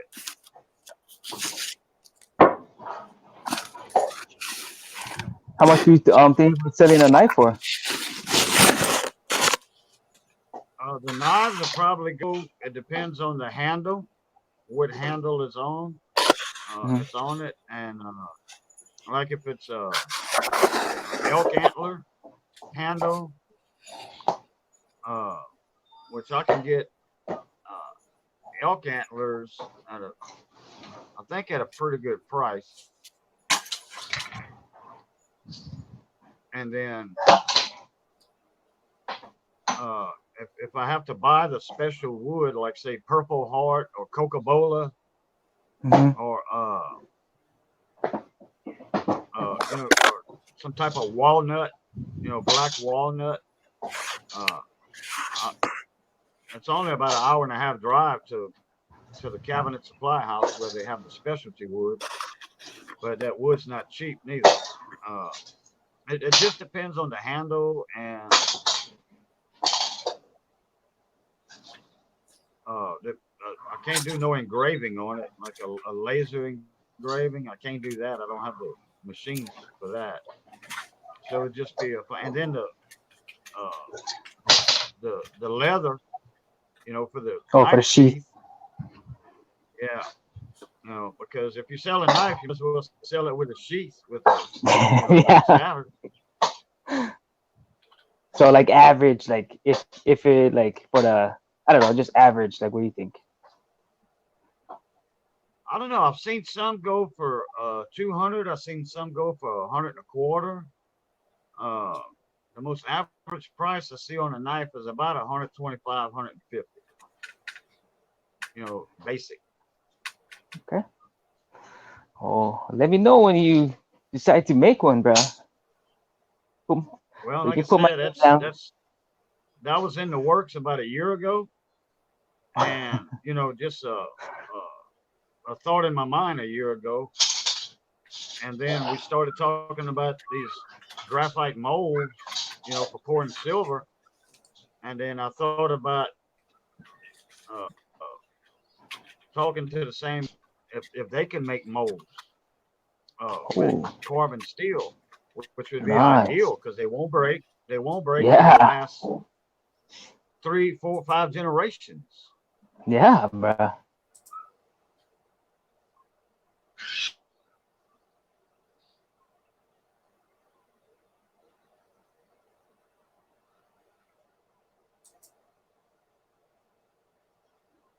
And that's when I thought about the knives. When I was talking to one of the guys at the machine shop about a year ago, it might have been a year and a half ago. Put it down. I gotta get me some more coffee. Do you collect knives too, like, or obviously?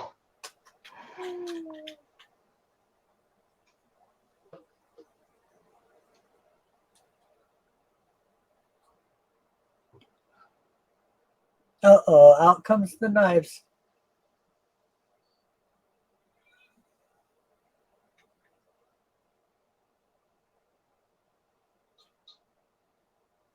Oh, Sheldon, you're muted. Oops. Hey, no problem. Yeah, I started I like know, collecting knives too. I know you said sometimes when you're vaping that you mute it, but I Yeah, saw you you, yeah. talking. Because this is what it sounds when I do it.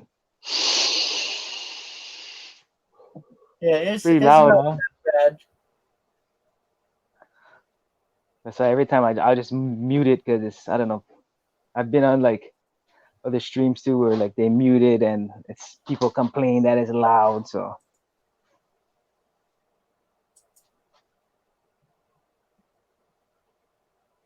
Okay, hey David, I see you got my name. What's up? What I miss?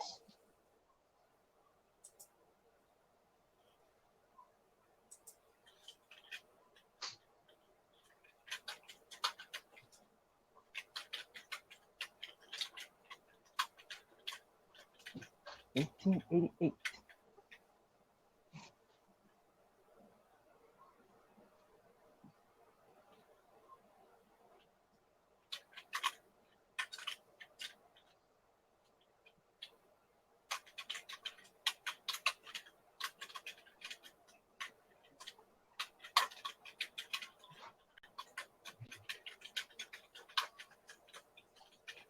You got other knives too, Cajun?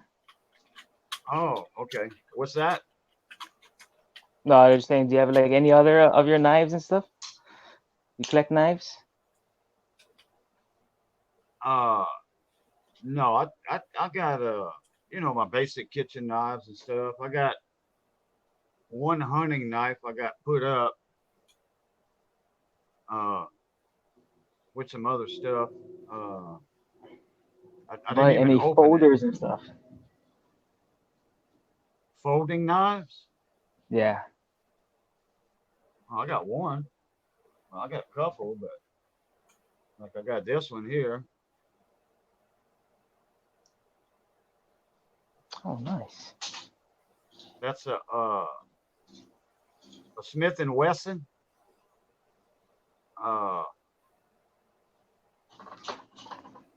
Extreme Ops. This was designed by Navy SEAL Morgan Taylor. It was designed that your by EDC? Navy SEAL. Huh? Is that your EDC? With no, not really. It used to be, but I usually keep it up here to open envelopes, boxes. Missy uses it to cut something. Right on. It's got the assist on the back. Oh, that's To help nice. open it. Yeah, it's got the assist right here, and it's got the double because I'm left-handed, so it has the thumb right here. But it's it's tight. Probably got something in it, some grime in it. And it has the lock right here in the middle. Oh, the frame lock. Release. Yeah. It's a pretty good knife, but when I carry it every day, these screws get loose. Oh, what? In fact, I'm missing one, I think. Dang, if I knew you were into knives, I would have sent a couple knives, man. Next package, then. I thought I was missing a screw. I must have found it and put it back in. Yeah, it's grimy, it's dirty. I need to get it cleaned and put some sewing machine oil on it. Because that thing used to snap open almost. I was faster than a switchblade, actually. Yeah. This is my EDC here. This is the one I use, my EDC.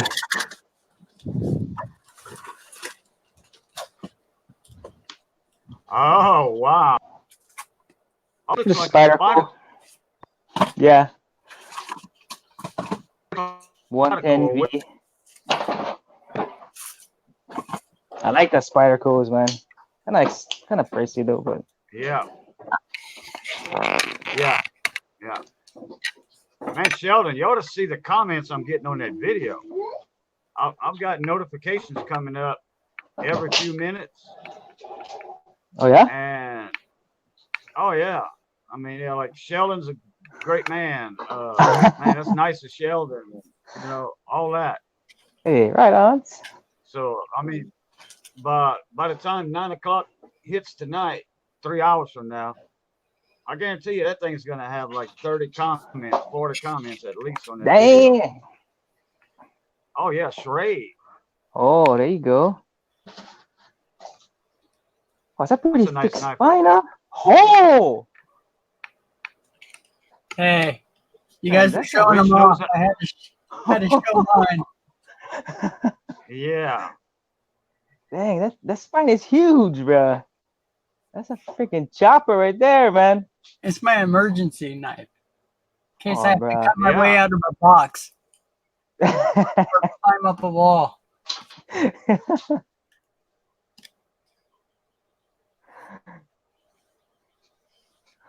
Oh, let me try to find my. Gotcha, David. Thank you, man.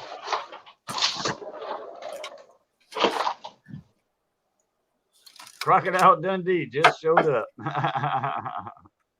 Now that's a knife.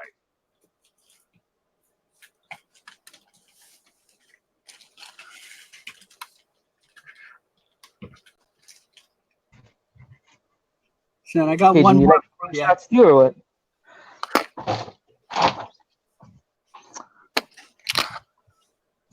Oh, that's a little baby knife. It's a German Schrade. Is it Schrade? Let me double check. Been a while since I looked at that one. You guys got any slingshots? No, I used to have a wrist rocket years and years ago. There's a dime. Swanworks, Germany. Probably about 1930s. I knew it. Ivory handles. I knew an old man that would carry a knife, Sharp as can be. old time Schrade. and that knife was small, kind of like that one. And he kept that knife so sharp and a point on that thing, and he would hold the knife like that. Let me get mine. This is a big knife, but he had that little bitty knife, and he'd hold it just where the point would stick out like that. And if you mess with that old man, he was so fast with that knife, he would do like that and make a Zorro Z mark on you with that little point. And that little point, just that little bit, you talk about burn. One guy, he cut with it like that. You know, it didn't really hurt the guy. I mean, it made him bleed, yeah. But, man, that guy was saying, man, that burns. He said, yeah, but don't mess with me. And he was just with the point of that, and he could carve you up. This is the one that I keep right by my bed. Yeah, what happened to you, Sheldon? Your camera went down. Hope he might have slipped off. Might give him a second. No, he's there. He's back. He's kind of froze.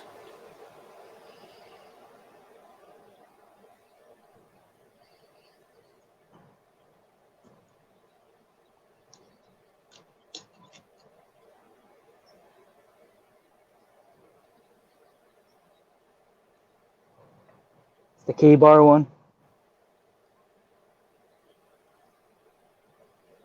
Yeah, your pictures froze, Sheldon.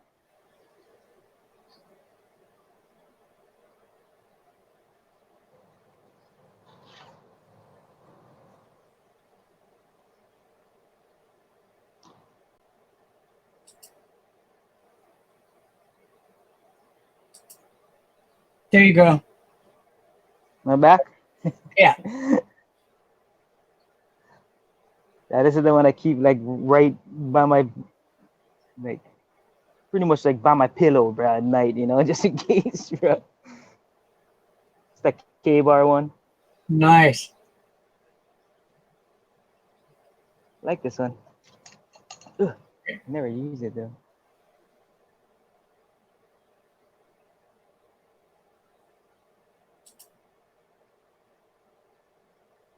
Oh.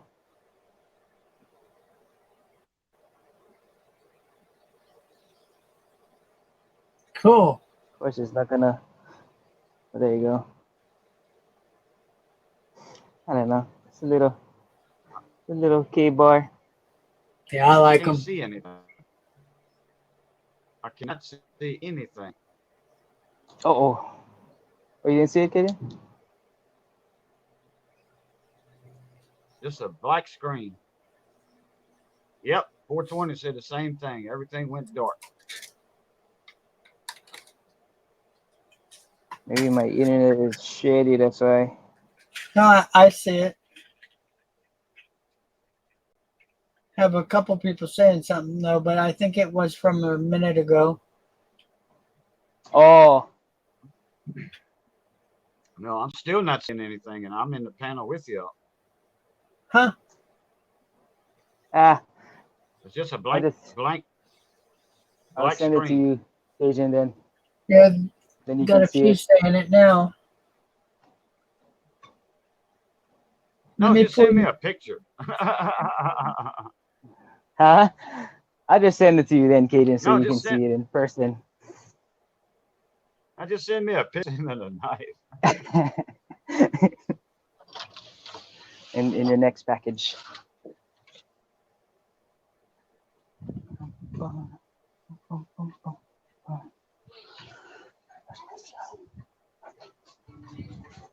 Let me go see if I can locate something. Hold on. Oh, my phone is gonna die. I'll just talk until it dies. Alrighty. Probably in like a couple minutes. Yeah, that K-bar is nice. I like them. Yeah, I have my other ones, but I don't know where they are, man. My wife always moves my stuff. That's why. She's obviously not home. No, she's not. It's like something fly in the camera. Yeah, I was watching for it. That's why I waited until I said something. It's like,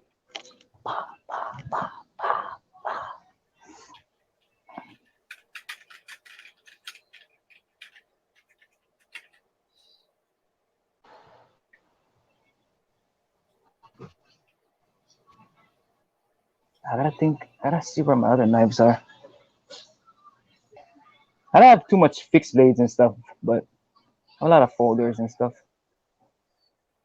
Easy knives. Yeah, my little daily cutters, the little Gerber, sharp as can be, and I got it on Christmas and was taking down the Christmas tree stuff and dropped it and grabbed it as it fell, Ooh. and just automatic reaction trying to keep it from falling. And so I spent Christmas Day in the hospital getting a bunch of stitches in my hand.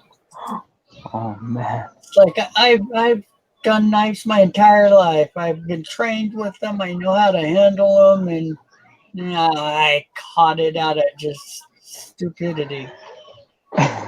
So, but it was real and nice and sharp. I hardly felt a thing. I guess so. Makes you feel so stupid. And I train myself with my coins. If the coin starts to drop, let it drop. Don't try to Don't grab it. Yeah. And I do pretty good on that one, but the sharp knife, no, I had to catch that. Yeah, man. I like sometimes I would just be like, I would go and just sharpen my knife. It's kind of like relaxing to me, you know. Just sharpening it. Sometimes I would just dull it. I don't know. It'd be kind of stupid, you know. I just dull it real fast just to sharpen it again, just because I'm bored. Hey guys, I gotta run for a couple minutes. I'm leaving y'all on though, but I'll be back in about 10 minutes. I gotta go do something. All right, Yeah, I'm gonna. take it easy, kid. I'm probably gonna take soon too, or my phone's gonna Yeah, no, die in a I'm little bit. Oh well, like I said, I just gotta go do something for a few minutes.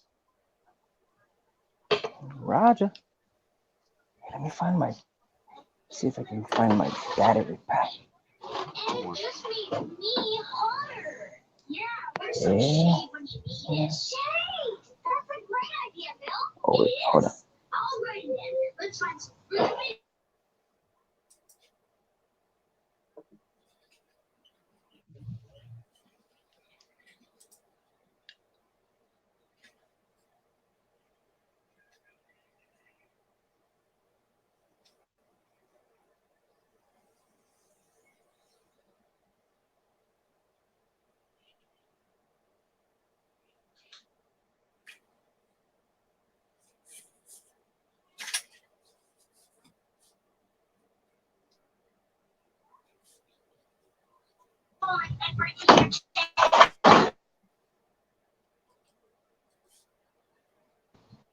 This palm tree is way too skinny to make enough shade for a yachty. Okay, hopefully that helps.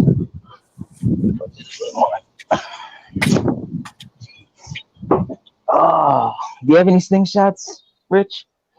I used to wrist rockets and a couple homemade things. A friend down the street used to custom make them. They were pretty cool. So Yeah, bro, probably like maybe a little over 2 years ago, I started like getting back into it, and oh, bro, I was buying so much slingshots, man, custom ones and stuff, you know. yeah, they've come a long ways. Expensive. Man, it's just so fun, bro. Just shooting. I wanted to like last year I was gonna like practice, and then there's like I guess it's like one of the bigger tournaments. It's like the East Coast Slingshot tournament. I was gonna try see like go up there and then like enter and then just meet everybody, that I watch on YouTube, all the Slingshot guys. But didn't go. Sounds like you should have. I wanna try, bro. Like just to like so like they do it every year. I think this is like that was a 7th one they did. So I'm gonna try like practice all this whole year and then try go up there and try compete and stuff with them. It's just like all you just win is like bragging rights. It's nothing like major, but I just want to see if I can hang with those guys. Yeah, that's the fun part, and meeting everybody. Yeah, that too. Because all those guys, like all the top guys, like I watch all of them on YouTube. Yeah. So I just want to see if I can hang with the big boys. Yep. And sometimes seeing it in real life is a different experience than YouTube, because sometimes you're getting to see their best shots and stuff like that instead of how many times it really took to make some of those shots. Yeah. Unless they're streaming live and doing it, then that's a little different. But I'm a video editor. I can make myself look pretty darn good if I want to. Yeah. One shot hit 15 target bullseyes. Next viral video. One shot. Ping, ping, ping, ping, ping, ping, ping.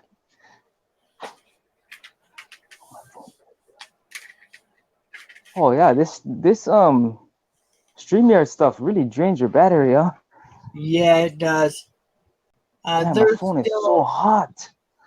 They're still working on it, so it's experimental still for the mobile phones. But hopefully soon they'll get on top of it and figure out the issues. Because yeah, that's the one thing that is a problem, is it just drains really quick. But older phones can do it, and computers that are just like notebooks, real simple notebooks, can do it. Old laptops. So that's really cool. Oh, I just saw 420 ask me something. No, Do you use slingshot videos? No, I don't. I'm not too like I'm okay and stuff shooting, but like I'm not no like Hawkeye kind shot. You know what I mean?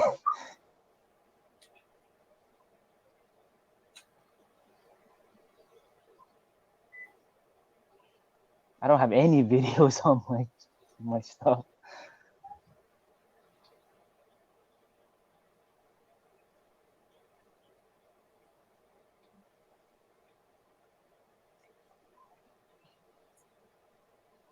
Hope that answers your question, 420.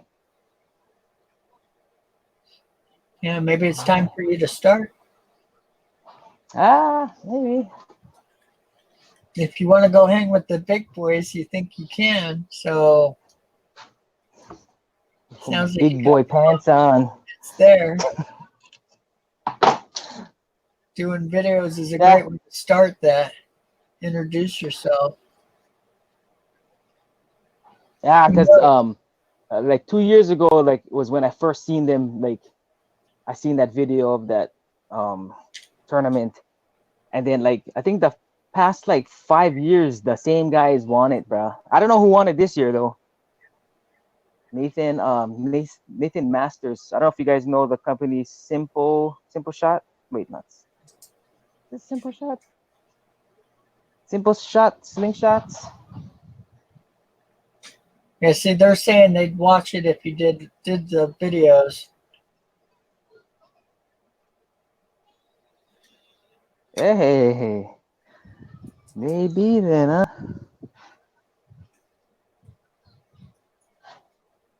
Maybe one of these days.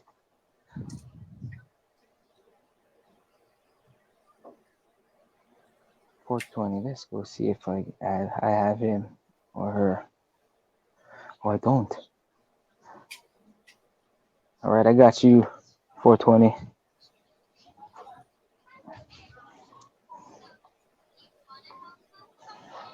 So what else is? What is that? 3 cent. Is that? What is that, Rich? It's a Fractional. 1863 3-cent fractional currency. What? Yeah, pretty cool. It happened around Civil War time, and from my understanding, and I could be wrong, but everybody was hoarding their silver and coppers, and they were primarily made so people would have a currency to buy stamps and stuff with, because mailing letters and keeping in touch with family was a real big deal around that time. Nice. Yeah. I've got a few of them. This one's probably the neatest one. I was gonna say, I bet you have like a whole binder of these in a box. That'd be great. You've been in poor How much condition. do these ones run? About 40 and up, 35 and up. This one's probably a $65 or $70 one.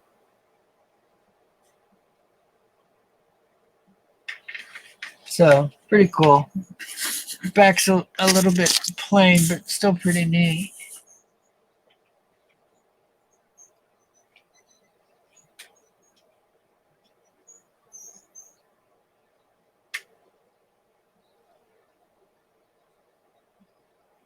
Of course. Everything except customs. Oh, wait, what?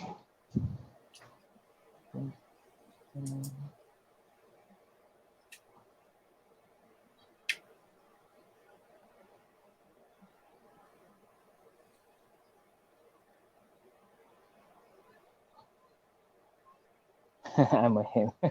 Uh-oh. Sorry, bro. I was going to put that one up, but I'll let you take that one. Yeah, no. Sometimes when I see the name, I'm like, hey, what's up? I don't want to say, hey, what's up, bro? Or, hey, what's up, ma'am? Or, you know what I mean?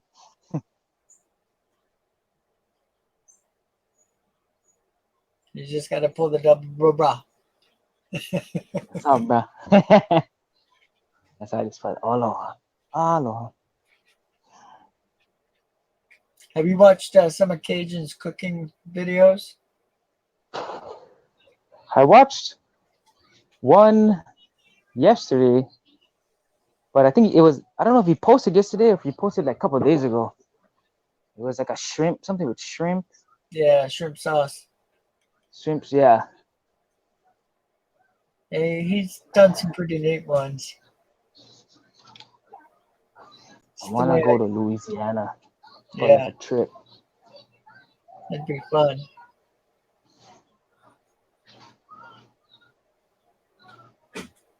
That's where I used to eat.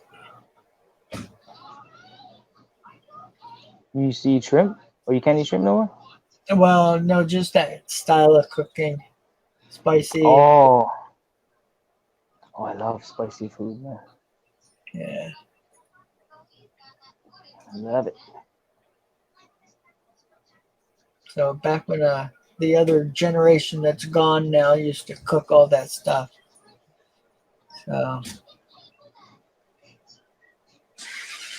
So we'd go all directions. We'd have enchiladas and homemade tortillas and all that, along with some of the French and spicy and even some Italian, all mixed into our family stuff. That sounds good. But yeah, I miss it. I like some. Okay. Go my side. So 420 says to please send some videos away. I put it up on the screen for you.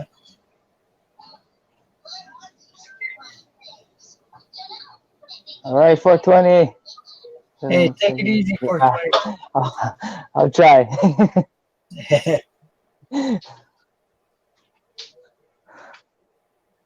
Who else is here? Just Hector, Yeah, Hector is Rhonda.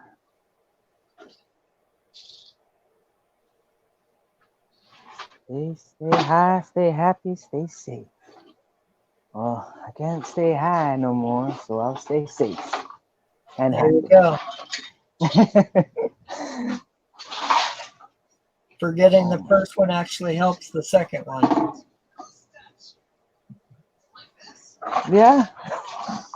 Well, depends on where you play, I guess. I haven't here much. Yeah.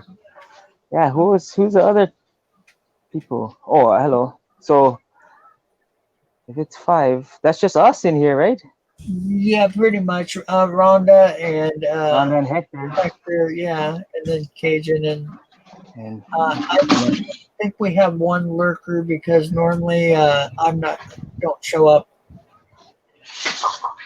So isn't that weird that like people lurk in people's chats and don't even say hi?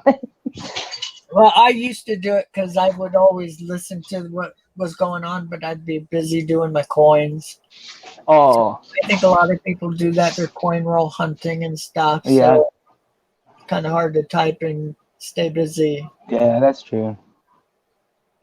I would go in and at least say hi or something. And Yeah, I normally said hi and bye, but could be there hours and not hear from me again.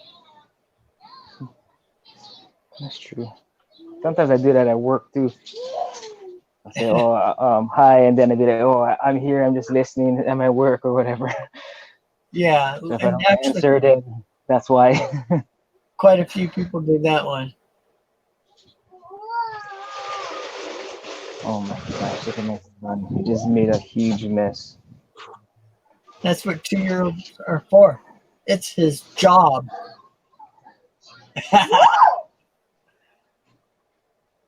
That container right there was full of all of this, and he just dumped it all out. It's his job. Now I can do something now. Thank you, Onyx. And see, when my grandson comes, we both take turns and dump him out. That way I don't have to worry about it until he's ready to leave. I don't know what this kid, man. Like me and my wife will put away all their toys in the drawers and stuff. Right, he'll just go grab it, pull the drawer open, and dump everything out. I'm like, bro, I just cleaned it up.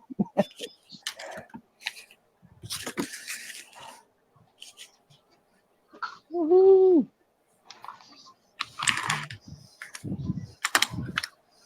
Man, I wish it was a little nicer, man.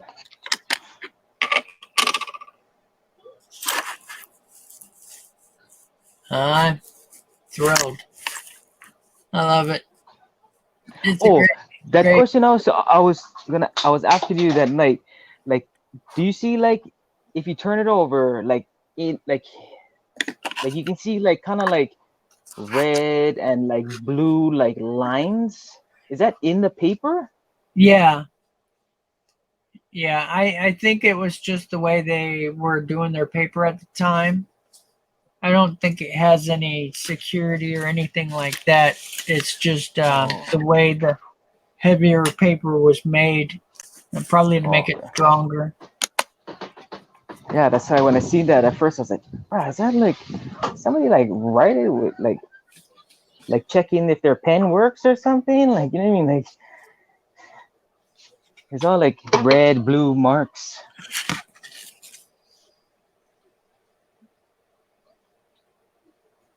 It's in the 1963 series too, just not as big. Oh. So I don't know if you see it. Well, if Robert ever comes across those, I'll for sure grab me one. Alrighty. I'm back. I never seen that before. Hey, what's up, kid? I never seen that before.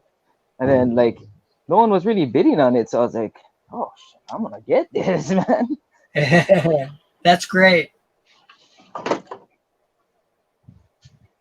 I forgot. Let me see. I forgot how much I paid for it. But fuck, I didn't even know. I don't know. Why can't I get out of here? Sorry.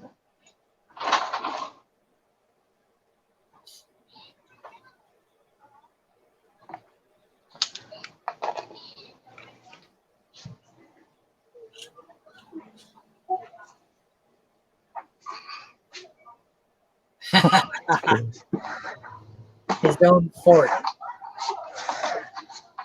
It's so.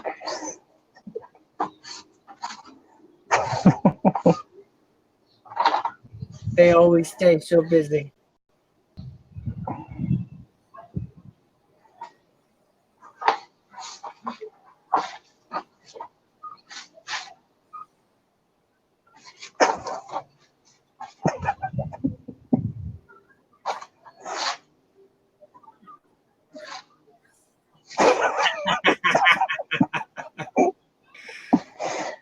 Alex.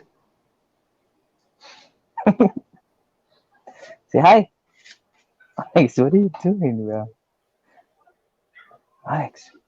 Hey. Hey. Uh-oh, he Okay. might have a present for you. Yeah.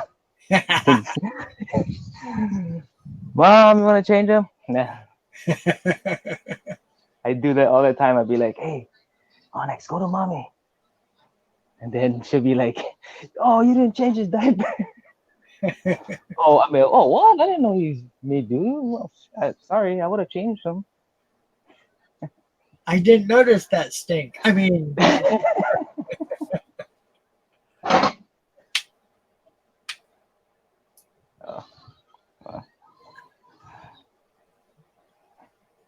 should change him. Well, I think I might. Man, my phone is so hot. But I think. yeah, be Are you careful. gonna be on later tonight? Yeah, I'm sure I will be. I'm on almost every single night. I'm normally a little later, but for you, that won't be so bad. I normally wake Nah, up no. at 11. So 11, 12. Because It's you're 4, in Cali, so it's what? I think 4:30 it's like right 3 now. hours ahead. Yeah, 4:30 right now. Yeah, 3 hours. So But that'd be yeah, if easy. anything, yeah. If anything, I'll come back on later tonight. Alrighty. You're welcome anytime. Alrighty. All right, guys. All right, Sheldon. See you later, bud. See you later. Such a nice guy. I really like him. Oh yeah, Sheldon's a good guy. I've been knowing Sheldon on YouTube for quite some time now. Oh, really? Cool. I don't know if it's when he got started, you know, when he first got on or not. I'm not sure which one it is, but it's been about, I want to say at least 3 months. Huh. If I'm Yeah, because he not said he mistaken. hadn't been collecting too long.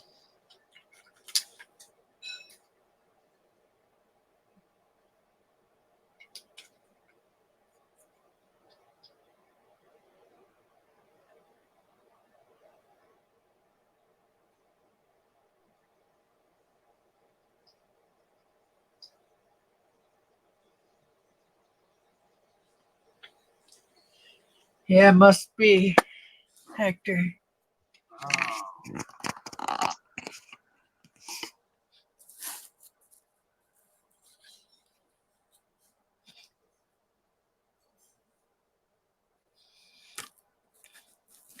Well, I can't go back far enough to click on Sheldon's name. Oh well. I'll catch him next time.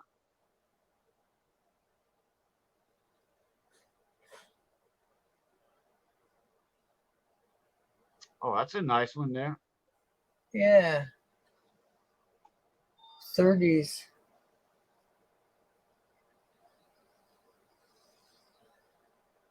Let's see. That was the first eagle and snake design, or the second one. I know they go back to the 1800s, 1880s. I have one, but I remember that one before the one that faces to the left with the snake in his mouth. Yeah. Those were like in the 30s, 40s, or 40s, 50s. I had some of those silver Mexican coins when I was a kid.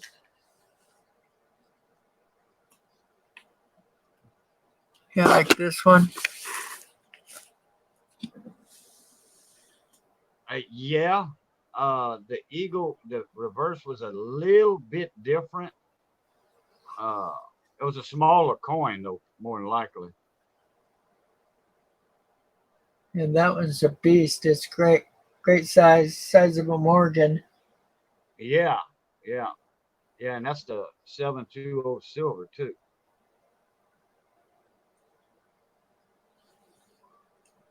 That's the one with the high percentage instead of the real low percentage. Now, I don't know if this one's different.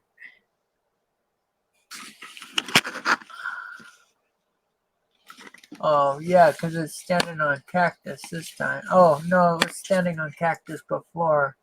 Just not as much of it.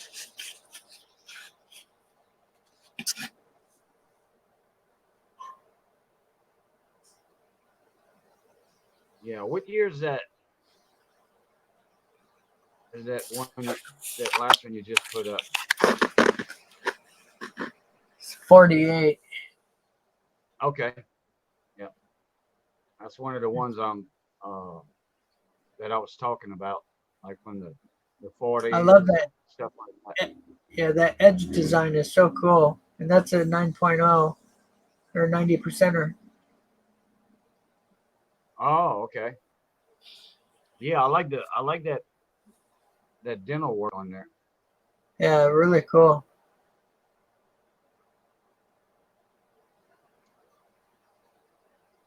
And it looks like the mint mark is on his ear tag or the earring or headband, whatever. Hector said this is an Aztec guy. Yeah. Aztec king.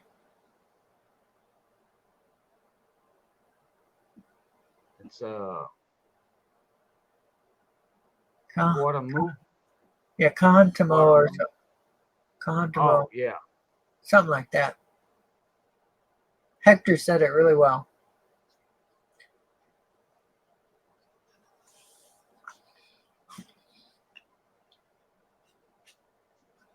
So I got a couple of these ones.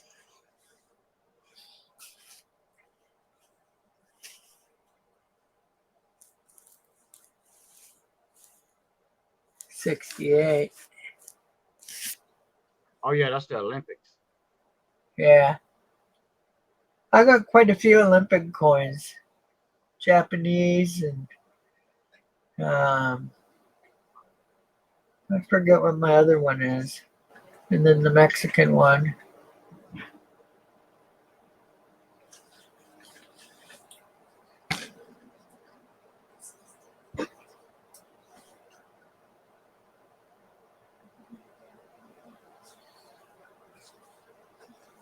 Well, chances are there'll be a sale tonight, Cajun. Okay. If there is, if you could, well, I'll send you some information in an email. Okay.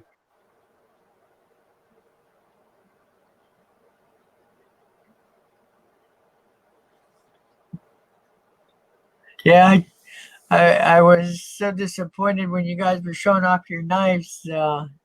I love knives. I've had a knife since I was pretty little, and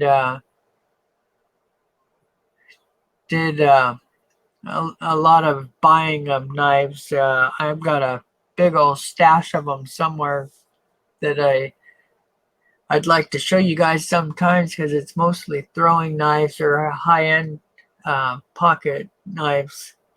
And then some of my grandfather's knives from his ranching and stuff. And the one knife that I showed you guys I've had that charade for a while, and don't have anybody that appreciates that kind of stuff. So it was fun to pull it out and show it. It's all one Oh yeah, piece. that's that's a survival knife right there. Oh yeah, it's a really neat one too. The reason why I got it is because the people were showing them hammering it into a wall and using it to climb with some pretty big people, and yeah, it Wow. didn't bend even a little bit. I'd like to know what kind of steel that blade is made with. Probably Millennium. Millennium is one of the best steels you can make a knife with, but you don't really cut the steel. You got to grind it. Millennium is they use that in the space shuttle also, like to it can get up to extreme amounts of temperature and not break down the molecular structure of the steel. They use it for the shuttle to come back into Earth's atmosphere, and it's possible to cut it, but usually to shape it, you grind it into the shape you want. And I had a friend of mine that used to make knives with it. He worked at a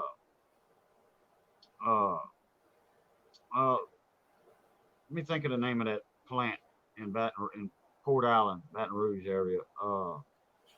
Well, this is made by Taylor Brands, so I'm Okay. not sure. Yeah. Taylor? Yeah, well, that's Yeah. probably Morgan Taylor. Yeah, he's a knife designer. Morgan Taylor.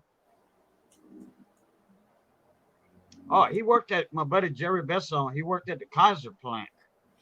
It's an aluminum plant, and other types of steel, metal.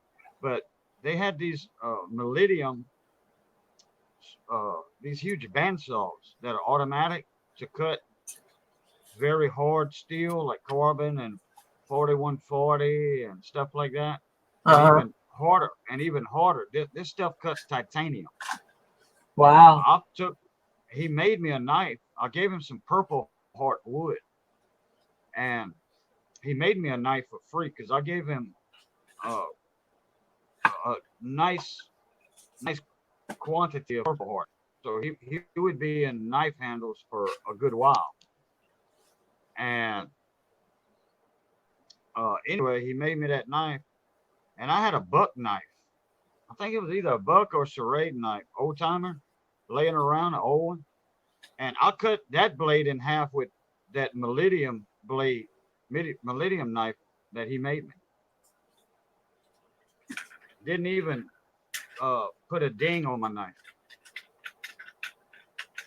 That's cool. I know I've But, tossed this one into a few things and nothing has marred it at all. But he would, when they would take the bandsaw blades off of the machines, he would take them home, and that's how he made his knives. There's some kind of blades for cutting metal. It's not bandsaws or something. It might be like a back and forth reciprocal saw. It was used to cut all that heavy duty steel that they did at the Kaiser plant.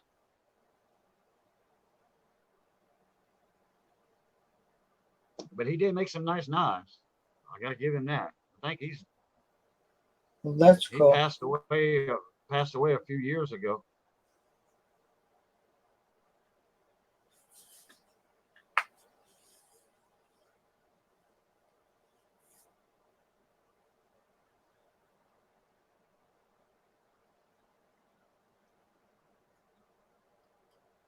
Yeah, I thought the guys last night heard the big old screech owl I have out here. Is out hunting cats and other rodents. did a big old screech right by my window, but somebody was talking at the time, so I guess they didn't hear it at all.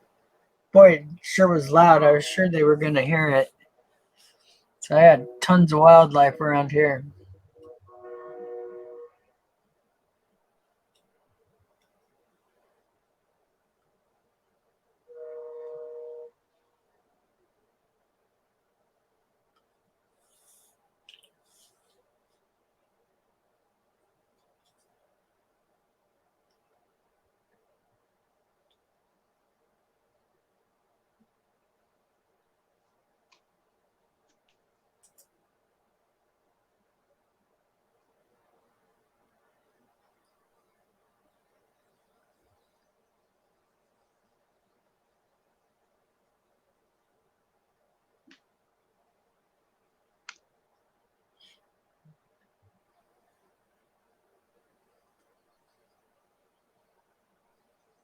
Yeah, we got owls around here and we can hear them at night.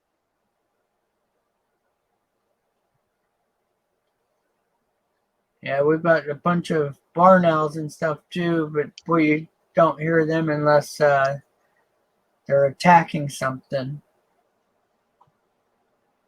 Right? Like catching a rat or something. Yeah, I've had them fly right over my window and be standing right there, and oh my gosh, they're so big and don't make a sound. Yeah, them barn owls, that's a pretty owl. The way their face and all that's colored. Yeah, they are. They're gorgeous. I like all owls, but the barn owl especially. That and the snowy owl. There's a couple snowy owls that are just amazing. Yeah. And then the horned owl, that's a good looking owl there too. And they get big. Yeah. Oh yeah, I've seen them really big. Able to pick up a cat, no problem. Big cat.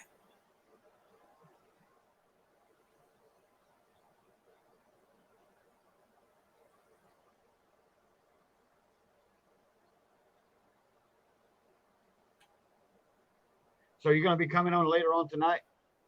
Yeah, more than likely I'll be on in a couple about 4 hours or so. Maybe a little bit longer, 5 hours. Okay, because Ken will be done by that time.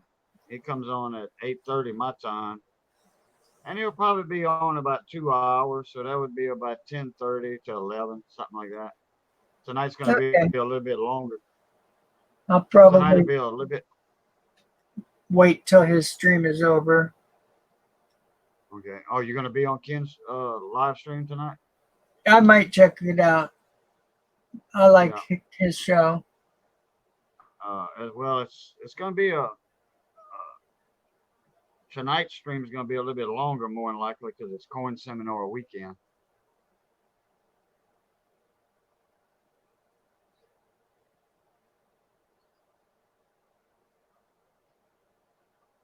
And I don't know if he's gonna do that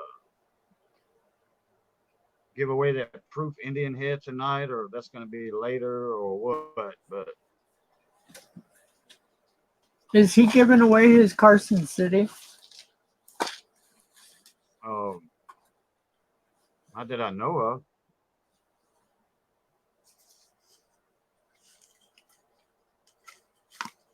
The gal No, that he's got picked that up said that He's he got that proof, that slab proof Indian head penny.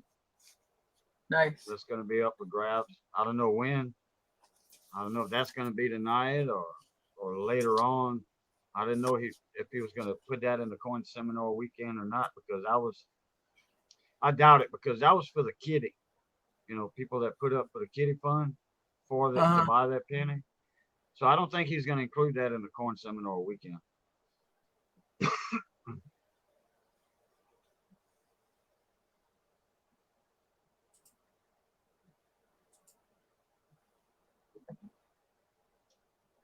Tonight, like before you go live, after Ken's stream or whatever, go ahead and give me a call in Hangouts. All right. Okay. It'll be for, I don't know, 3 or 4 minutes. That's about it. Sounds good. Yeah. Okay. Well, that's good. Well, let me get out of here. I gotta go check my last couple of videos,